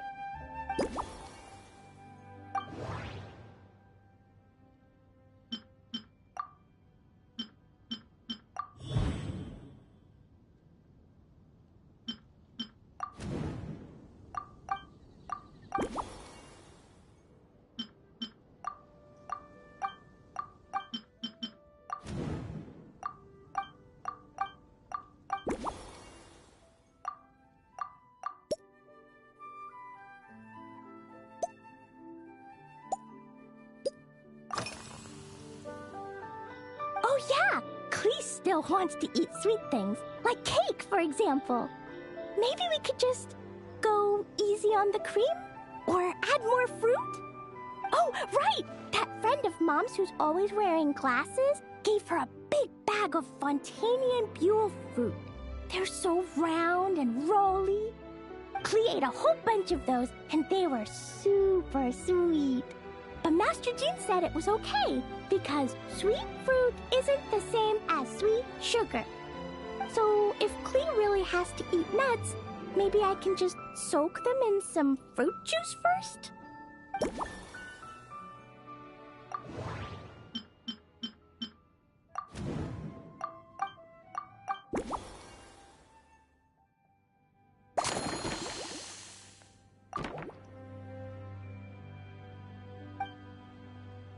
Yeah, that was quick. Klee's looking forward to finding out how tasty your next concoction is.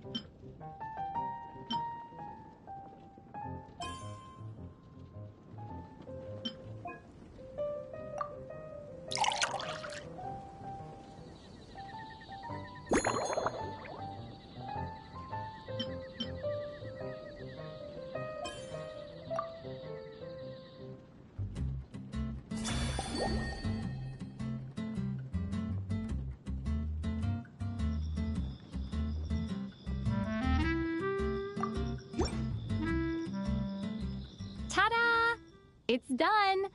I just know you're gonna love this new creation. Wow! There's Dodoko candy on top! There's so much orange in this cup, and Dodoko looks like he's lying on top of white fluffy clouds. And the weather inside looks much better, too.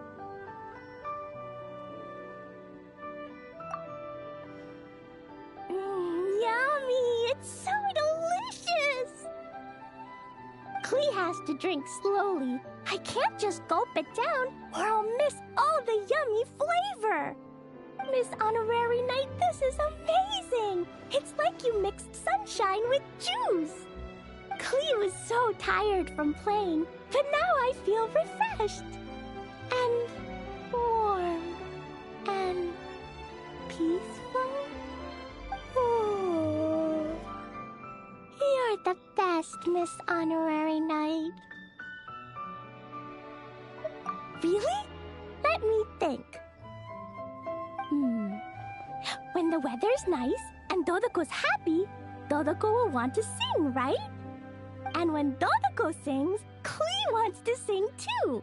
So, let's call it Dodoko's Duet. Thank you! And thanks for making such a yummy drink for Klee. Klee's gonna go tell Mom that the best drink in Mondstadt right now is Dodoko's Duet. Klee's gonna write down Mom's incantation and give you a copy, Miss Honorary Knight. Then you should learn magic too, so you can make all the candies you want. See you next time!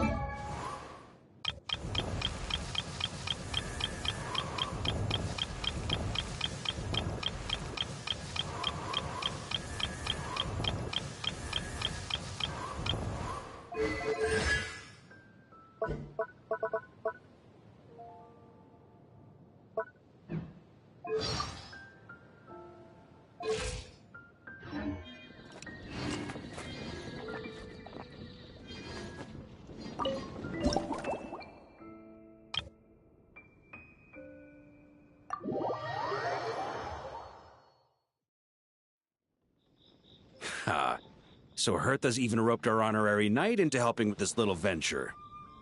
Now that I'm finally free to relax, it's time to start doing just that. Can't wait to see your skills in action. Give me something that goes well with casual conversation, but still packs a punch.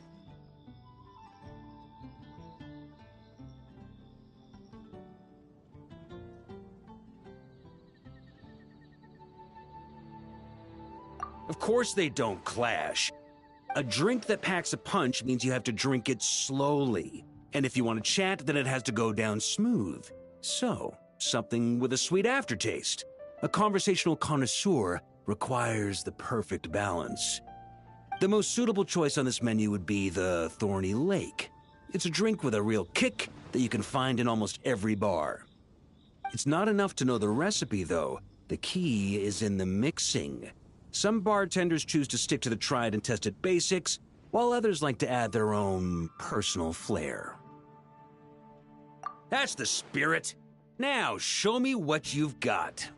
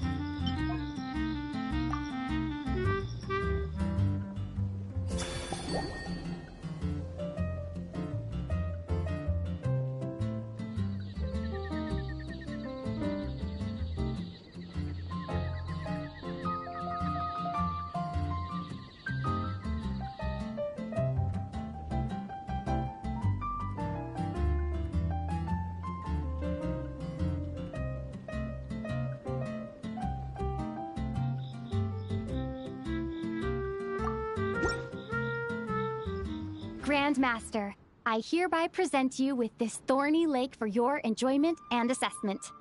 Well, the color and aroma are certainly on point.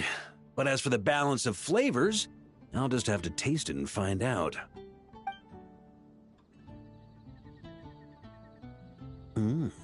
Not bad. You haven't overdone or skimped on any single ingredient. Though, unfortunately, it's a little too, polite for my tastes. Perhaps I should have said modest.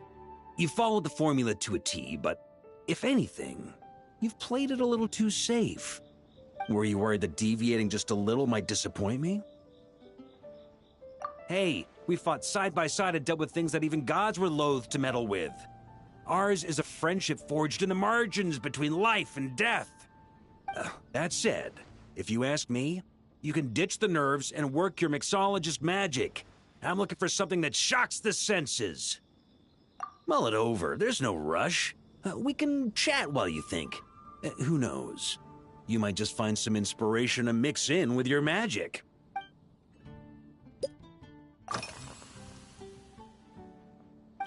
Ha! I like your style. Speaking of this garden, it brings back memories of something that happened many years ago. When I was young, I like to find ruined guards to test my fighting skills, both armed and unarmed. Once, I failed to take down a stray missile, and it ended up destroying a watchtower on the city walls. As punishment, I had to run 50 laps around the city, repair the watchtower, and help rebuild the shattered walls in this garden. Indeed, among the misadventures of my youth, this is one of the most memorable ones. Mostly because that day, Crepus saw me covered in dirt. He took 2 bottles of 100-year-old wine and sent D-Luke, who looked even younger than Mika does today, to work out a clever way to get rid of Faru, who was guarding me. It was so hot that day, I could swear I was about to pass out. On a whim, I picked some mint leaves, put them in one of the wine bottles, and the result turned out to be surprisingly tasty. After Crepus tried it too, he was full of praise. He even wrote up an official recipe for my spontaneous creation. His customers loved it. Several summers passed, and Crepus kept writing letters about giving me a share of the profits, as though I could possibly accept. Yes, good old Crepus. Faru retired years ago, but he still gives me a stern stare every time we meet. He's a stubborn one. D-Luke, who replaced him, and then Kaya, who took over later, both performed impeccably. Changing times will always belong to the youth. He should have admitted defeat long ago. When I get the chance, I'll have Kaya show him the amazing progress the cavalry company has made.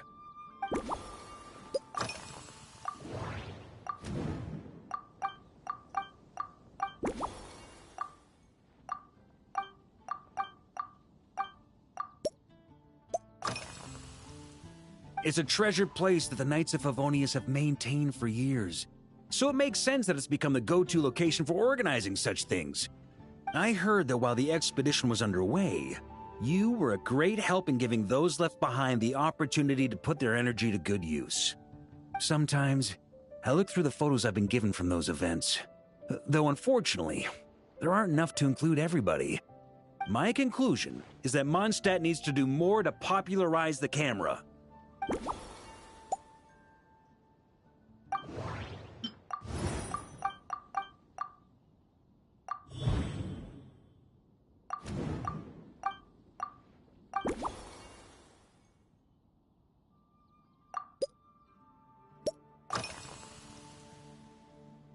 If I were in charge of organizing events, well, I suppose everyone would revolve around fine wine, or at the very least, there would be some sort of tasting involved.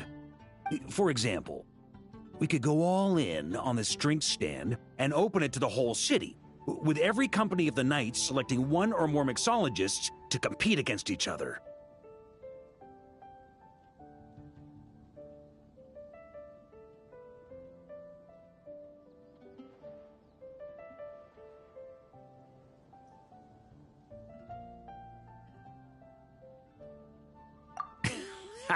It's only a thought.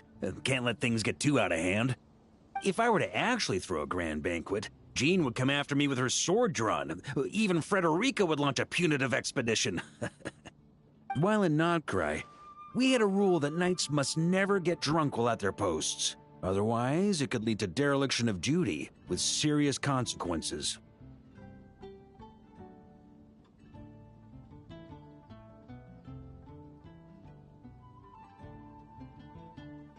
Exactly. As expedition members return to their companies, my hope is that this rule will gradually spread to everyone in Mondstadt too. Just like firewater and Smedina, these Nodcry delicacies have made their way into Mondstadt's households and become part of people's daily lives. Young people need to learn restraint. At the end of the day, no one should be biting off more than they can chew. Unless it's someone near my level, they shouldn't even be thinking about enjoying a light buzz when they've still got work to do. Most people would just end up a whole lot drunker than they'd like. You should come practice with me on weekends. Trust me, once I've drunk them under the table, they'll be swearing off wine for a whole week.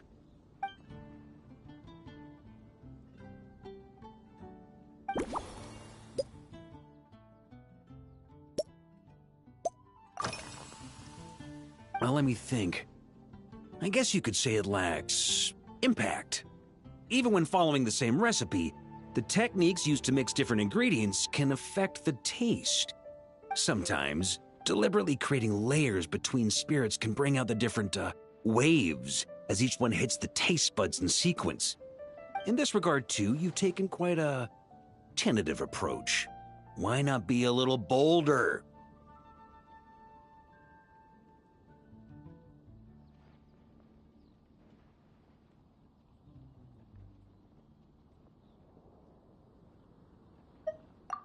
Ha ha ha. You catch on quickly. No need to explain further.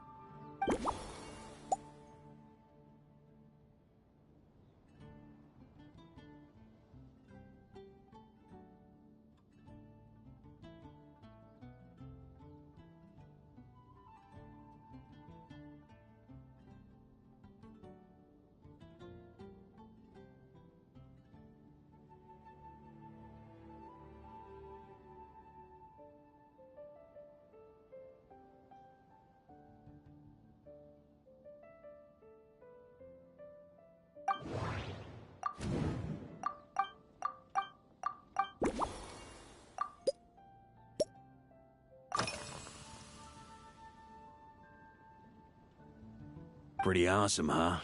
It's like a A hammerhead that you can fill with wine when you're not using it to pound in nails.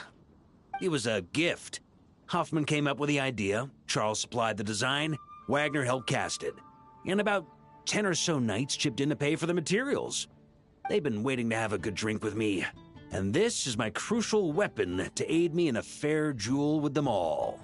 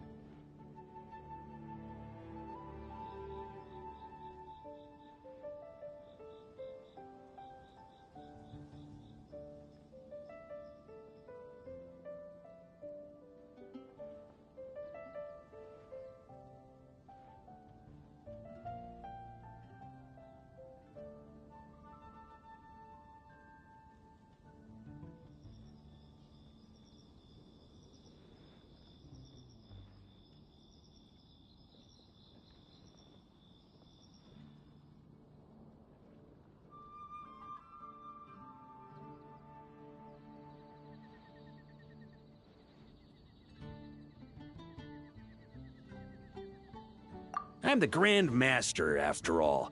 I've been drinking a lot longer than them. I've practiced more assiduously, and I have a bit more, meat to absorb the blows. So it's only fair to my subordinates that I drink a teensy bit more per round. Wouldn't you agree?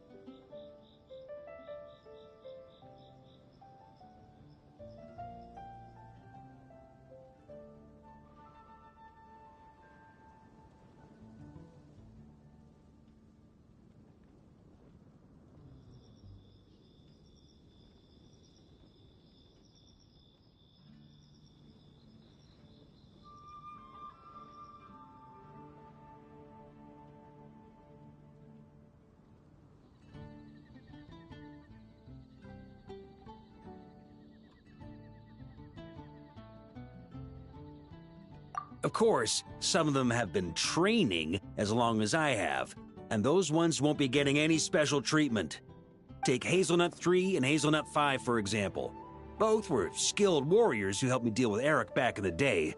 Nowadays, I have them helping Jean with miscellaneous duties.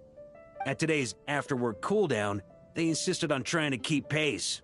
In the end, they lost our game of darts and ended up passed out on the floor. I've already told Jean that I won't be approving their leave request for tomorrow, no matter what.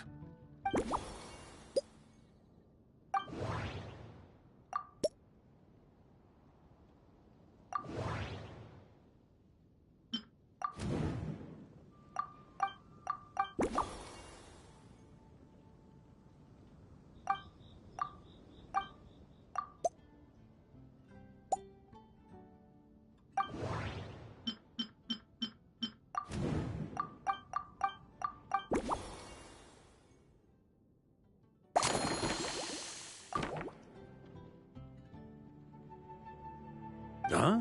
Oh, feel free. Whatever you're about to do, I've got a feeling I've hit the jackpot.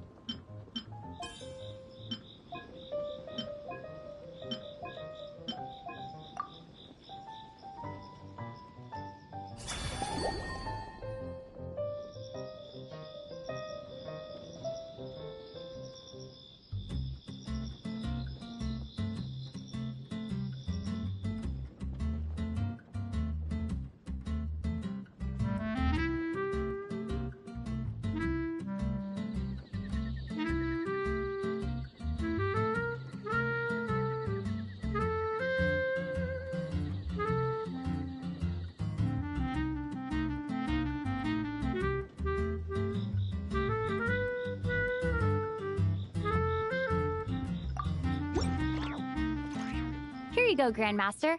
A cocktail just for you. I guarantee you won't find this one too polite. Such a spirited drink. How did you make this? Well, that burning scent of firewater. Oh, it's as if the very air were about to ignite. This is more like it.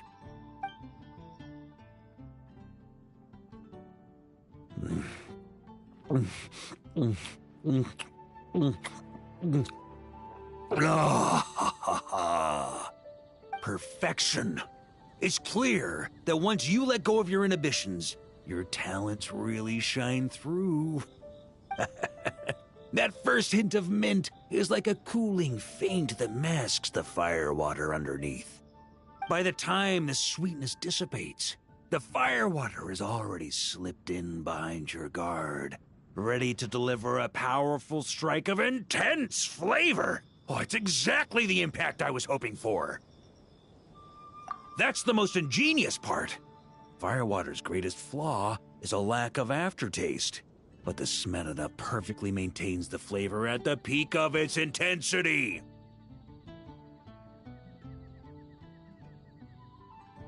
It's hard to imagine something this good was created by a mixologist who doesn't even drink firewater. I think it has the potential to become a firm favorite in Mondstadt and Nodcry.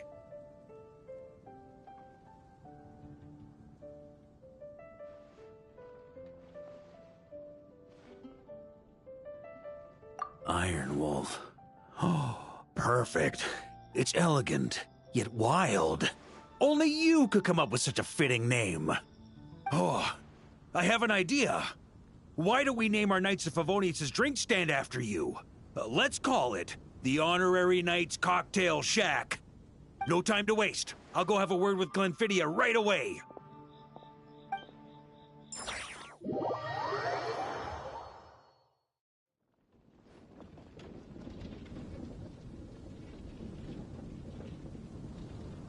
Hey there, Traveler!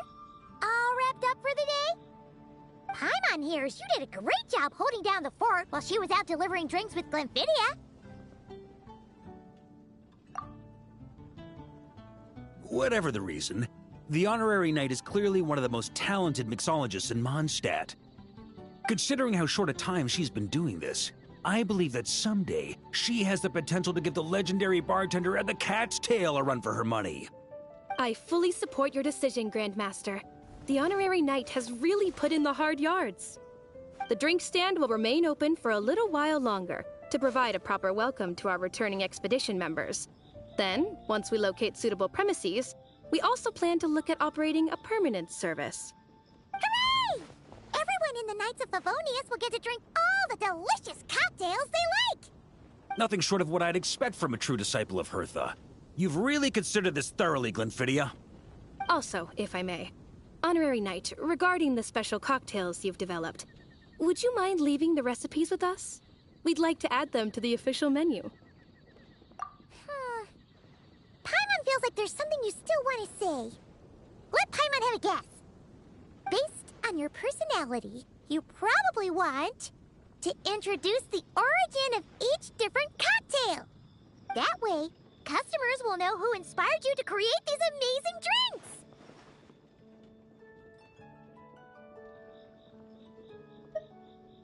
No problem at all. If you need, I can even have someone draft the paperwork on your behalf to secure you the rights to these new recipes. I hope when we recruit some new bartenders, they'll be able to learn from your incredible skills. Even if they can't quite match your work, if they could be 2/3 as good, that would still make them industry leaders.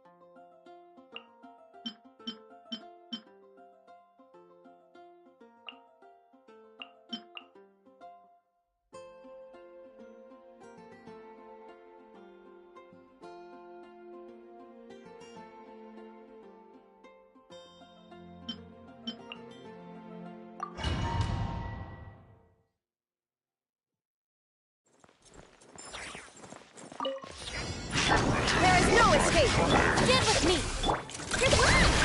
Ding dong water bomb! Observe.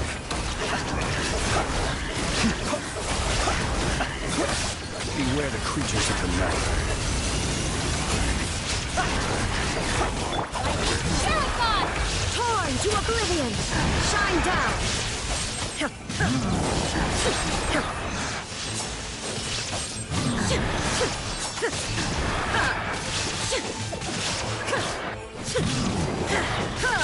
Out of my way! Rash attack!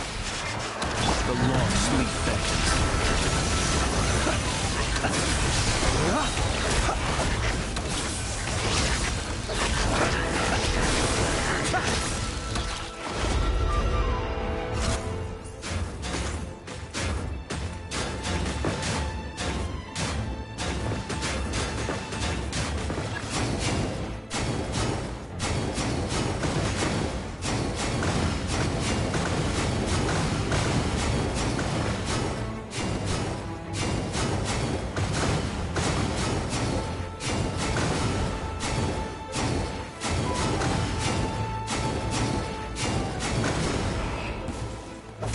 Beware the creatures of the night.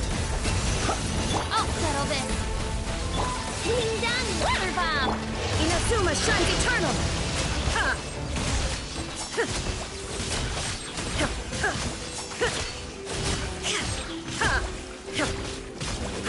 Out of my way!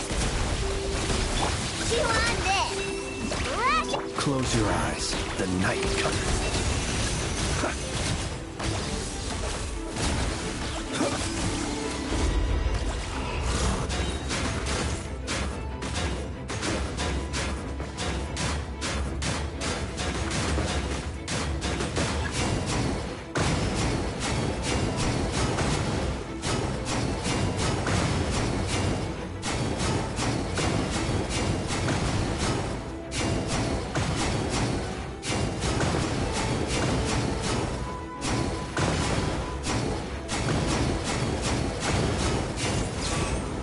Observe. Beware the creatures of the night. I'll settle this! Your bond is strong! Torn to oblivion!